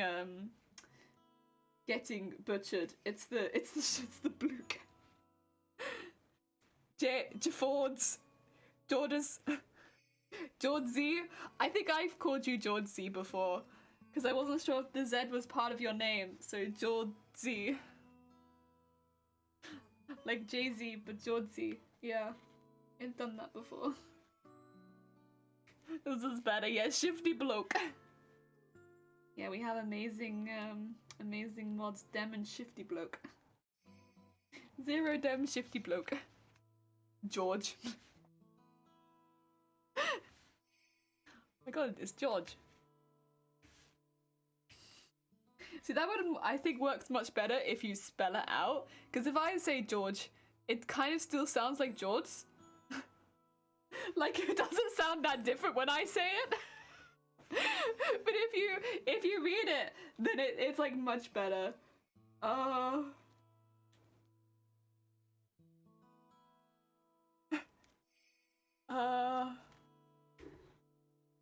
Because J and G is quite similar in my accent.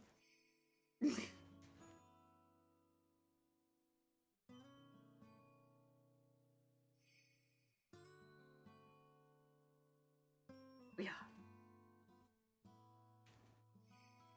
There we go. So we're going to tie it off here, because I don't think I have enough thread to confidently get to the end and also be able to tie it off. So what we do is, I'll do a little knot. Fortunately, you shouldn't really be able to see this because there'll be something going over the top of it. And then we put this back into here.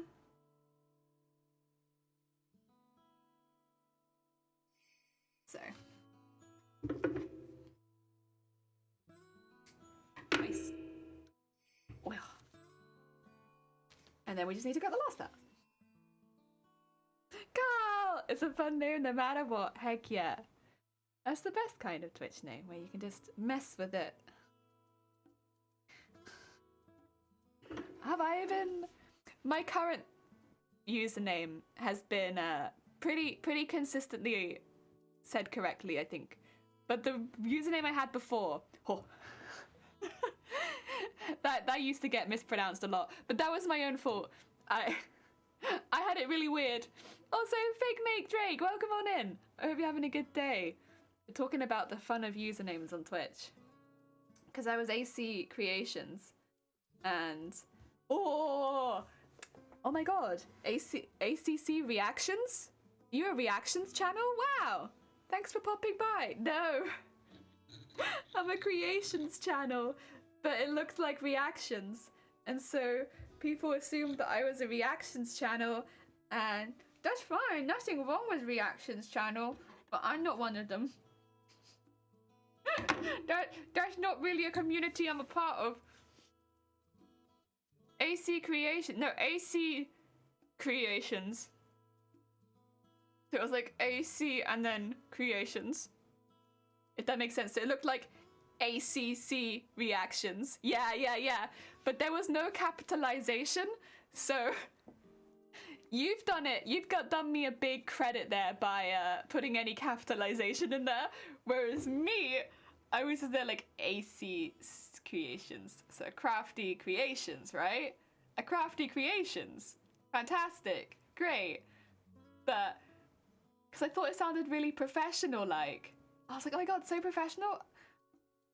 I think it was actually meant to be Amelia Crafty Creations. Also, Big Drake, thank you for the follow. But, yeah, it didn't look like that's anyone else. What's this cosplay? Get ready for this. I haven't shown it for a second, so. Oh, feet. Were you ready? It's Final Fantasy Tactics Advanced Mateus is the entire costume. But what we are specifically working on right now is this leg. So we're working on the leg pieces. They are going to be assless chaps because it's the only way we can consider holding it up without using a belt, which we don't want to use because we want to be able to pull them down so that we still have a way of going to the toilet in this costume, which sounds all like needlessly vulgar, but like it's important. Like with a really layered costume like this, it is important to consider how you're going to be going to the toilet. What we are doing at the moment are 2 of the bands are going to be going over the back band, and we are sequining and beating them up. Yeah. And if you want how the spelling of the costume is, do ! Cosplay in chat, because I know that sometimes it can be a little difficult to distinguish exactly what I'm saying. And so ! Cosplay if you want spelling. Otherwise, that's our cosplay. Heckin' biggin'. Oh, and we're doing it in the style of 1950s clowns, which is why it's so sequin and beaded, because we only have one reference picture for this particular cosplay, which means that we kind of have to take our own style inspiration for it. Yeah. Coming for reaction, getting sewing. I can understand their feeling. Yeah, that was why I was like, I didn't really want to keep that name, because as much as I liked the idea of it because I thought it sounded really professional, because I could be like, you know, maybe on my Instagram, I'm Amelia Crafty Creations. So it's like still a little bit fun. But then I could be really professional on Twitch. But, yeah, no. And also, in hindsight, that makes no sense because I'm absolutely the least professional person ever on Twitch. And so, yeah, I really don't know where that mindset came from at all. But there you go. That was baby streamer Jelly's mindset. And then I changed it, and I was like, well, what can I change it to? What can I change to? I was like, well, I like jellyfish a lot, and I'm not going to escape jellyfish anytime soon. So why don't we make it Amelia Crafty Jellyfish? But for some reason, I couldn't do Amelia Crafty Jellyfish. So I just put a crafty jellyfish, and now that I could have, so I became a crafty jellyfish. Yeah. Because I remember wanting a name that I had on both Instagram and Twitch. Because I didn't have a Twitter at the time. So I just needed like both of those platforms. And that was a name that I could have. Oh dear. Oh, and thank you for doing the ! Cosplay so people know that that's the costume. And I'm sorry about the pronunciation. I do my best. You mean grinding your followers as a meat grinder isn't professional? I have no idea what you're talking about. No idea what you're talking about. Twitch is a much more chill mindset. Yeah, I think I had this like idea that I had to be like, if I was going to be making cosplays in front of people, I had to be really put together, because all the cosplayers I'd seen on Instagram and stuff like that was so put together, and like if I was going to be making them in front of people, my god, I had to be so put together, and like I had to know what I was doing, and like mistakes, like that's a no-go and stuff like that. And then really quickly, within the first month of streaming, I was like, oh, that's not how things go here. That's not how it goes here. Like, we make mistakes and we have a good laugh about it and we move on, and it's fine. It's like a much chiller place for this kind of stuff. It's not a particularly stressful crafting environment, like I thought it was gonna be. I thought it was gonna be a lot of perfectionism, and if I wasn't doing well, then oh. But yeah, it's not like that at all. It's chill. It's very relaxed. I think it's also because a lot of the crafters on Twitch are very good. They're very, very good. They're very talented people, and same with the artists and the musicians. Honestly, just a lot. There's a lot of very, very talented people on Twitch, and so I was just kind of under the assumption that like I kind of needed to match that energy. Like, nah, not really. You could literally learn a craft for the first time on Twitch, and everyone would be like, yeah. In fact, if anything, I think it'd probably do pretty well, because you'd be failing an awful lot, and that's a big part of Twitch, is watching for the lols. The... Go! Learn to draw, because I was hanging out on Twitch and asking questions, and people were nice enough to answer. That's another thing. Twitch ended up reminding me so much of, like, the communities, like, the forums and stuff that I used to be on for cosplay. It's such an open community to that sort of thing. Like, if you have a question and or just anything, and it could be related, it could be like, oh, you're a cosplayer as well. Do you mind if I ask the fabric you're using? Do you mind if I ask what sewing machine you have? A lot of people as well just keep everything below their stream, which is really handy for people like me who are terminal lurkers. But like anyone who you know is doing something a bit interesting, doing something a bit different, and you just go ask them a question. It's like having an entire craft fair going on 24/7. It's pretty awesome. Yeah, big fan. Big fan. Like, I haven't come across, I think, anyone who doesn't. I mean, for sure, like, some of the bigger content creators have to pick and choose a little bit which questions they answer because they get so many. But, like, they're still constantly answering questions about, like, their craft or the things that they're doing and stuff like that. And I've learned a lot about crafts that I probably will never take part in personally. Like, I'm never going to do blacksmithing. I love it, but I'm never going to do it. I probably will do very little woodwork in my life as well. Things like that. Like, they're not skills that I'm going to take up. But, heckin', I learned a lot. I feel much more informed than I used to be, that's for sure. I definitely learned a lot about art because of some of the artists on Twitch. There's some fantastic artists on Twitch.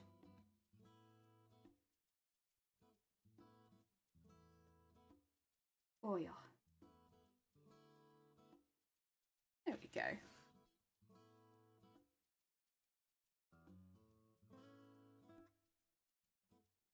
Oh yeah.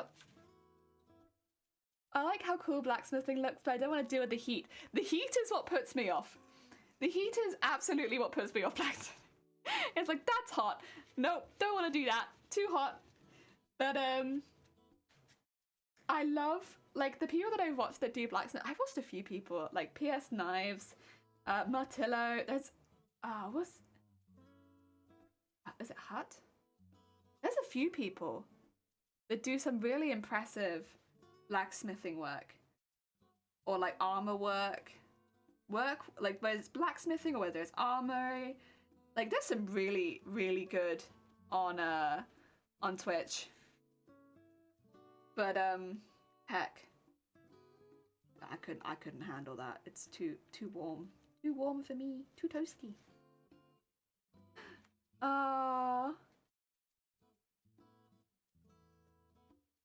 Probably be way worse than cooking. Yeah, I think so. But I also think if it became your hobby, it would be one of those things where you would start to take safety precautions to make sure accidents didn't happen. Like, I'm sure there are things that safety precautions these streamers have in place to make sure they don't have an accident on stream. Like, the same way that I have specific precautions in place to make sure that I don't have an accident on stream, because, like, there are Twitch guidelines against blood, gore, and violence, and of course it would be an accident, but I feel like we kind of are all in a similar boat, whereas, like, we really want to make sure we're not pissing off Twitch. And so there are certain things we're, like, quite careful about.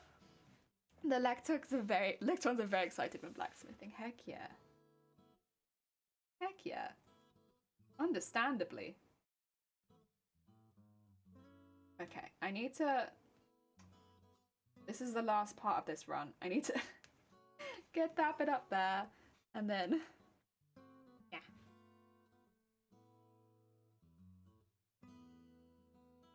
Tie it in a little knot.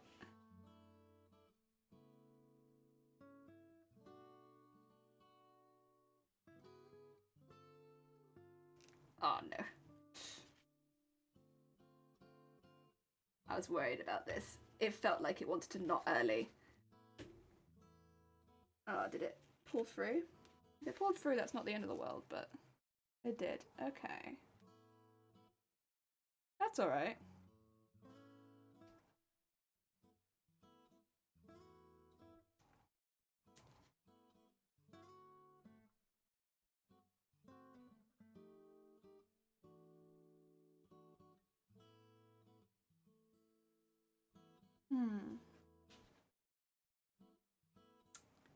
Okay, what I'll do then is, so, what's happened here, just so you are aware, we have had a little knot happen.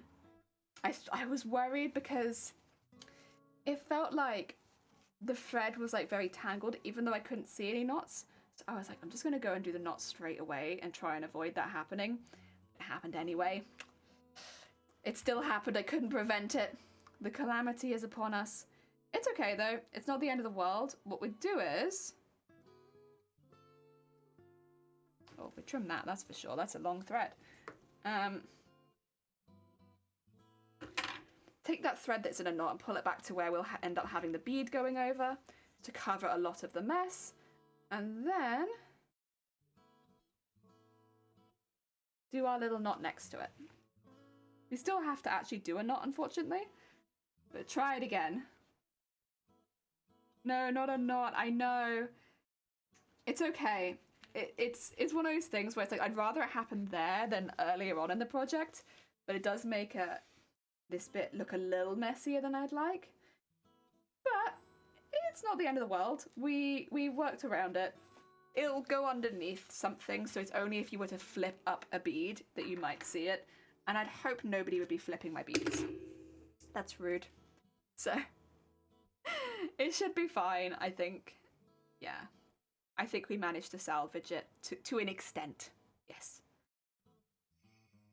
Most of the time I don't mind knots in the thread too much, because at the moment we're going... Oh, that's not my tea, that's a pot of sequins. We can barrel on through it. Right. Let's get some of my beads. I have a teeny tiny pot of beads, like this. Yeah, like it's not even close, like this is really small. I was like, oh yeah, small shot glass, let's go. No. So now we bead over the top. Bees? No, beads. Beads. A small pot of bees. Terrifying. You're not the first person to hear bees though. It must just be how I pronounce it.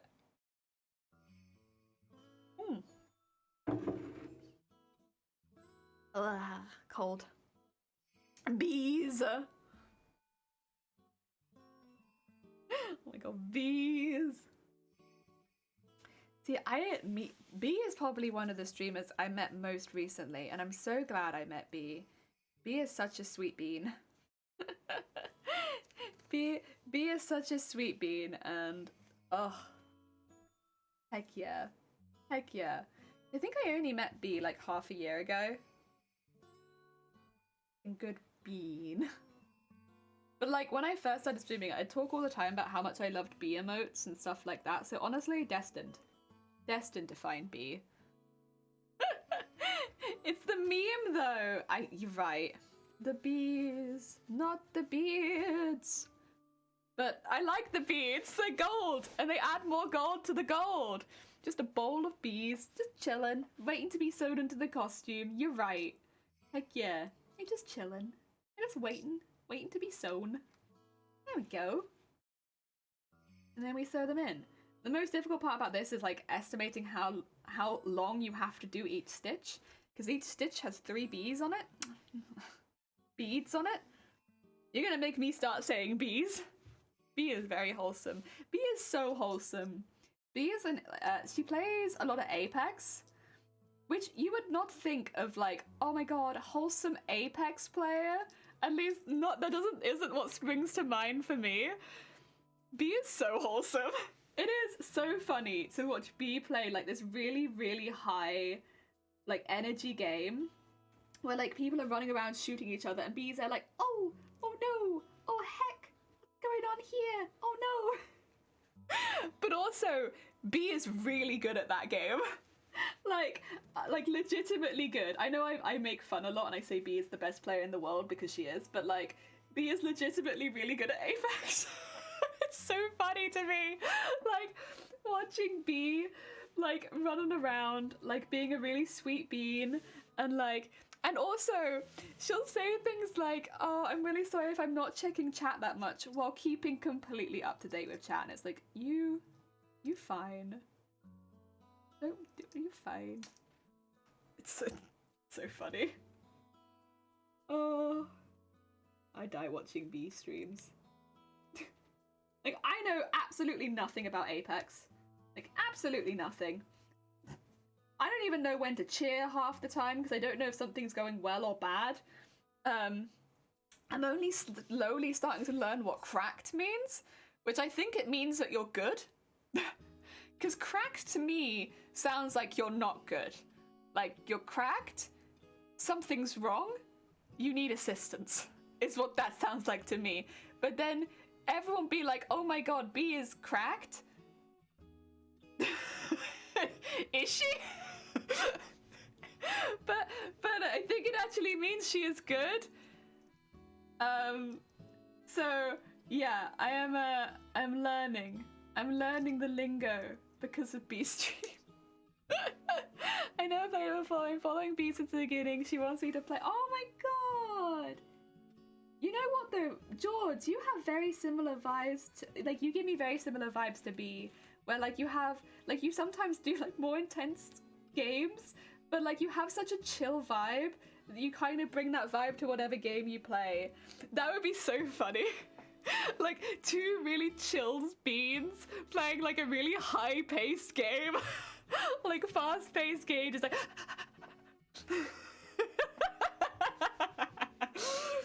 oh, I love that. Be like a little lime boy and a bean walk around Apex. Stroll around Apex. Heck yeah. That'd be fun to see. It would be so fun to see. Heck yeah. Oh my god. It would be so silly, but so fun. Oh, Zero! Welcome on in! I hope you're having a good day. We're just gushing about how sweet Bee is. And how funny it would be to see George play with Bee, because Bee has really chill vibes and George has really chill vibes, and watching them play together would be like 2 people what, like having a pleasant stroll around Apex. Oh dear. How do I pronounce tulip? Like tulip. Tulip. Is that correct? Tulip? How do you pronounce tulip? Wait. Thank you, Jelly. Tulip, yeah. Tulip. Yeah, it is. It is pronounced like tulip.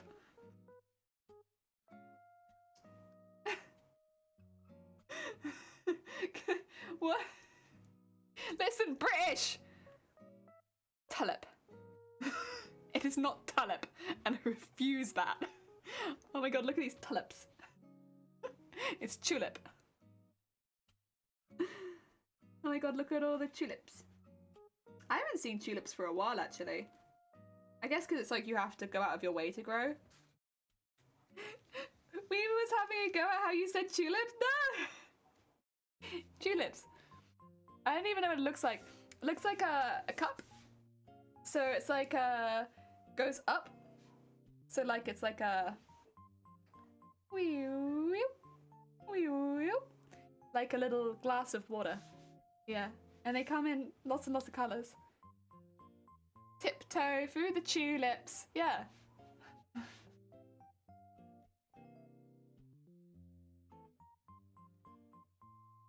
Oh, that's really high though, is it? It's like tiptoe through the tulips. Like that one, isn't it? It's meant to be terrifying. Oh dear. Was that terrifying? Zero, you scared? You heckin' scared, Zero?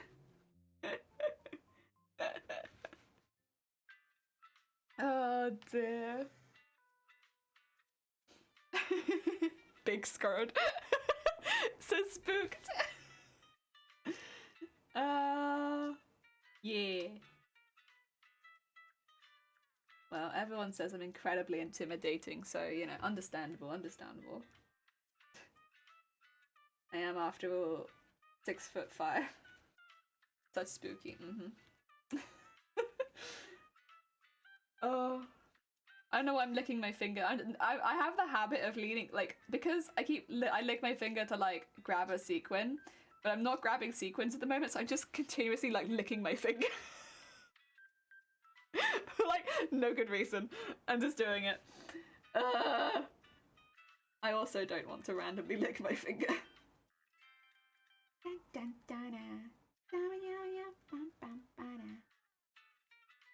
Oh, there we go. Beep beep beep. Do do do. God. Wait, what's going on here? Ah, I see. Okay, understood. Thank you. Oh, I did, and that's fine. Sorry, I will actually show everyone this again in a minute, because you know what? We probably have, oh no, let me move back to there. Probably have a few people that were not here earlier, and mainly it's Zero popped in, and I want to show Zero, but we had a few people probably pop in that weren't here earlier. So I'll probably show this again in a minute, but we did a stream for Starlight back in December, and we streamed right at the beginning of the month. It was part of the 12 Days of Starlight. Starlight is a charity that delivers like crafts and games to children that are like staying in hospital. It's such a wonderful charity. We did it for them last year and the year before as well. I'm a big fan of them and the work they do. They're pretty heckin' fantastic. Black Apple, who was here earlier, always does a big helping hand on getting that set up and organised, as well as a few other streamers as well. They're always fantastic. But yesterday I got a package in the post, as I think most streamers should have pretty soon, if not already, who took part, and they sent everyone a card, as well as a t-shirt and a badge. And it was literally the sweetest thing. And I've already said I can't read out the card on stream because I will get emotional. And I have literally cried like in half of the streams over the last week, and my eyes cannot take it, and I'm not crying again this stream because it is literally so sweet. But I wanted to once again just extend a thank you to everyone in the community who was there doing those streams, because they were really fun streams, and also in the streams that happened after them, because we also did like the Bob Ross stream and the cosplay stream. And just to show off the t-shirt again, it's going to be really zoomed in, but like, look at it. How cute is that? How heckin' cute is that? It's so cute. And it's like a really nice like way of wrapping up last year. It's really zoomed in because I'm zoomed in. But yeah, stream for Starlight.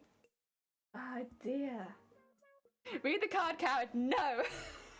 Listen, my eyes can't take it. I have had a bloodshot eye since like Wednesday last week, and it keeps getting better, and then I cry and it gets worse again. I need it to get fixed.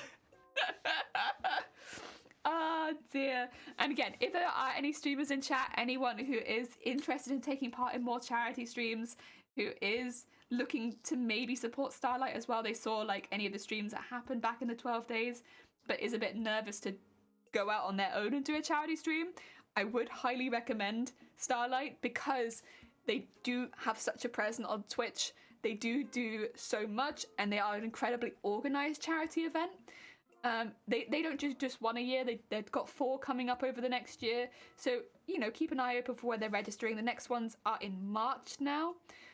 Keep an eye on when those registrations open. Any streamer can take part. And whether you raise like £5 or 500 quid, it doesn't really matter, because every pound or dollar raised is something for a kid in hospital. So it goes towards something really, really good. I'd highly recommend them. They have so much help, so much support, really, really open and there for new streamers. Yeah, give them a go if that's something that would interest you. And again, big thank you to everyone who did support our stream back in December. And the streams that happened after it. It was really sweet. Are you one of those people who lick your finger before flipping a page in a book? I can't read. 0. Like, I'm sorry, who do you take me for? I only listen to audiobooks. And yeah, I do flip the page before I flip my disc. I lick my page before I flip the disc. Wait a minute. I lick the entire book before I insert the audio disc. Yeah, every time. I may have said this in the wrong order, but you get the picture. What are you, a chicken? Caca! Caca! Yes! Yes, I am! I'm a chicken. Listen, I'll maybe read it later, but I need my eye to heal. I can't keep crying. Illiteracy is the only reason I don't put slobber on the books. I still slobber on books. I just don't read them afterwards now. Now I just, you know, daily go over to my book collection. I flip through, like, the authors, and I'm like, this one. And I lick it. And then I put it back. It was just a routine, you know? Confused noises. I did it again. Like, there's no reason for me to lick my finger. Somebody call me out when I start licking my finger, because I did it again. I'm putting beads on a needle. I don't need to lick my finger. Oh dear. We're in a pandemic, you can't just lick books now. No. You let me lick my books. But don't you like the smell of new books? Well, that's fine, because I like the taste. We're not so different, you and I. You like the smell, I like the taste. We're basically 2 sides of a coin. The smell of old saliva. It's comforting, it reminds me of home. I didn't lick my finger that time, so that's a win. Oh god, I did lose a bead though. Maybe the finger licking does help. Oh no, I've got 5 beads. How did that happen? There we go, that's better. Oh. And I just assumed everyone licked their books.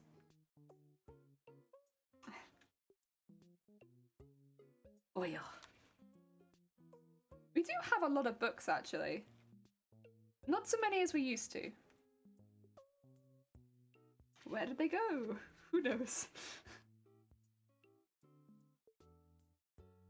I mean, probably a good part of it does come from the fact that, you know, I don't read. But we do have quite a few still for somebody who can't read. Oh dear. Every now and again as well, somebody gets me a Christmas present of a book. And I always really appreciate it. And then I normally go and buy the audiobook of said book so that I can still enjoy the experience the person want me to have. Because God knows I can't read that book. I licked the book though, so you know what? I did enjoy some of the experience, but I can't read the book. Oh. Although that being said, actually, I did have a friend of mine, they got me a poetry book and it had some really beautiful pictures in it. That was nice. I actually enjoyed that. I could read the poetry. For anyone who's not here very often and is really confused as to why I'm like reading chat fluently and not reading, The reason I don't read is because I have migraines, and unfortunately, for the majority of life, my eyesight is not super great, and so reading is just a little bit too much. It's fine in like short bursts, like looking up and reading chat, focusing, and then looking away. But sitting down and reading an entire book is not.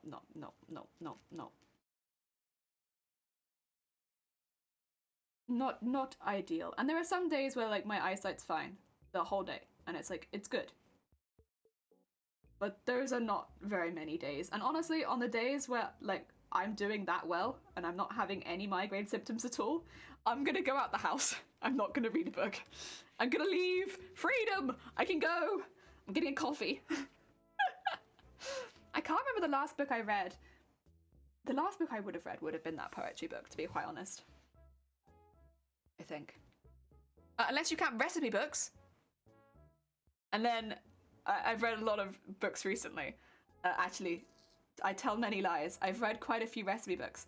I've read the Frozen recipe book, the Wagamama cookbook, Hairy Bikers, a couple of their books. Yeah, I've read quite a few Frozen. What accent is a narrator usually for audiobooks? Slow, but steady. Frozen. Oh no, not like Frozen the movie. Like Frozen the temperature. Sorry. Yeah, just to clarify. I can't even remember any food that they eat in the movie Frozen. Like what do they eat in that movie? Like what are they eating? I scrolled past many a wall of meaningless blog to reach recipes. Does that count? Yeah, you know what? Yes. Let's say yes, because same. Like, there's a few recipes we have bookmarked that are like that, and the amount of scrolling you have to get to every single time that I want to use one of those recipes, it's like, gah. Please. I don't care about the deep meaningfulness this burrito has to you. I just want your burrito. Like, maybe you went on a soul-searching journey to discover this burrito recipe. That's cool. But, like, give me the burrito. That's all I want. I just want your burrito. I do remember the burrito being particularly bad. So long. So long. I think there's literally like a paragraph about someone cleaning their kitchen in there, and it's like, oh my... Please. I'm an irrelevant... Oh, yeah, a relevant meme.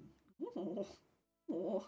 2 seconds. I need to stitch really quickly. Sorry, I'm a seamstress. It's kind of, you know, comes with the territory. 2 seconds. My needle's stuck. Get out. Come on. Oh my god. Why are you like this? There's a meme waiting for me. I need you to go through. Oh, wait, it's not the needle. Oh. Thank you for the horn, say.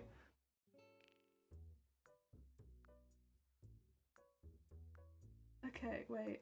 It wasn't the needle? It was the bead. Whoa, my eyes have been opened. I can't believe it was the bead. Wow. Okay, well, I'm so sorry, Needle. I thought it was you, and I really pushed you. My bad. Bead. There we go. Oh my god. Oh, Vixen! Welcome on in! How are you doing? I hope you are having a good day. Nobody look at the keyboard. It's TOS. Welcome, Raiders! Welcome, Vixen! What are you even up to? There we go. We got you. Oh, you doing mahjong? How goes it? I hope it's been going well for you. Really quickly, I'm just going to be looking at a meme. A relevant meme. Cooking site, 10th paragraph of page titled Rustic Pulled Pork Recipe. My grandfather's childhood was tough. Me, growing Fantaruk. Recipe. Recipe.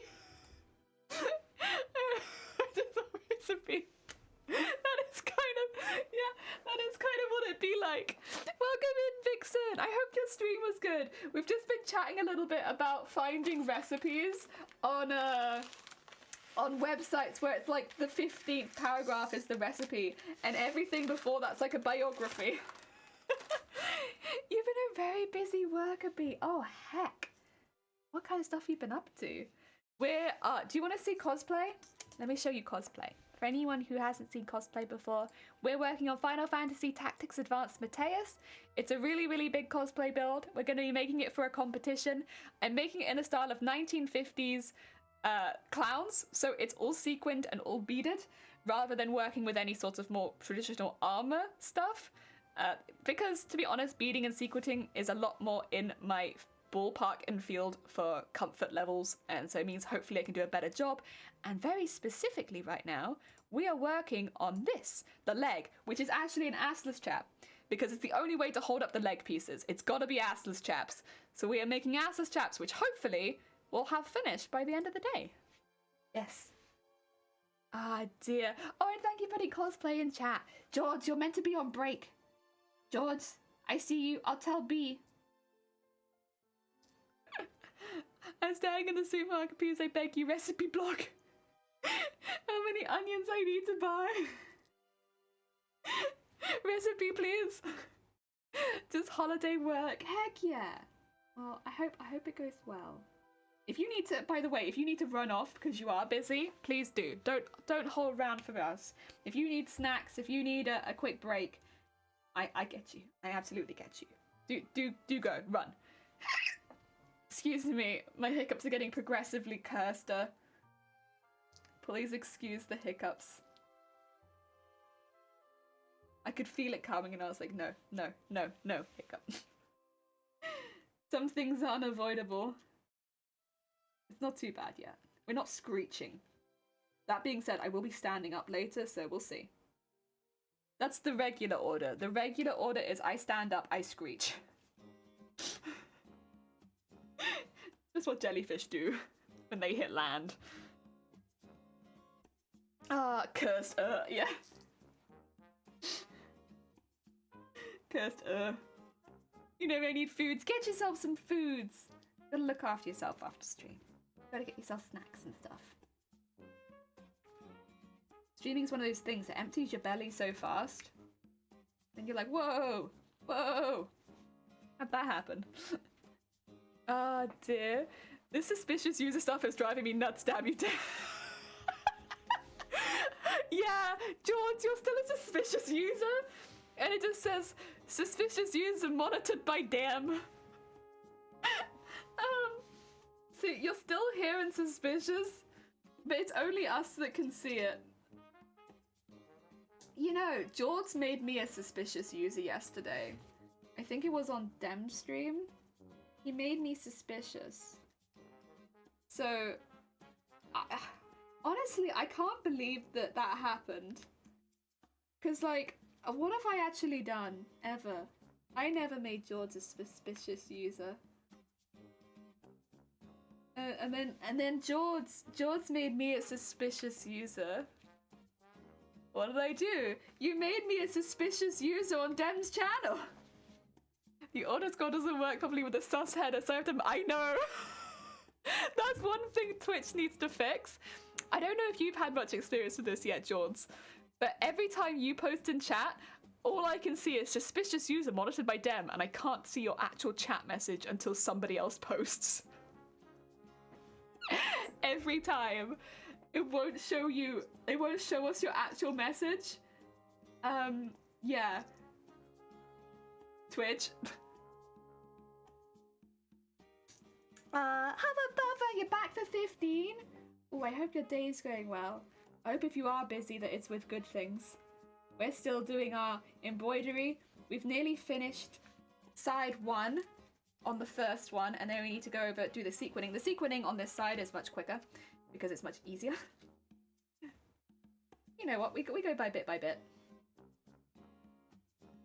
it's finished, it's finished. You see it too, yeah. We just need Jaws to end his messages with a blank line, yeah. So you can actually see the message. Oh, it's fine. It's fine. Or like every time George posts, just immediately post underneath it like gah. Gah. And then that'll push the message up so that we can see it.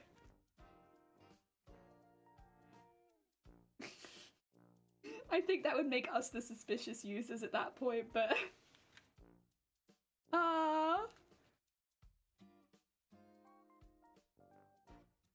well, work. Just work, is it? I hope work is going okay. I hope it's alright, yeah. You did it for fun. Gah. I like that. Create a Nightbot script to also gah after every Jordan. How confused is like Dem gonna be when Dem comes back and it's like, why is Nightbot gahing after every time George posts? It's like, listen, Dem, you've done this to yourself. That you're the reason that Nightbot has to gah after every single George post. We wouldn't have this if not for sus George. I just wrote a book on reverse psychology. Oh. See, I was looking for a pun, Mop. But I was looking for like a backwards pun. I was looking for like you know, something backwards, because it was like reverse psychology. That's what I'm looking for the wrong thing. Shoot. Aren't your balloons scared of being surrounded by needles? Honestly, the amount of times I've like pulled it off in that direction and like nearly got into them, they should be afraid, because I'm gonna pop them one of these days. Jamil, welcome on in. What you making? It is Final Fantasy Tactics Advanced Mateus. I can show you if you like. Oh, sorry, the music's decided that we're having a silly time. I also just need to push this needle through. Gah! There we go. So, this is gonna be bang. It always shows the legs because that's what we're actually working on. But this is the entire build. We're making it entirely in the style of 1950s clowns. So it's, instead of being any armor, it's all fabric and all embroidery and stuff like that. So lots of sequencing, lots of embroidery.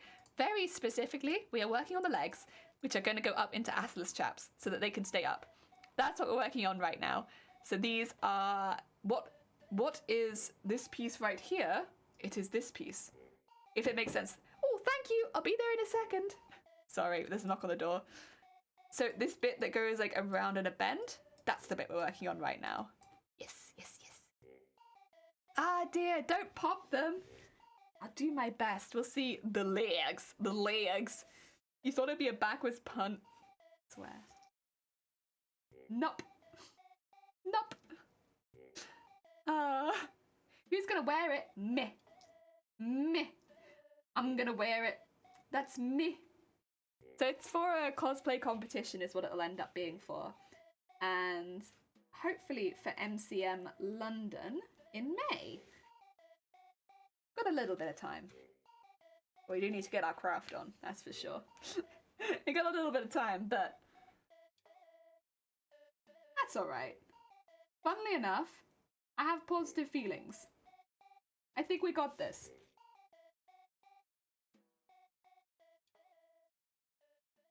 The wings are going to be razor sharp blades so people keep their distance. If anyone gets us up with jelly, cutting them.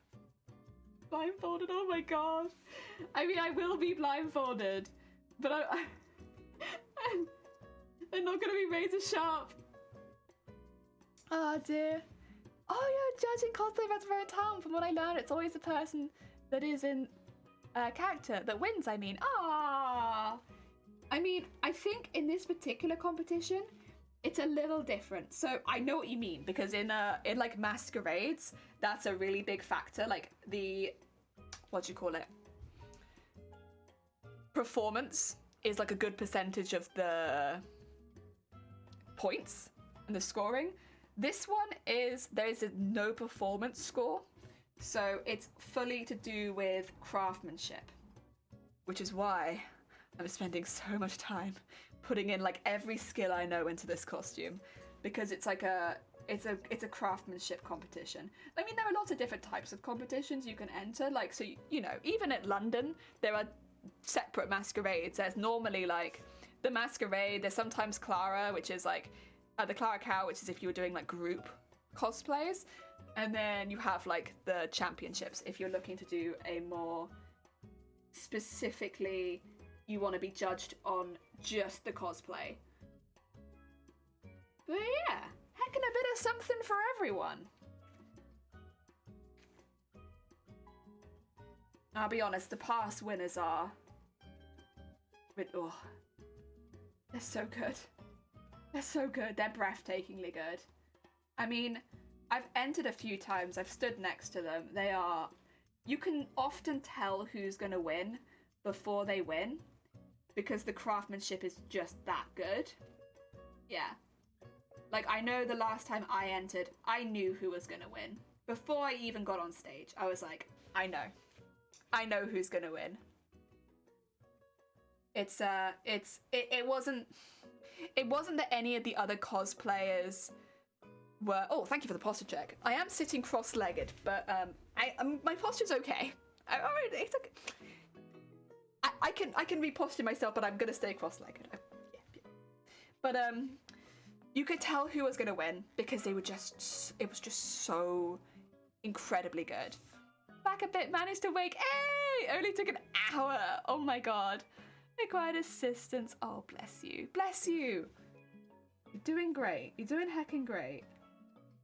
Oh dear. But yeah. But like don't get me wrong, that didn't mar the experience. It was still a wonderful experience. Like, it was fantastic. I enjoyed it so much. I had such a good time. I loved meeting all the cosplayers so much. There was just a really standout cosplay there. And you could tell the quality of the work. You could tell the ranges of skill that had gone into that cosplay.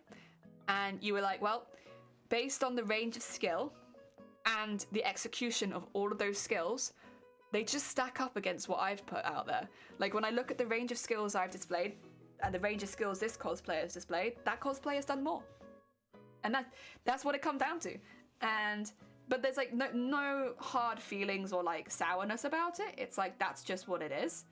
It is a bit of a different kind of competition. Like you said, like masquerades, the performance comes into it, and like that does make a difference, and you could really spin it around at last minute. Whereas in this particular competition, it is so down to craftsmanship. You could really tell before stage. The stage performance is about showing the audience your cosplays, but the judging is really done before that. Yeah. No, if that's what you're doing. It's a pity camera's out of focus, though. No, it's because I've zoomed in. Unfortunately, this camera doesn't have the ability to zoom in properly, so I can do it like this, but then I'm really far away. So there's like a what do you call it? A choice of, do I do it like this or do I do it like this? Yeah, do you get me? So I can stay like this and I'll be in focus, but yeah, it just means you're much further away, so you can't really see what I'm doing. Yeah. Salmon, take care. Enjoy the rest of your day, and thank you so much for popping by. Ah, dear. They're rich, and that's not a lie. So, you're not wrong.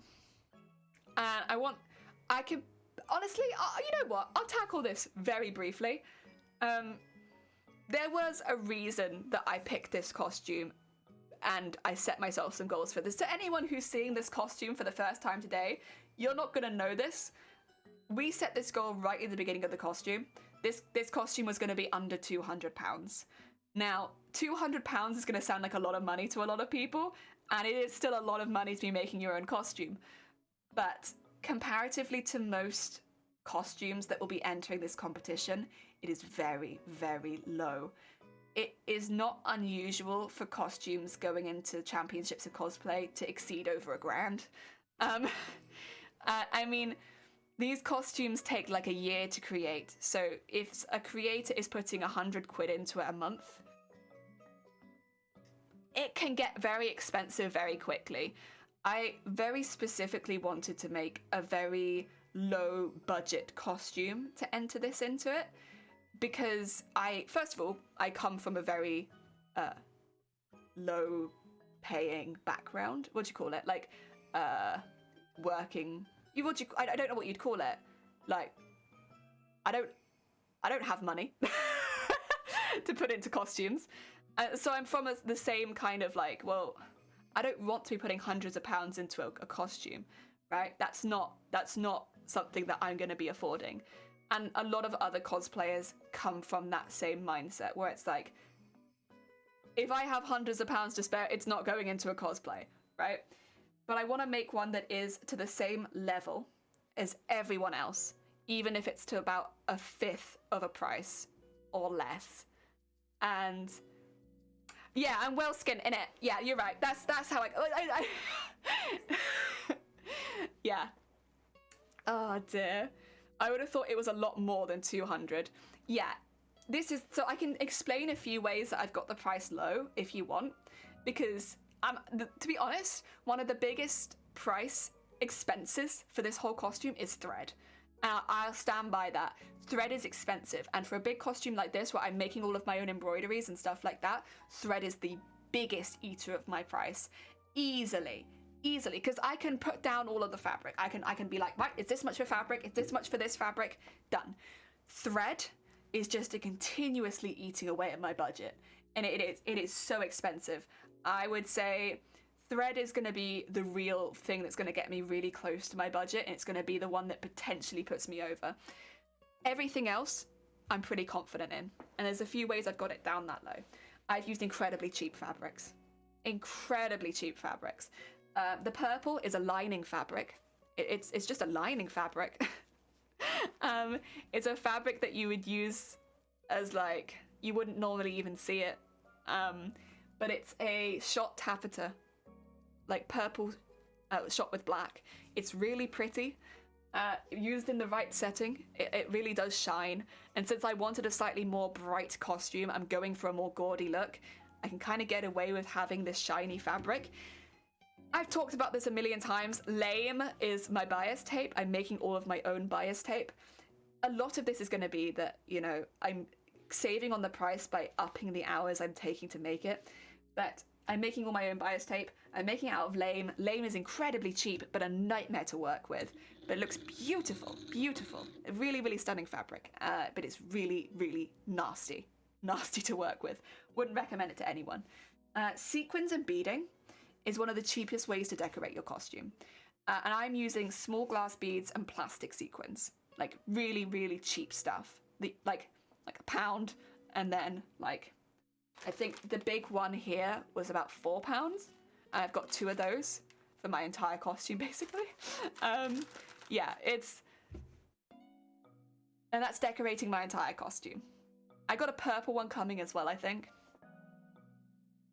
And then thread. Thread's the real nightmare, because this costs like £7. And then, oh, thank you for the 600 biddies. Oh, that's very kind of you. I appreciate the contribution. That's very kind. I will still be trying to keep it under £200, and I've already got the money to one side. But you know what?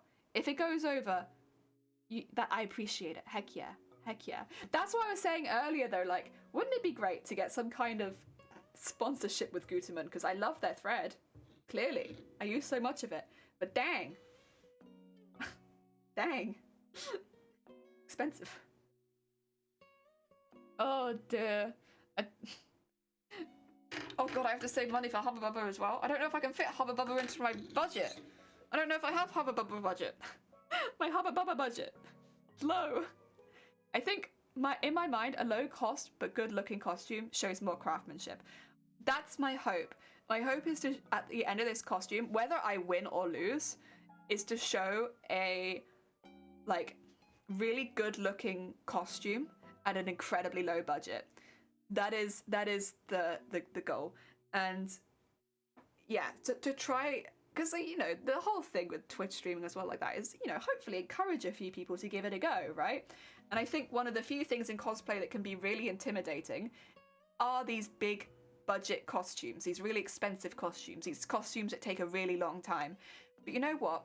I've spent like 20 quid a month, if that, most months on this costume. I think it's much easier to consider spending, you know, 10 to 20 quid a month on a costume than it is to, you know, do these massive budget costumes where it's like 100 to 200 quid a month on a costume, or you have to put like a massive payment on 500 quid on a specific fabric, or you're like, well, I have to buy 500 quid of foam. Like, it's much more easy to justify, well, I'm going to spend 10 quid this month on getting these sequins and this bag of beads, and I can decorate my whole costume. Much easier. And the only thing that it's going to take is taking the time to learn the skills to use the things. You know, getting used to, and again, a lot of this does just come with growing your collection. I don't expect most people to try a massive costume like this off the bat, because it'd be pretty demoralizing when things do inevitably go wrong. They do for me too, and you might not know how to fix it. But you know, it's if you do try it, there are ways you can get around it without having to be a big spender. Yeah, that's kind of what I wanted to do with this particular one. Because even with the costumes I made before this one, they were like easily 500-600 quid, like the big ones. And I don't mean to say it like a flex as much as it is just like, that's just what it is. That's just what they like. You use that much nice fabric, it adds up. You know, the threads definitely add up. All of the beading and you're using expensive big stuff, it adds up. But there are ways you can keep it cheap, and yeah, it's some of it is research. Hubba budget. The hubba budget. But a lot of it is doing things that take a little bit more time, like beading and stuff like that, rather than, say, buying a pre-bought trim. But the other thing is, if you buy a pre-bought trim, you'll be marked down for that in a competition anyway, so you know what? You're good.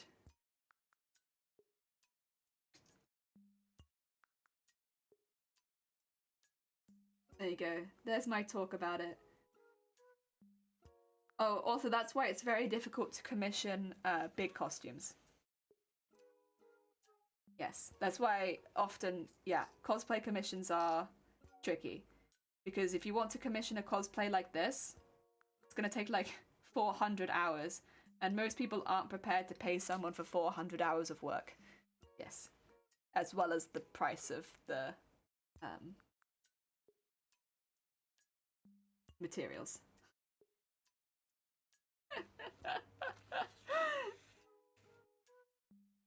So.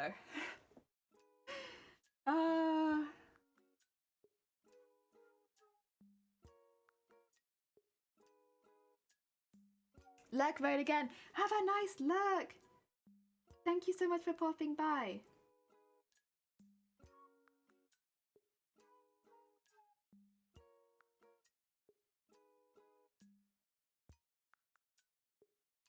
Smaller costume pieces are much easier to do if someone wanted to do commissions, or like props, for instance.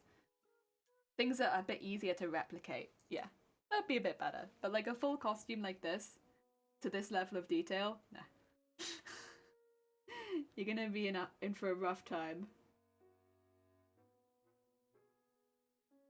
Oh yeah.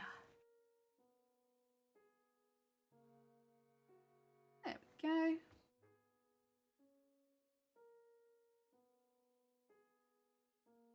Oh yeah. Yeah. Oh wait, there's food outside my room. Oh my god, I completely forgot. I should go get that. Ah! Oh my god, I'm an idiot. I'm an idiot who's left the food outside their room. Oh my god. Right, 2 seconds, because what I'm going to do is I'm going to grab the food, but I might also set the embroidery machine up so we can have something on the go while I'm having my lunch. Because little embroidery machine has got a few things ready in it to start going. 2 seconds, I just have to grab that.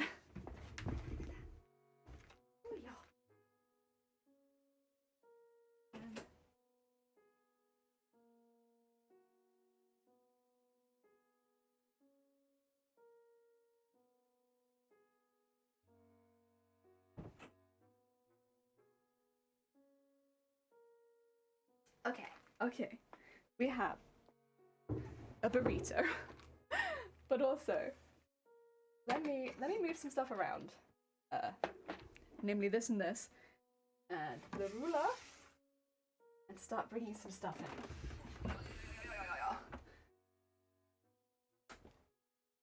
There we go. We don't actually need that right now. What I would like would be the hoop. Please. There you go. So what do I have in right now? I have the darker one in right now, which I use on the outside. I will want the light gold in to start with. So, anyone who's not seen it, friendly embroidery machine. Oh, sorry. Friendly embroidery machine. Okay. I would like to... let's start with...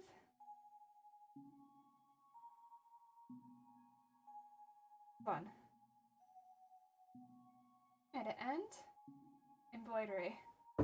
Okay, so this one's not too bad, except that I do need to change a few of the threads around. It needs to have the gold one on top.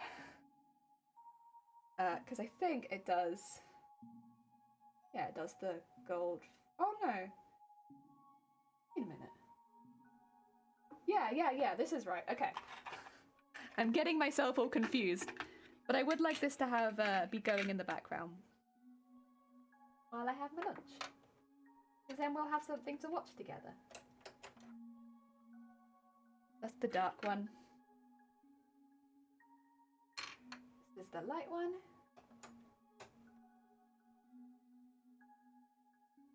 And that's in there. And then on top. Slowly running out of the first thread. Embroidery threads are done in thousands, but they still go through so quickly. Just how it is with embroidery machines. I will pull it in a bit closer once it starts, but for now we are good.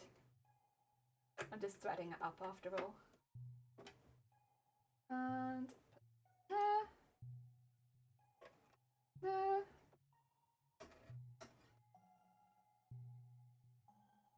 we go. And then thread that needle. So the difficult bit here now is going to be how I want to do it with the lame. This is a first test, to be fair, but it's definitely going to need some stabilizing. I don't know if it's going to need 2 layers of stabilizing. Well, no, you'll need 2 layers of stabilizing probably, right? Let me just move this because I will eat you, I promise. I just need you to wait 2 seconds. Let's see.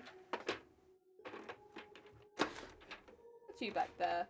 And so this is our stabilizing. It's actually dissolvable. So after we're done with it, we'll wash it. But no, we still kind of need it. Put that over there. There we go. Give us a little bit more space to work with. And the lame isn't gonna like this. I can almost guarantee the lame is gonna be very angry about what we're gonna do to it. Or should I have cut it longer? Okay, no, we'll save that bit for later. I should have cut it twice as long because it's gonna end up going down onto another piece. So to save this one, we'll do it twice as long. Yes, there we go. It's all right. I can still use that other piece in a bit. And then this one. Oh God, what's happened here? There you go. We don't need any of that. It should be one of the edges though. I would need, I guess, approximately that much of.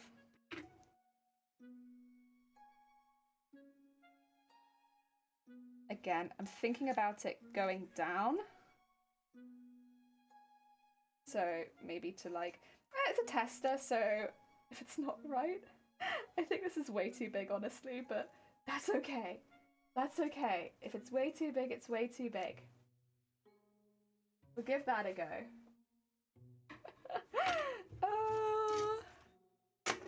Okay, okay. Let's put that there. Put this here. And then have this here, this here. Good. Put this under here.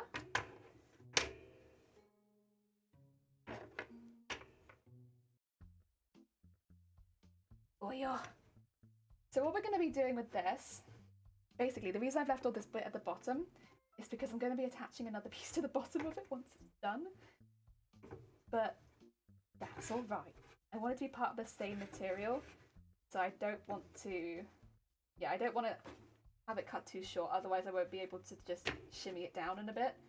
Oh, oh my god! Shifty! Shifty! Shifty! All day and all night, and everything he sees is just blue, like him, inside and outside. Blew his house with a blue little window and a blue Corvette, and everything is blue for him and himself and everybody around it, cause he ain't got nobody to listen to. I'm blue. I swear.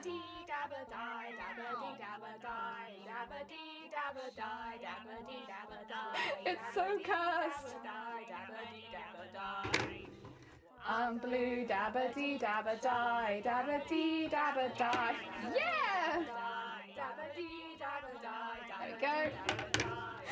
Oh. Yeah! Okay, thank you so much for the blue. Oh, and the dancing, heck yeah. Alright, let's bring this bean a little closer in. Oh, there you go. Now you can kind of see him. Now he's in vision. Now, we'll see if he feels like actually working today. Sometimes he does, sometimes he doesn't. Like I said earlier, he's kind of a child. Oh, doesn't even feel like slotting in at the moment, Jesus. What's wrong with you? You wanna... There we go, there we go. We got it, we got it.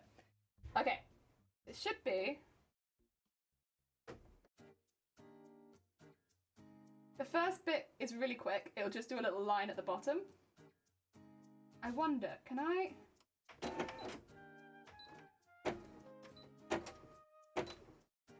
Yeah, so I can actually stop it where it starts. So if I, for instance, on the next bit, I'm not happy with where it's starting, I can immediately stop it.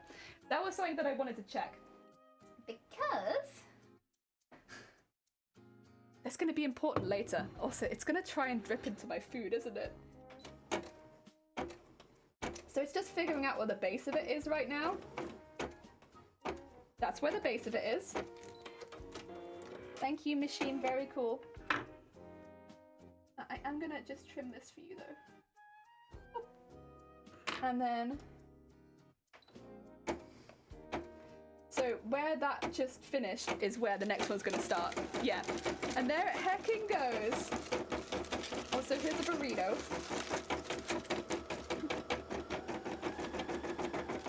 Very nice.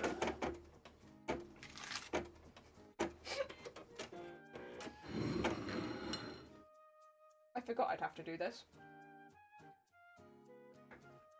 God damn it, machine. You're so needy. It's okay. It's needy, but it's a good bean, really. Oh, okay. I need to trim around it. Where's my tiny scissors? Jelly. Jelly. Ah, there they are. So basically... Alright, burrito, off you go again. I had one really nice bite. You were delicious. Very tasty. The next bit's 6 minutes, so, you know. What I have to do is cut up to the design, but just through the top layer.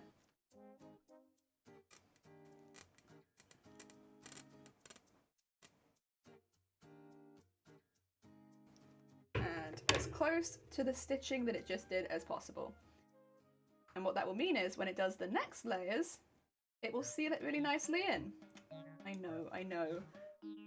Music, I know, I'm a fool. I was like, I can do this while I'm eating my food.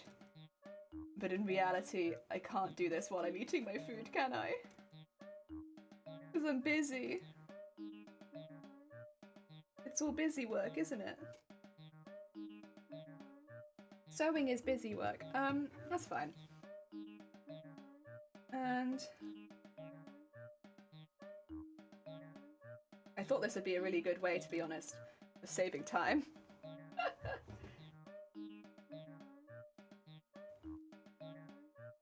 So, just go the whole way around where it's done that. I'm sticking as close as possible because I know they don't have that much space around it.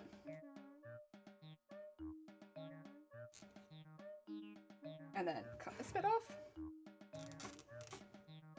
There you go. And then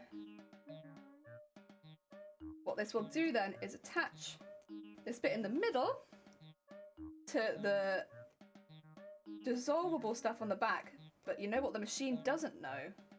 The machine doesn't know that's dissolvable, so it doesn't know it's attaching it to something that I'm going to end up getting rid of, and thus we end up heckin' winning. The only thing that I am wondering is if I should have maybe put some curtain lining in this.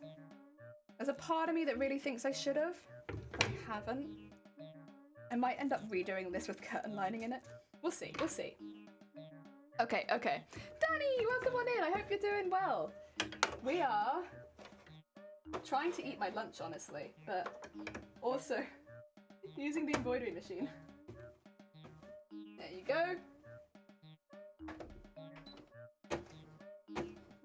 Good.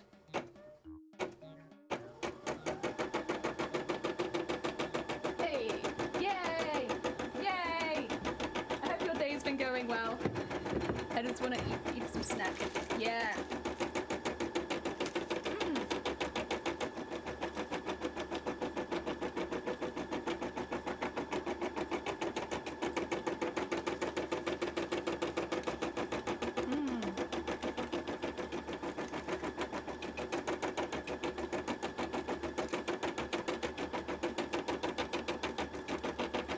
Very nice.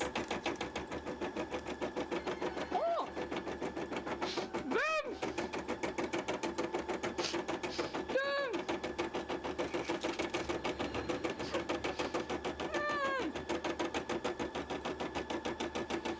Hi, Gum! Hi, Anna! You caught me eating a burrito. How goes it? I hope your day is going well. Em is my mod. For any of you who don't know, how was your stream? A very heckin' sweet beam.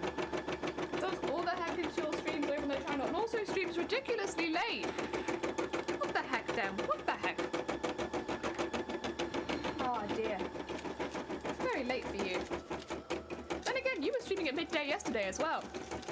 I hope the stream went well.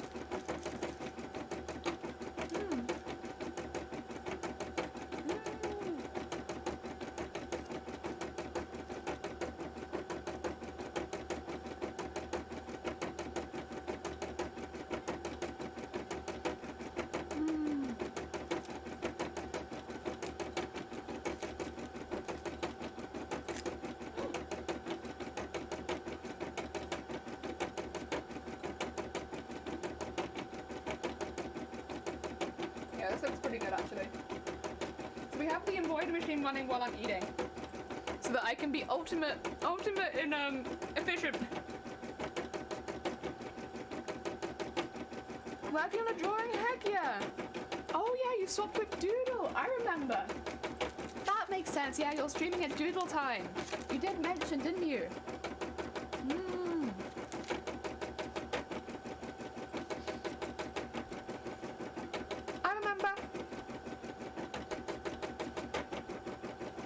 You and Doodle did a shift swap.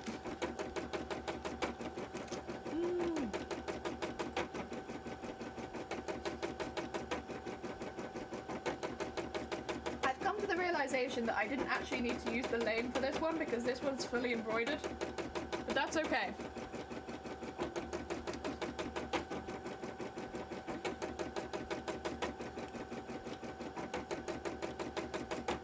Yeah, I could have actually just used curtain fabric. That's okay. You know what? We learn. We learn. I can still see see what it looks like at least. Practice, practice. It's almost finished, but it also has a lot more that needs to be done. God. Yeah, that's kind of what it's like with art, isn't it? It's like, it's close, but...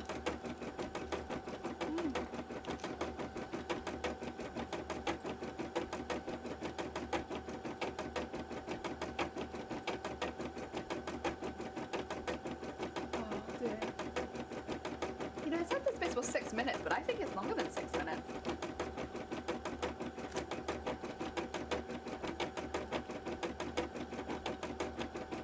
I also have to fully refresh my machine after this.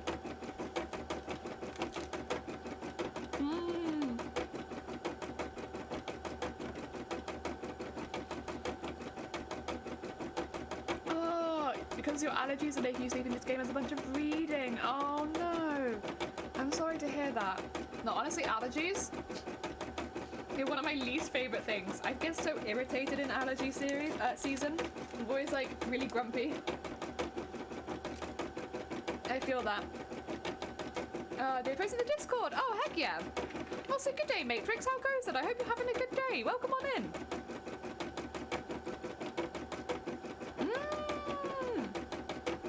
Oh my god. Oh my god, they're so good. I love what you have in the background as well.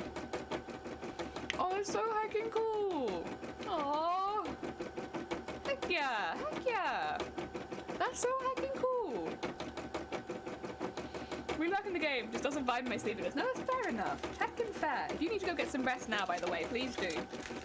Do not mind us. We're just chilling. As you can see from like me legitimately just eating a burrito. And watching my machine do half the work. Oh dear. Almost done, but still a lot of work. It's like all the like finessing at the end, yeah. I get you. That's hard work though, to be fair.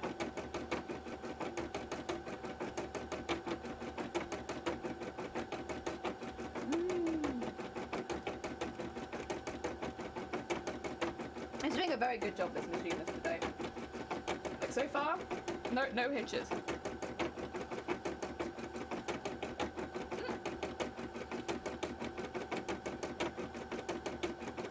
It's gonna need a thread change in a second.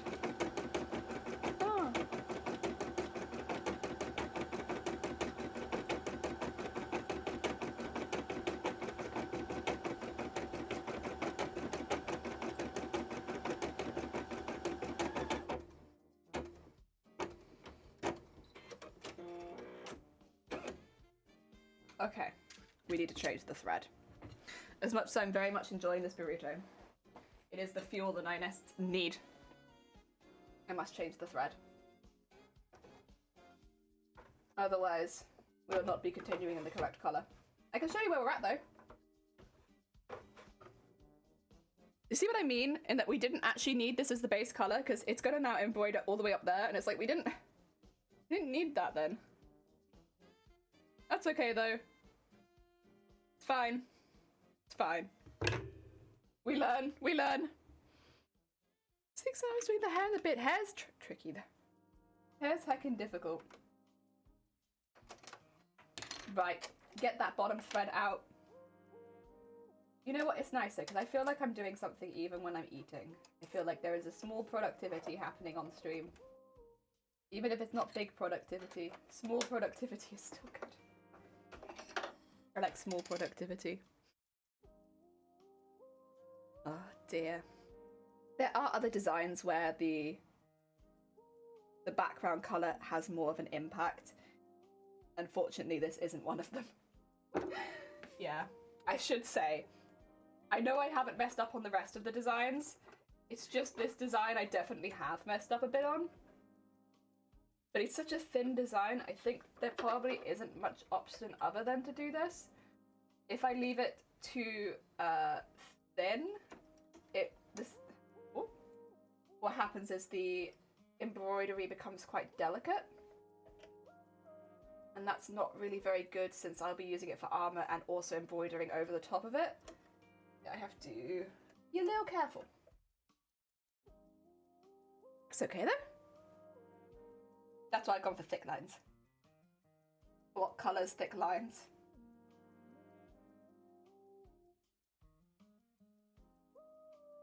There we go. And just make sure that's in there nicely. Ooh, come on, there we go. And grab this one.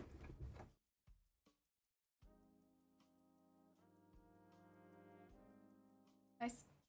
And trim both of these so they're not quite so long. They still need to be quite long. And then, oh, Bonds, welcome on in. I hope you're doing well. I'm just going to set this back up again. Now, pay attention to the fact that I have not changed the tension or anything. Let's see if the machine argues with me. Sometimes it does when I do this, but we might be. Oh yeah! We're having a good day, are we?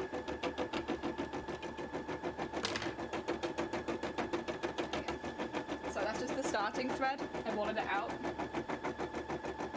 Hey! Good day! Good day! Everyone's having a good day. Thank you, thread. Where the hell did the bobbin go? Oh, there it is. Oh, heck yeah. Right, I can finish my heckin' burrito in peace. Nice. Well done. Heckin' good job, Bean.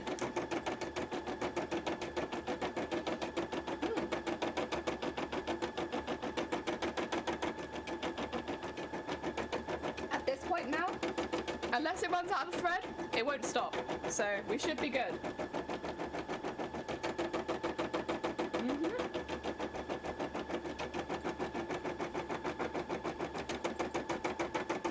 Which is perfect.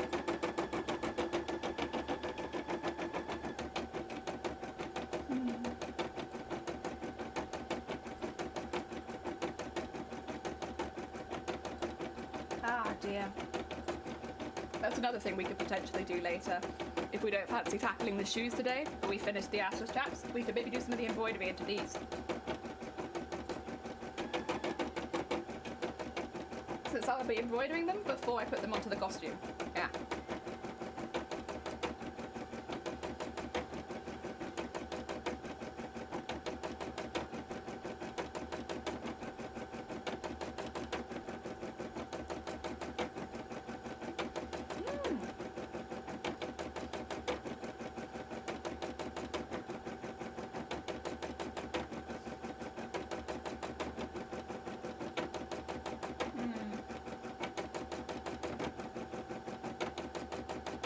Okay, there was a gap there, and I got a bit nervous, but it's alright, I filled it. It's doing very well, to be honest. I shouldn't worry too much.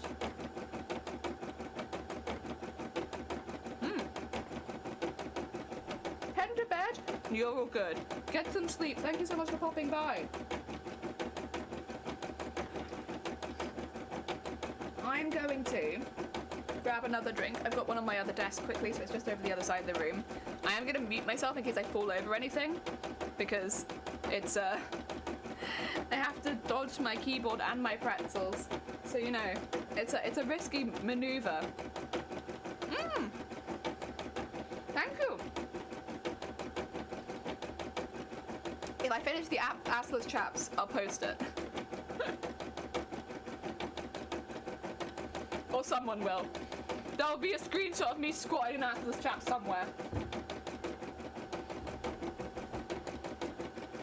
Right, 2 secs, let me mute while I grab a drink.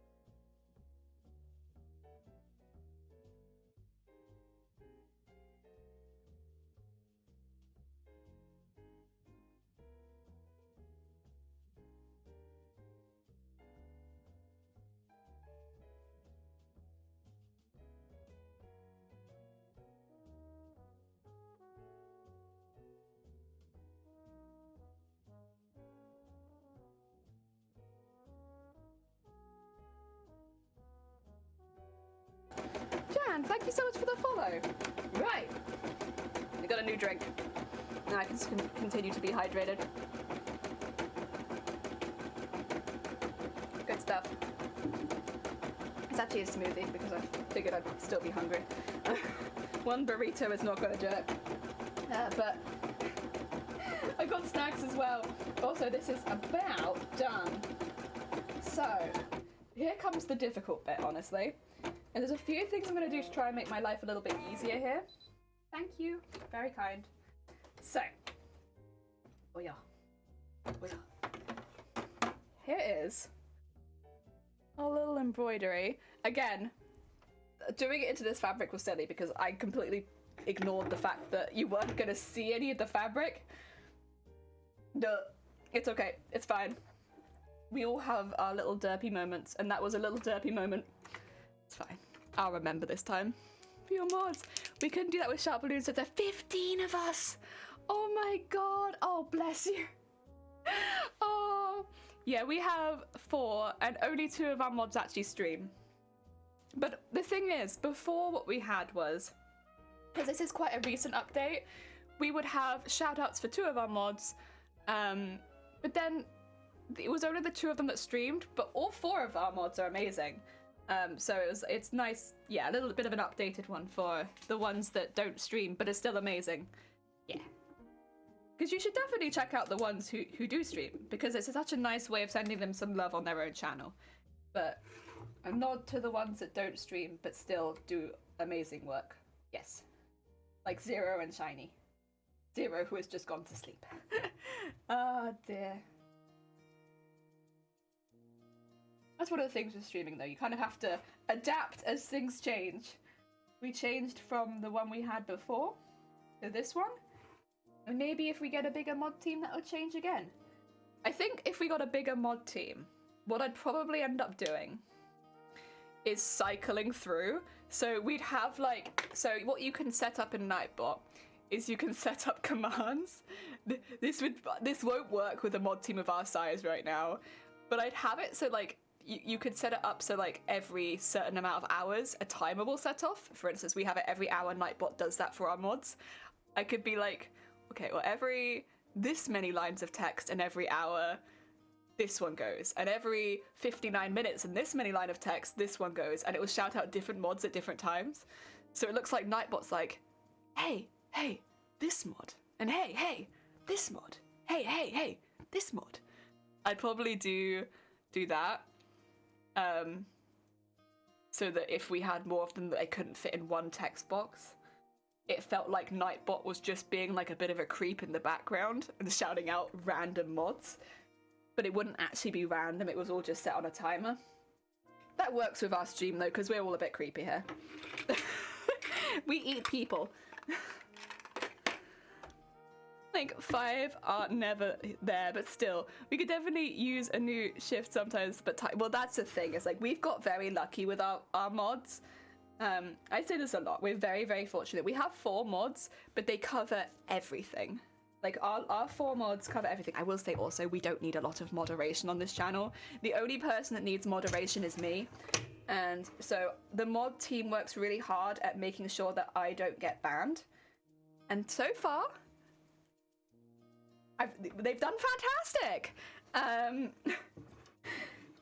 But we have mods at like 3 corners of the earth. So they all cover different time zones. Which has been really, really, really accidental, but really handy. Accidentally handy. Yeah.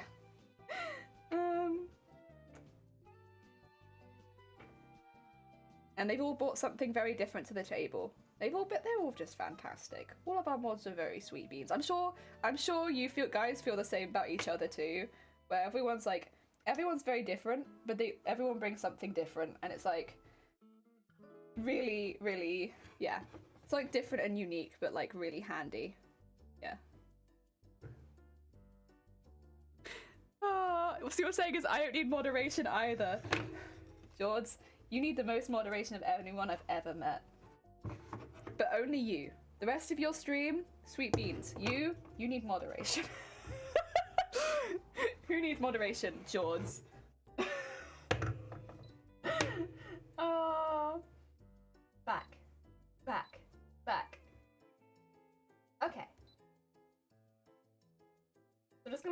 next one. This one needs this one. That.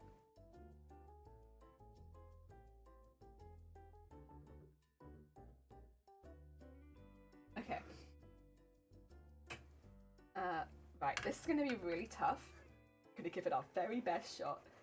I've also got the wrong thread in there, but that's okay, because it doesn't really matter. This is about getting this in the right place.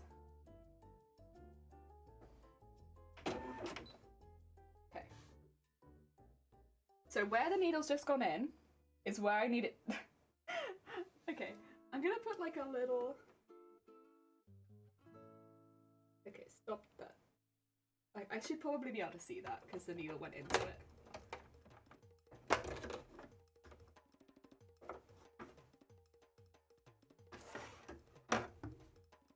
That needs to go to there. We can work that out.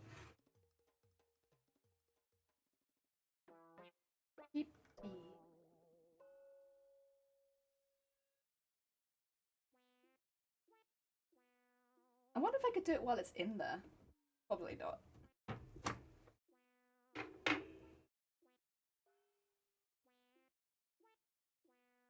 If I... This is not the way of doing it, but if I, say, put that there, and I was like, okay, so I want that to go in, like, there. Okay, that's where I want it to go next. Can I do this while it's in here, or is this like, no, Jelly, stop. Jelly, wrong. The wrong way of doing this. But Jelly could do it like this. No, Jelly, stop. Wrong.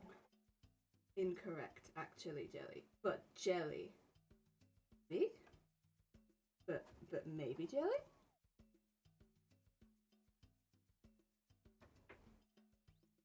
But maybe right here? If I put that in there. Oh yeah. And then get that, I don't know, in here maybe?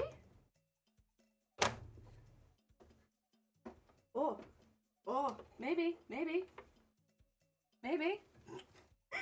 I'm getting very excited over fabric. I'm sorry. Excuse me 2 seconds. I'm just excited over fabric, but I'll stop being excited in a minute, I swear.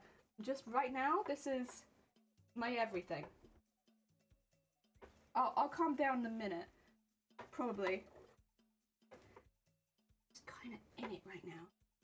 You know? Okay. I don't know if the tension's there is the thing, because... Go over quite a bit. Maybe though. Yeah.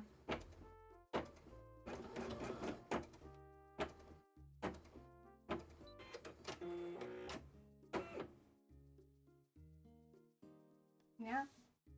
Yeah? Yeah? I think so. There are issues though. The issue is this. Now, how can I fix that? Maybe with a pin?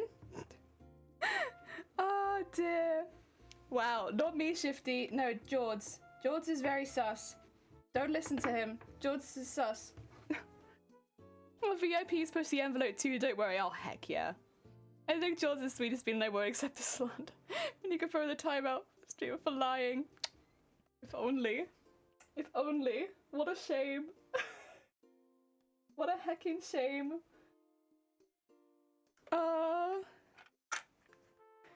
You know what he said, you're right, I need to see some evidence. Online! Piece of paper, draw outline. Oh. You know what? You're heckin' sweet, you smart bean.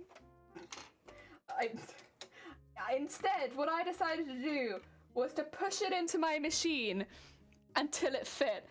But your suggestion is by far smarter.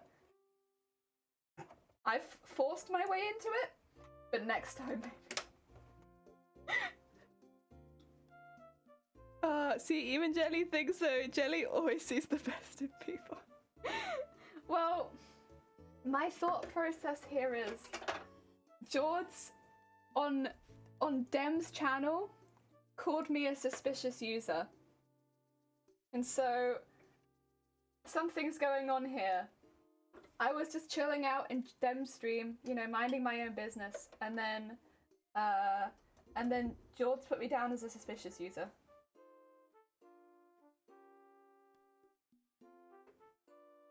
I do like putting nails in walls for small pics. Okay, you're someone who is the precision.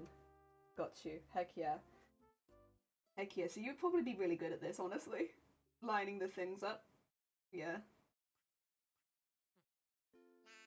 Beep beep beep beep beep beep.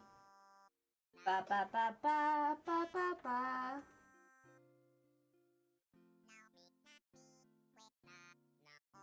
Why is it stuck? What are you stuck on?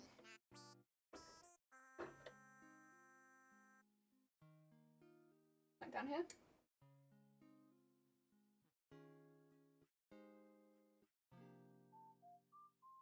Oh, it's at the top. Shoot.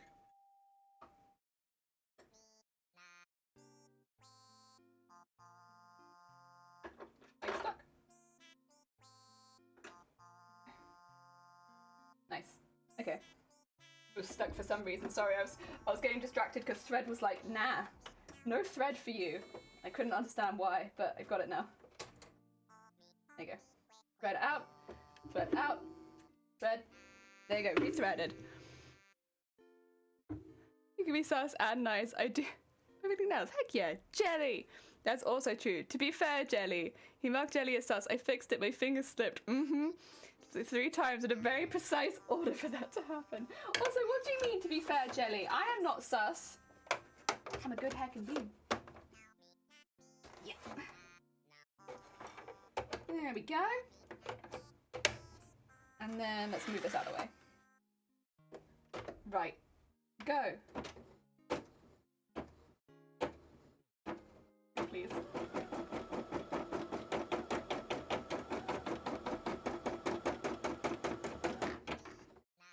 Yay! You're doing great. I'm so proud. Look. Oh no! Stop!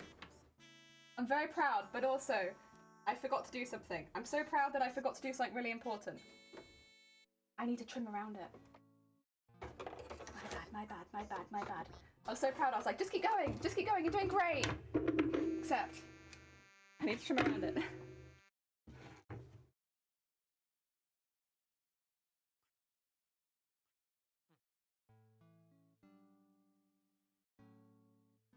That's okay. So this is gonna probably end up being a test piece. For a couple reasons. 1, I could have done better on the join. 2, I used this behind it, which I didn't need to. And 3, I didn't use curtain fabric in it. And I really think it would have been better if I had thickened it up with curtain fabric, considering that it's going to be armor. But test pieces are important. This is an important test piece. You know what? I did it while I ate lunch, so I can't really complain about that. Lunchtime test piece? Yes, please.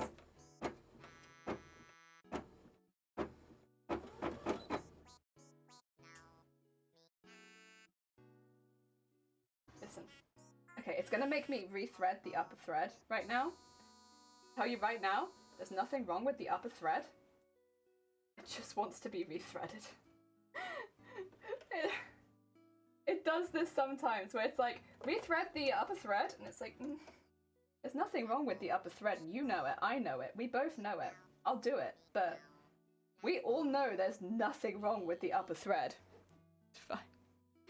You're not sus. Not sus at all. No. Mark's shifty suspicious user. B says, I'm not sus. You were there. Yeah, I know. Poor B. B doesn't know. Okay. There we go. And now I've done it again. Rethreaded it as it asked.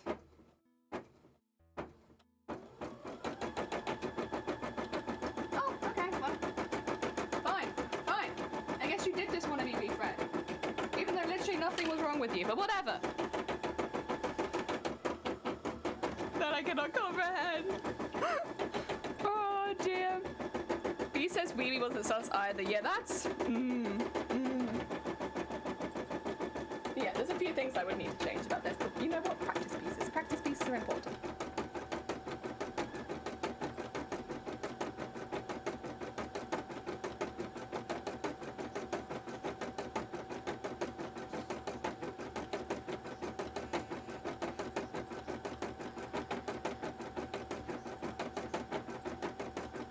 I wonder.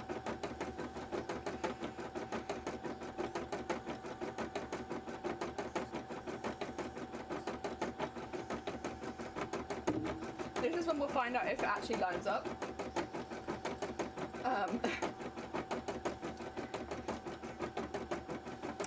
Gah! Lots of drink looks yummy. So it's innocent berries. So it's like a smoothie with lots of berries in it. It's really yummy.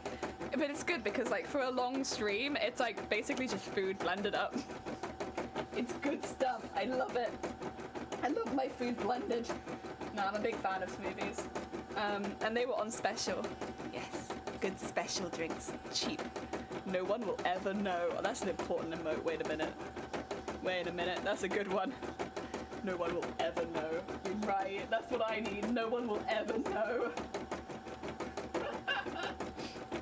Everything I make is a mistake for sewing. No one will ever know. We'll hide it with sequins, and it will be a complete secret to everyone. Speaking of sequins, I can probably get along with my sewing while this is going on. Why are you angry? Why are you angry? Why are you angry? Hey. That looks pretty good. Pretty good. Not bad. I need to redo the threads, but you know what? It's pretty seamless, and I think it would be a pretty strong connection.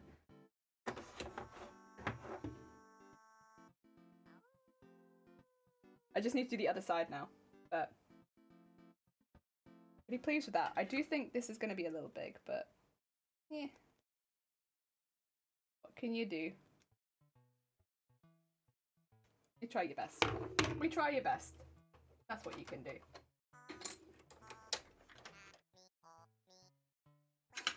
One thing I really like about my embroidery machine is that the top of the thread cover is not see-through. I can see that very clearly on my desk, and I know that I've not lost it. It's so nice. The see-through ones I could like completely see-through, pain in the ass. I always lose those. Ooh. There we go. Put that there.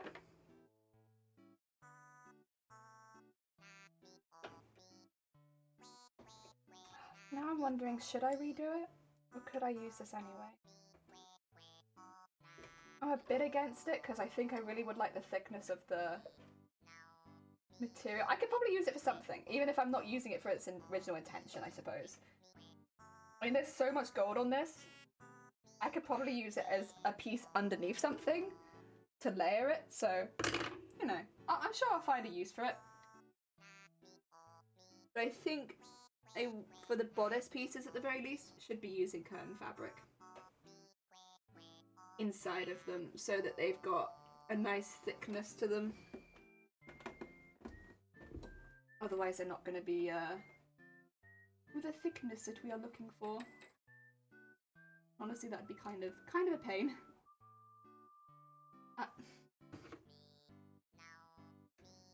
There you go. Right, you can finish that off now. And into there. There you go. Good body finish. Off you go. Oh yeah, I should probably trim that, huh? Ooh, that goes long. There we go. Trimmed! Okay. Back to beading. I can continue that while it's doing that in the background, see? probably just do the one of these for now, as far as the embroidery pieces go, because I think I really want to focus on the pants. But it was nice to have it going while I was having my lunch. Heck yeah. Oh, did the music stop? Is it time for the next OST? It is! It's okay. I've got some OSTs I can use.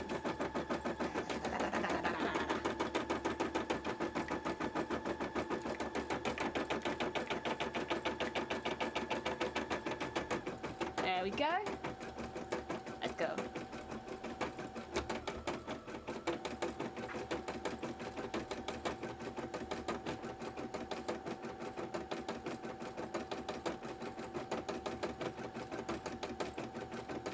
I can't really grab that. Should I grab that thread? Nah, too close to the needle. Bit risky. Won't bother. It's gonna feel really quiet when the machine isn't running now though. This happens every time the embroidery machine stops. I'm like, oh my god. So quiet. So heckin' quiet in here now.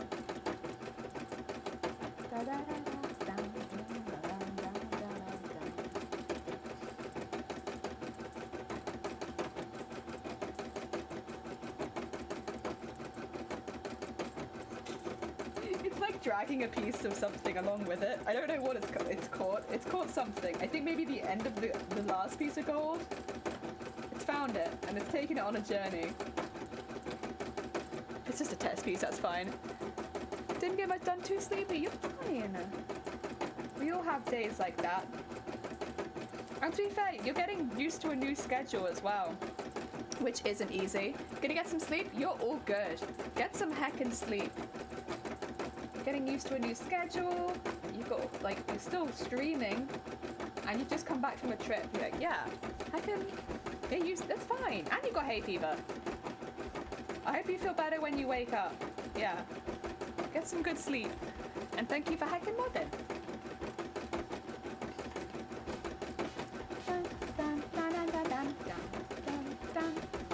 I mean, we're a pretty chill stream here, to be fair.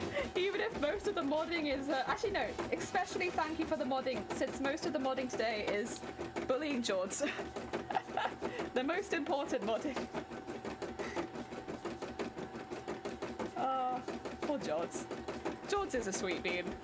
And thank you for the horns, eh? Jords.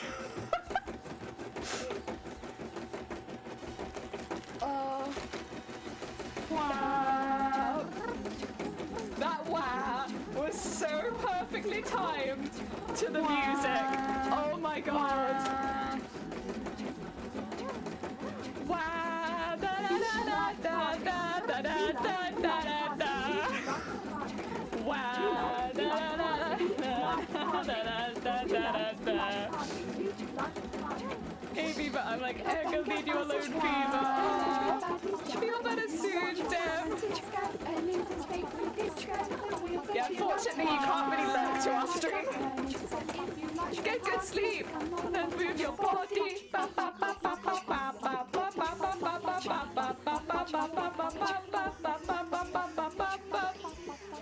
Oh God, thank you for the party, Tom. Oh God, Kaya, welcome on in. Oh, and it's finished. I hope you're having a good day. Welcome, welcome, welcome.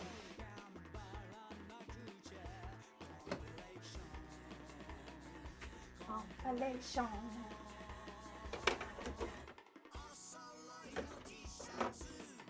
Hey.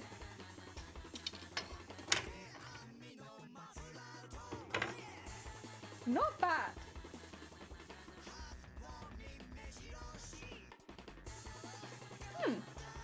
But very thin. And that's my concern with it, is it's really thin.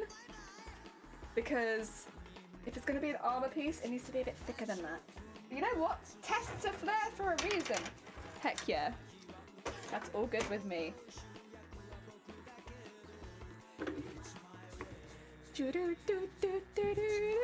Suddenly chaos.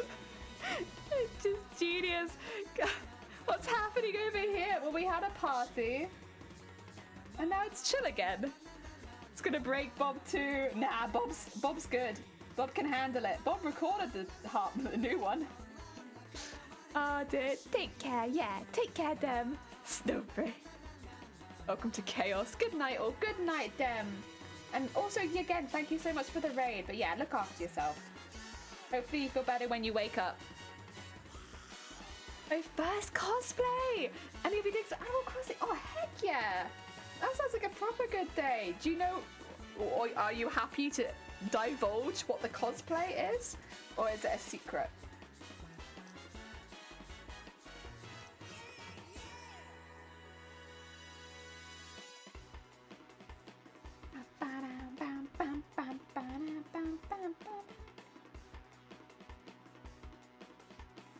Oh dear. You can tell us! What is it? Yeah, it's heckin' cool. Mari Damasi. Dun dun dun dun dun dun dun dun dun dun.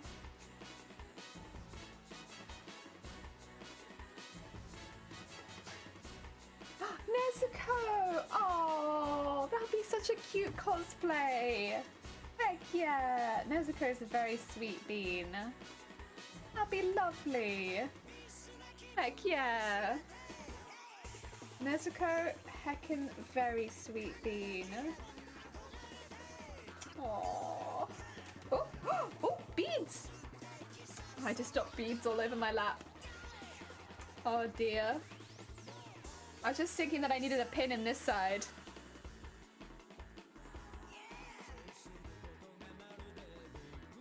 Since it's getting a little bit more difficult to hold it down, I should probably put a pin in it, and then instead I was like, I'll just flick beads all over the floor. The Hoover's gonna love that. I need it to be straight there. Da da da da da da da da da da da.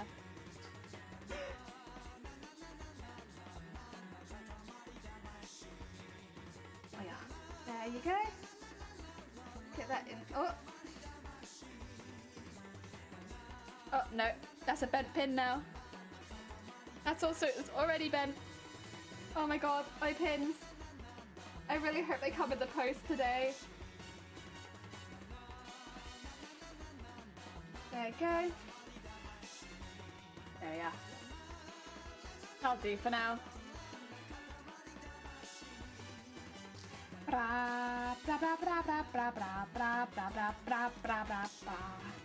Alright, so do the beads in, and then we have to go up to here and put in a really big bead. So this is one of the beads that would normally be more expensive, but a little place in the UK called Hobbycraft has something called bead pick and mix, and I do this a lot. I did this way before I'd even planned this cosplay.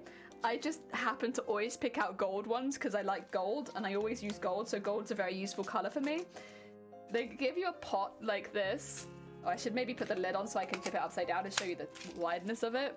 Like this. And you can fill your pot with whatever beads you want, and that's your bead pot, and it's bead pick and mix, and I love it. And they don't do it at every Hobbycraft, but they do it at quite a few of them. And yeah, it's a really easy way of getting some like higher quality beads at a cheaper price. You just ram them in there like you would with any pick and mix, and it's good price for money. Oh dear Sleepy, welcome on in. I hope you're having a good day. Hiya. What did I walk into? You walked into, I don't know, do you have Hobbycraft? We walked into talking about bead pick and mix. Yeah, it's really good. It's a really easy way of getting some stuff just a little bit cheaper, because like the price of this is the same price as all of my glass beads, which is kind of crazy. Hobbycraft, the name of a store? Yeah, it is. It's a chain of stores.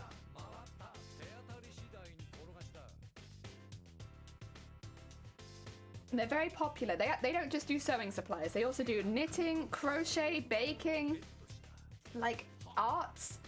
They do model making.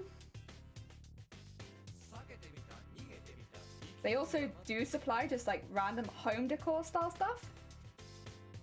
So like a lot of crafts you can think of, they'll supply the stuff for it. It's pretty good. It's pretty good. Clever, yeah. And they're a very big chain, yeah, over here, at least in the UK. A lot of crafters are a big fan of Hobbycraft because it's like, it's an easy way of getting hold of the stuff you need for your stuff. I will say fabric-wise, they're better for the accessories and maybe unless you do quilting, and then they're going to be great for you because they do so many fat quarters. But they don't do as much fabric by the meter, they do more fat quarters. That's alright though. It's still great. Ah, dear. Testing! Dilly, hey, hi, Testing! How goes it? I hope you're doing well. Welcome on in. Ah, dear. I got Joanne's. Yeah, I've heard Joanne's is really good. We don't have Joanne's over here, but I've heard Joanne's is really, really good for fabric. Like, whenever I watch American streamers, not streamers, American, well, yeah, streamers, but you also, like, on YouTube, when they do, like, crafting stuff, they're like, I got this from Joanne's, and it's like, oh, it's normally really nice. Yeah. I don't know I've ever seen beads, but there's a massive store, and I tend to spin straight to the fabric section. Oh, dear. Beads is honestly, like, a little bit more difficult to get here, too. But that's, yeah, Hobbycrafters beads good. Otherwise, you need, like, a small haberdashery for beads, normally. Like a small local one. Like, there aren't a lot of just bead stores. Buttons are a lot more common. A lot of buttons.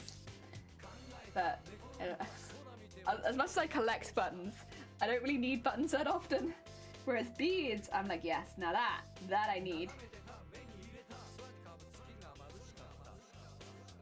But then I do wonder, like, I guess buttons you can use a lot more and they're a lot more versatile, whereas beads, unless you're making jewelry, yeah, maybe a little less versatile. Oh, there you go. We're getting there. We just need to go from there to there now. Almost there. If I go to a place that has a Joanne's, like a country that has Joanne's, I might do like a little pit stop there. Because not to buy too much. I just kind of want to see what everyone's talking about when they say they've been to Joanne's. I want to experience that, you know? Because everyone says it's very good, and I'd like to have that experience. Everyone says it's a very good fabric store. I'll be honest, I tried to go on the online website once, but I had a lot of issues with it. It wasn't really running very well. I mean, I can't really say much. Like, it's kind of like that with a lot of online fabric stores in this country too. But oh, I got a bit far actually.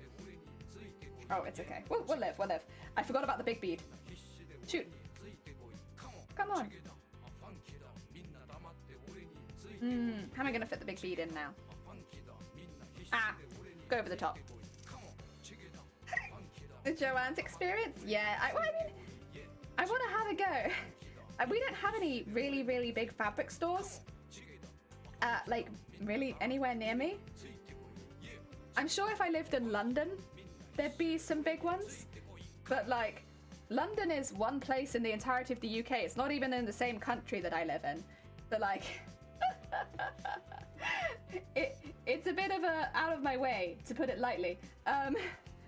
So I'd like to go see like a really, really big fabric shop, you know?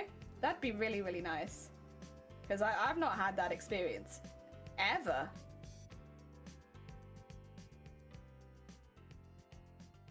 Because there just aren't really a lot of really, really big fabric shops.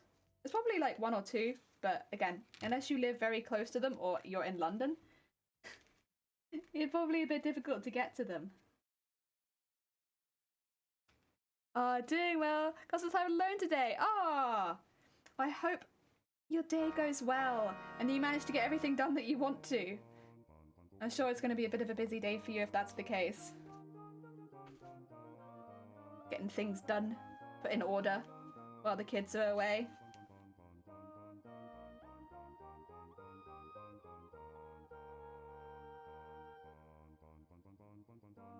Oh yeah.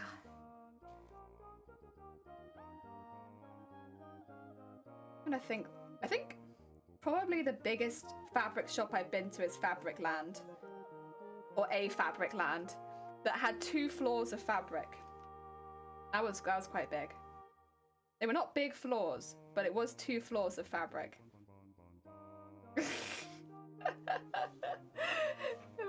I've seen pictures of fabric stores where you're just like wandering through aisles of fabric and stuff like that. I'm like, where are these fabric stores? I want to go to these. Like, look at them. Look at all the aisles of fabric. Like, where do they get all this fabric? That's more fabric than I've seen in my entire life. Sadly, it's only like 2 hours, but yes, gonna try to be productive, hence my luck. That's all good. Thank you so much for the lurk.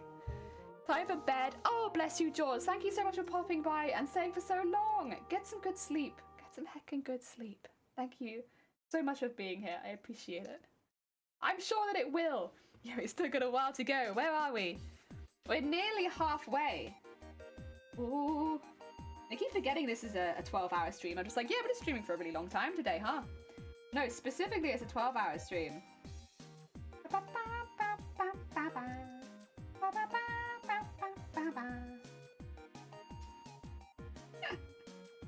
Oh dear.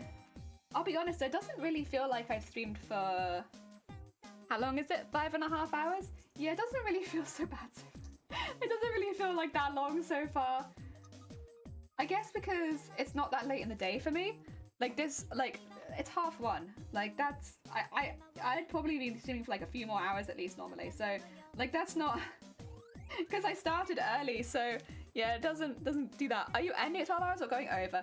I'm probably gonna aim to end at about 12 hours. Like not go too much over. Like of course, if I'm in the middle of sewing something, I'll finish that thing that I'm sewing. It's not gonna hit 12 hours. I'm gonna be like right, goodbye.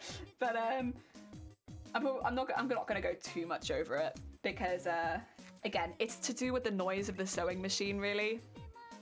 Like, if I have to use a sewing machine at all, it's a bit loud, it is. And I don't want to bother the neighbours more than I already do.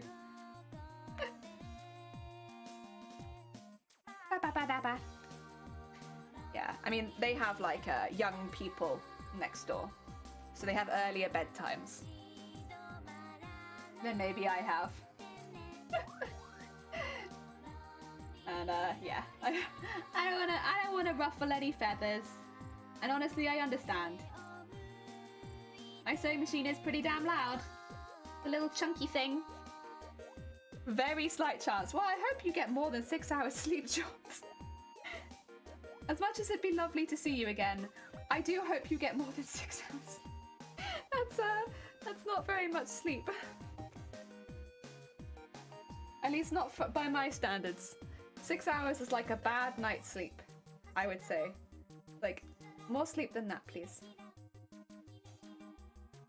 I don't think I would survive on yours and Dem's schedule. I think within the first week I would expire. I'd be like, I'm sorry guys, goodbye. I would be dead. Because of, sleep. I'm a very sleepy person, so... If I don't get my sleep, I don't function. Okay, let's tie this off. And then sew it back into the costume.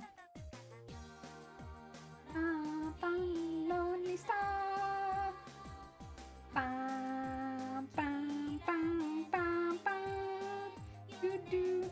Bam, bam. Lonely star. Bam, bam, bam, bam. That's a minimum for a decent night's sleep for me. Yeah, I can't. It's not very much. It's too little. First day at work for the week, so I have to not get too much sleep for the first night. Oh, I see. Oh, heck. Heck.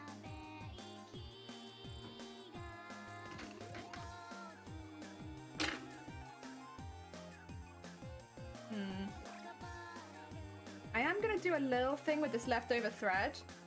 Try and make this look a little neater. It's not really necessary, but it's kind of bothering me. I'm gonna try and pull some of these in so they stay in a bit further. It's very unnecessary, honestly. Oh dear.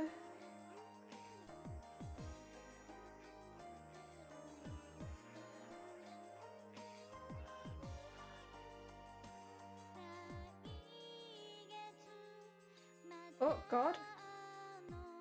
I want to do a thing, but my thread's like, no, not that thing. Please, thread. There you go. Oh, no, still no. Lonely Rolling Star. Ah, it's such a good song. I think this might be my favorite. Yeah, I think. It's so good. I mean, the whole Katamari OST is fantastic, of course, but...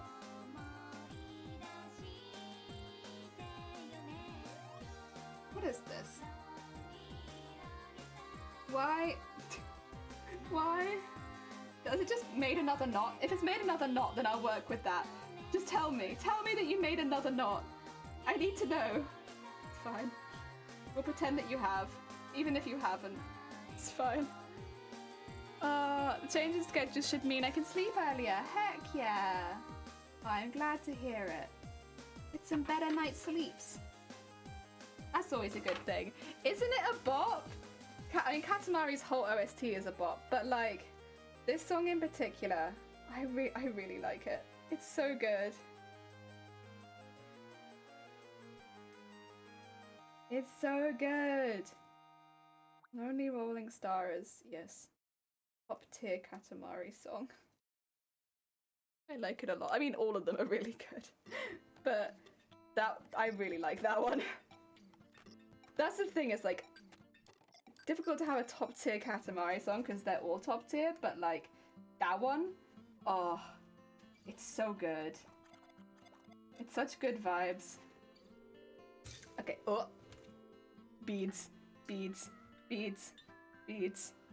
Move the beads. There we go. Yeah, I just wanted to do like a little stitch which pulled that one in a bit so that it wouldn't be so noticeable that I'd accidentally put some beads where they weren't meant to be.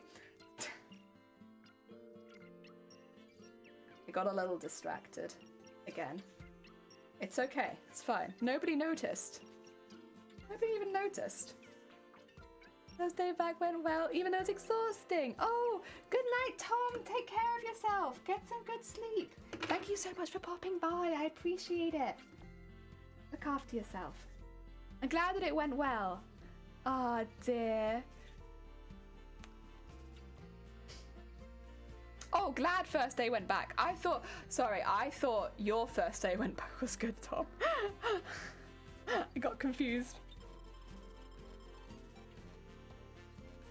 Yeah, you're right. I misread it. I was like, I'm not sure where Tom's going, but I'm glad their first day was good.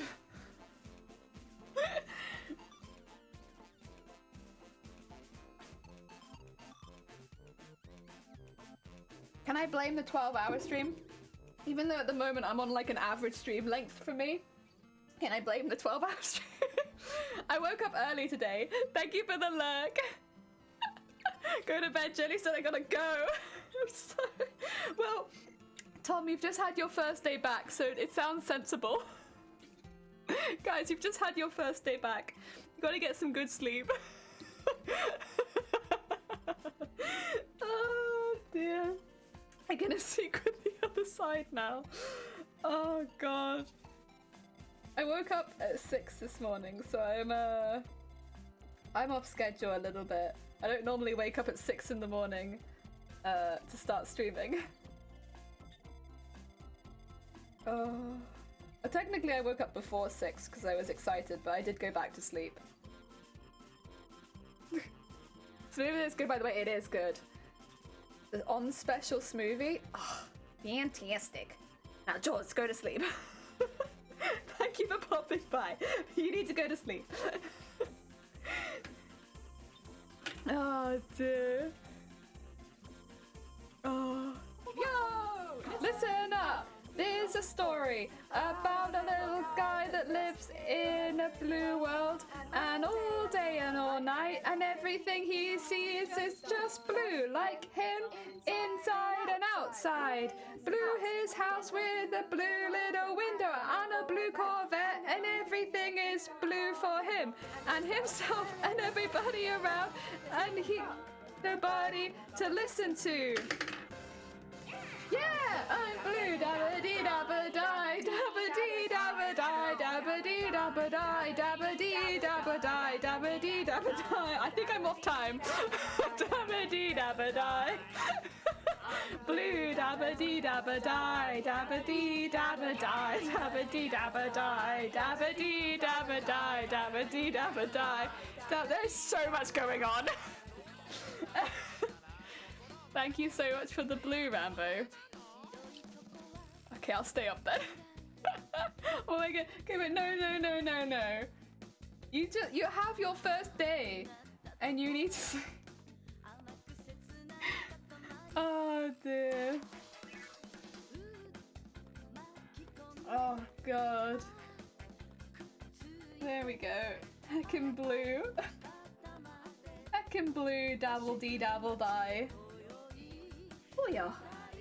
Very nice. Right, let's get some sequins in, shall we? So on the other side, we're not tucking the sequins in under the bias tape. We're going to be putting them over the top. It's just much easier. This bit much better. Heck yeah. So blue. I've lost that sequin. Where'd it go? It's fine. It's gone. Now I can lick my finger in peace. Because now I'm meant to be licking my finger. Finally. A reason to lick my finger. I've been waiting. Oh dear. So that was fun. Yeah. A little bit of blue. A little bit of blue.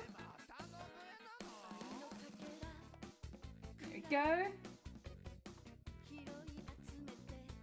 And through there. So this is doing two jobs. First of all, getting some beautiful, beautiful sequins onto cosplay. But second of all, it's actually sewing the bias tape down so that we don't have to worry about the bias tape flicking up anymore. Yeah, dual purpose.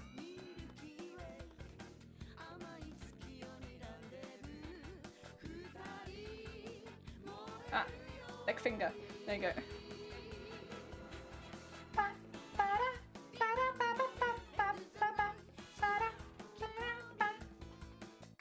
This is another reason I can't stream really past 8, because I just yell whenever I like the music. I mean, the music is a bop though.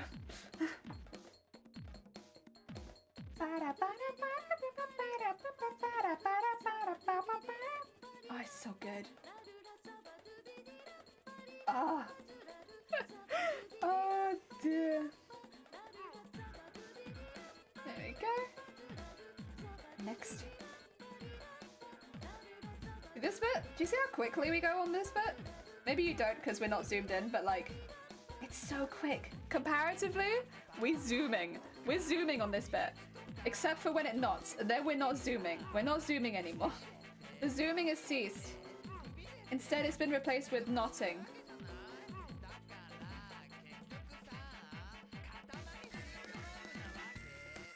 There you go. Okay. No more knotting. I'm going straight towards the balloons, but that's okay. Yeah. Nice. Thread is long, so thread will not. That's alright. Also, I've got my pins done backwards, but I think we'll avoid them, so yeah, that's fine.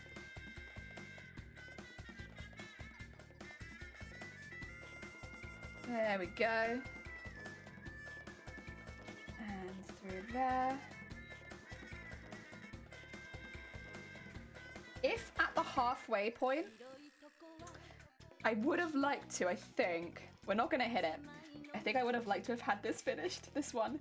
The other one, it's fine. I really want to get the chaps finished, see. I have a heckin' goal for today's stream. I want these chaps done.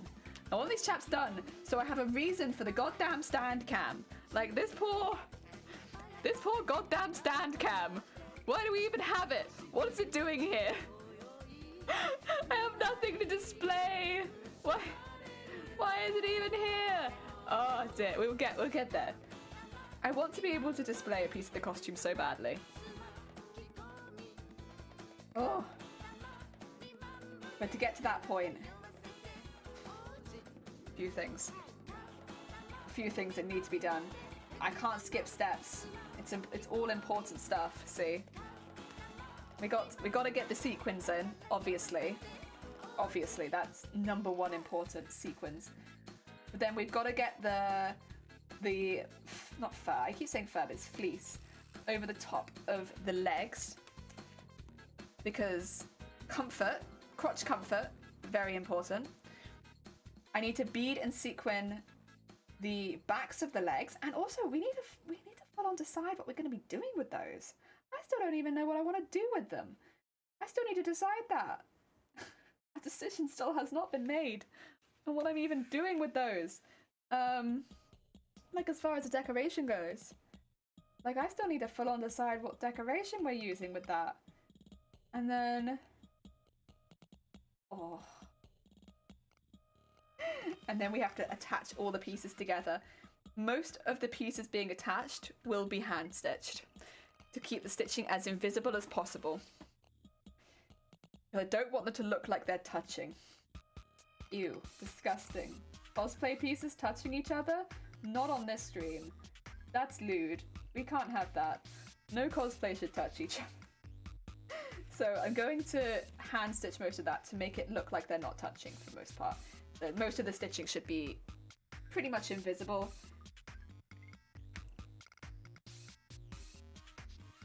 Oh, what's happened here?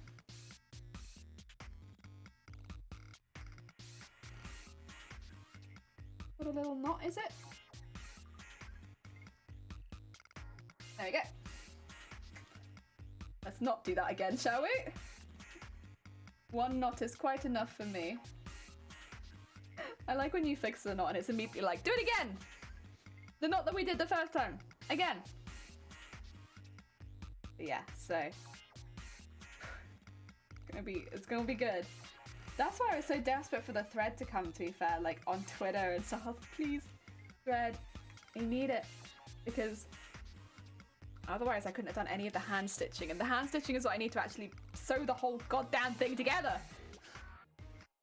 Can't be using my machine for that. There we go. Now I remember this time. The first line of stitching is when we put the big beads into this. So we get up to... do we need another one? Or are we good? I'll do one more.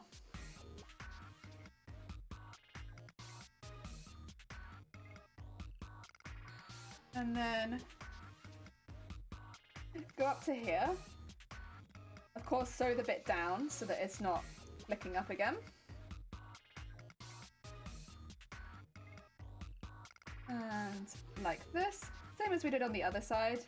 But then we'll go over it in the bead this time rather than going back and doing the bead, because I did that last time. It was not correct.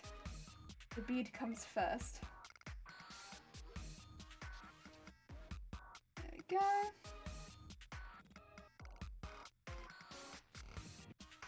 And fine, put that there. Okay. I think I'll take this one out now. Yes. Very nice. And then get one of these and put it about there. Still have to go through the whole thingy of getting it sewn in, but yeah, otherwise it does the same thing as I accidentally did with the beads on the other side, but it kind of crushes the sequin. It's not ideal. Not ideal. Not quite what I'm looking for. Not looking to sew things in that immediately crush the hard work that I've done. There we go. I'm going to sew this one in entirely, and then I'll just, when I go back to sew it, I'll just skip over this bit. There we go. Make sure it's all nice and tight. And then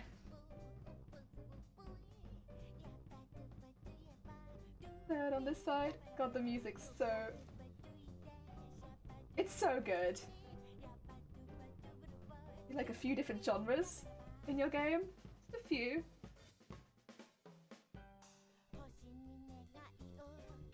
Yeah?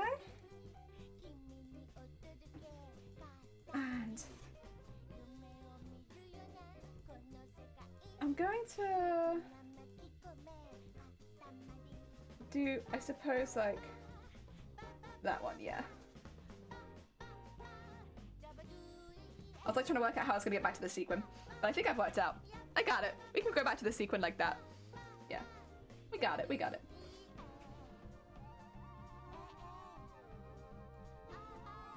There we go. And now sew the sequins over the top.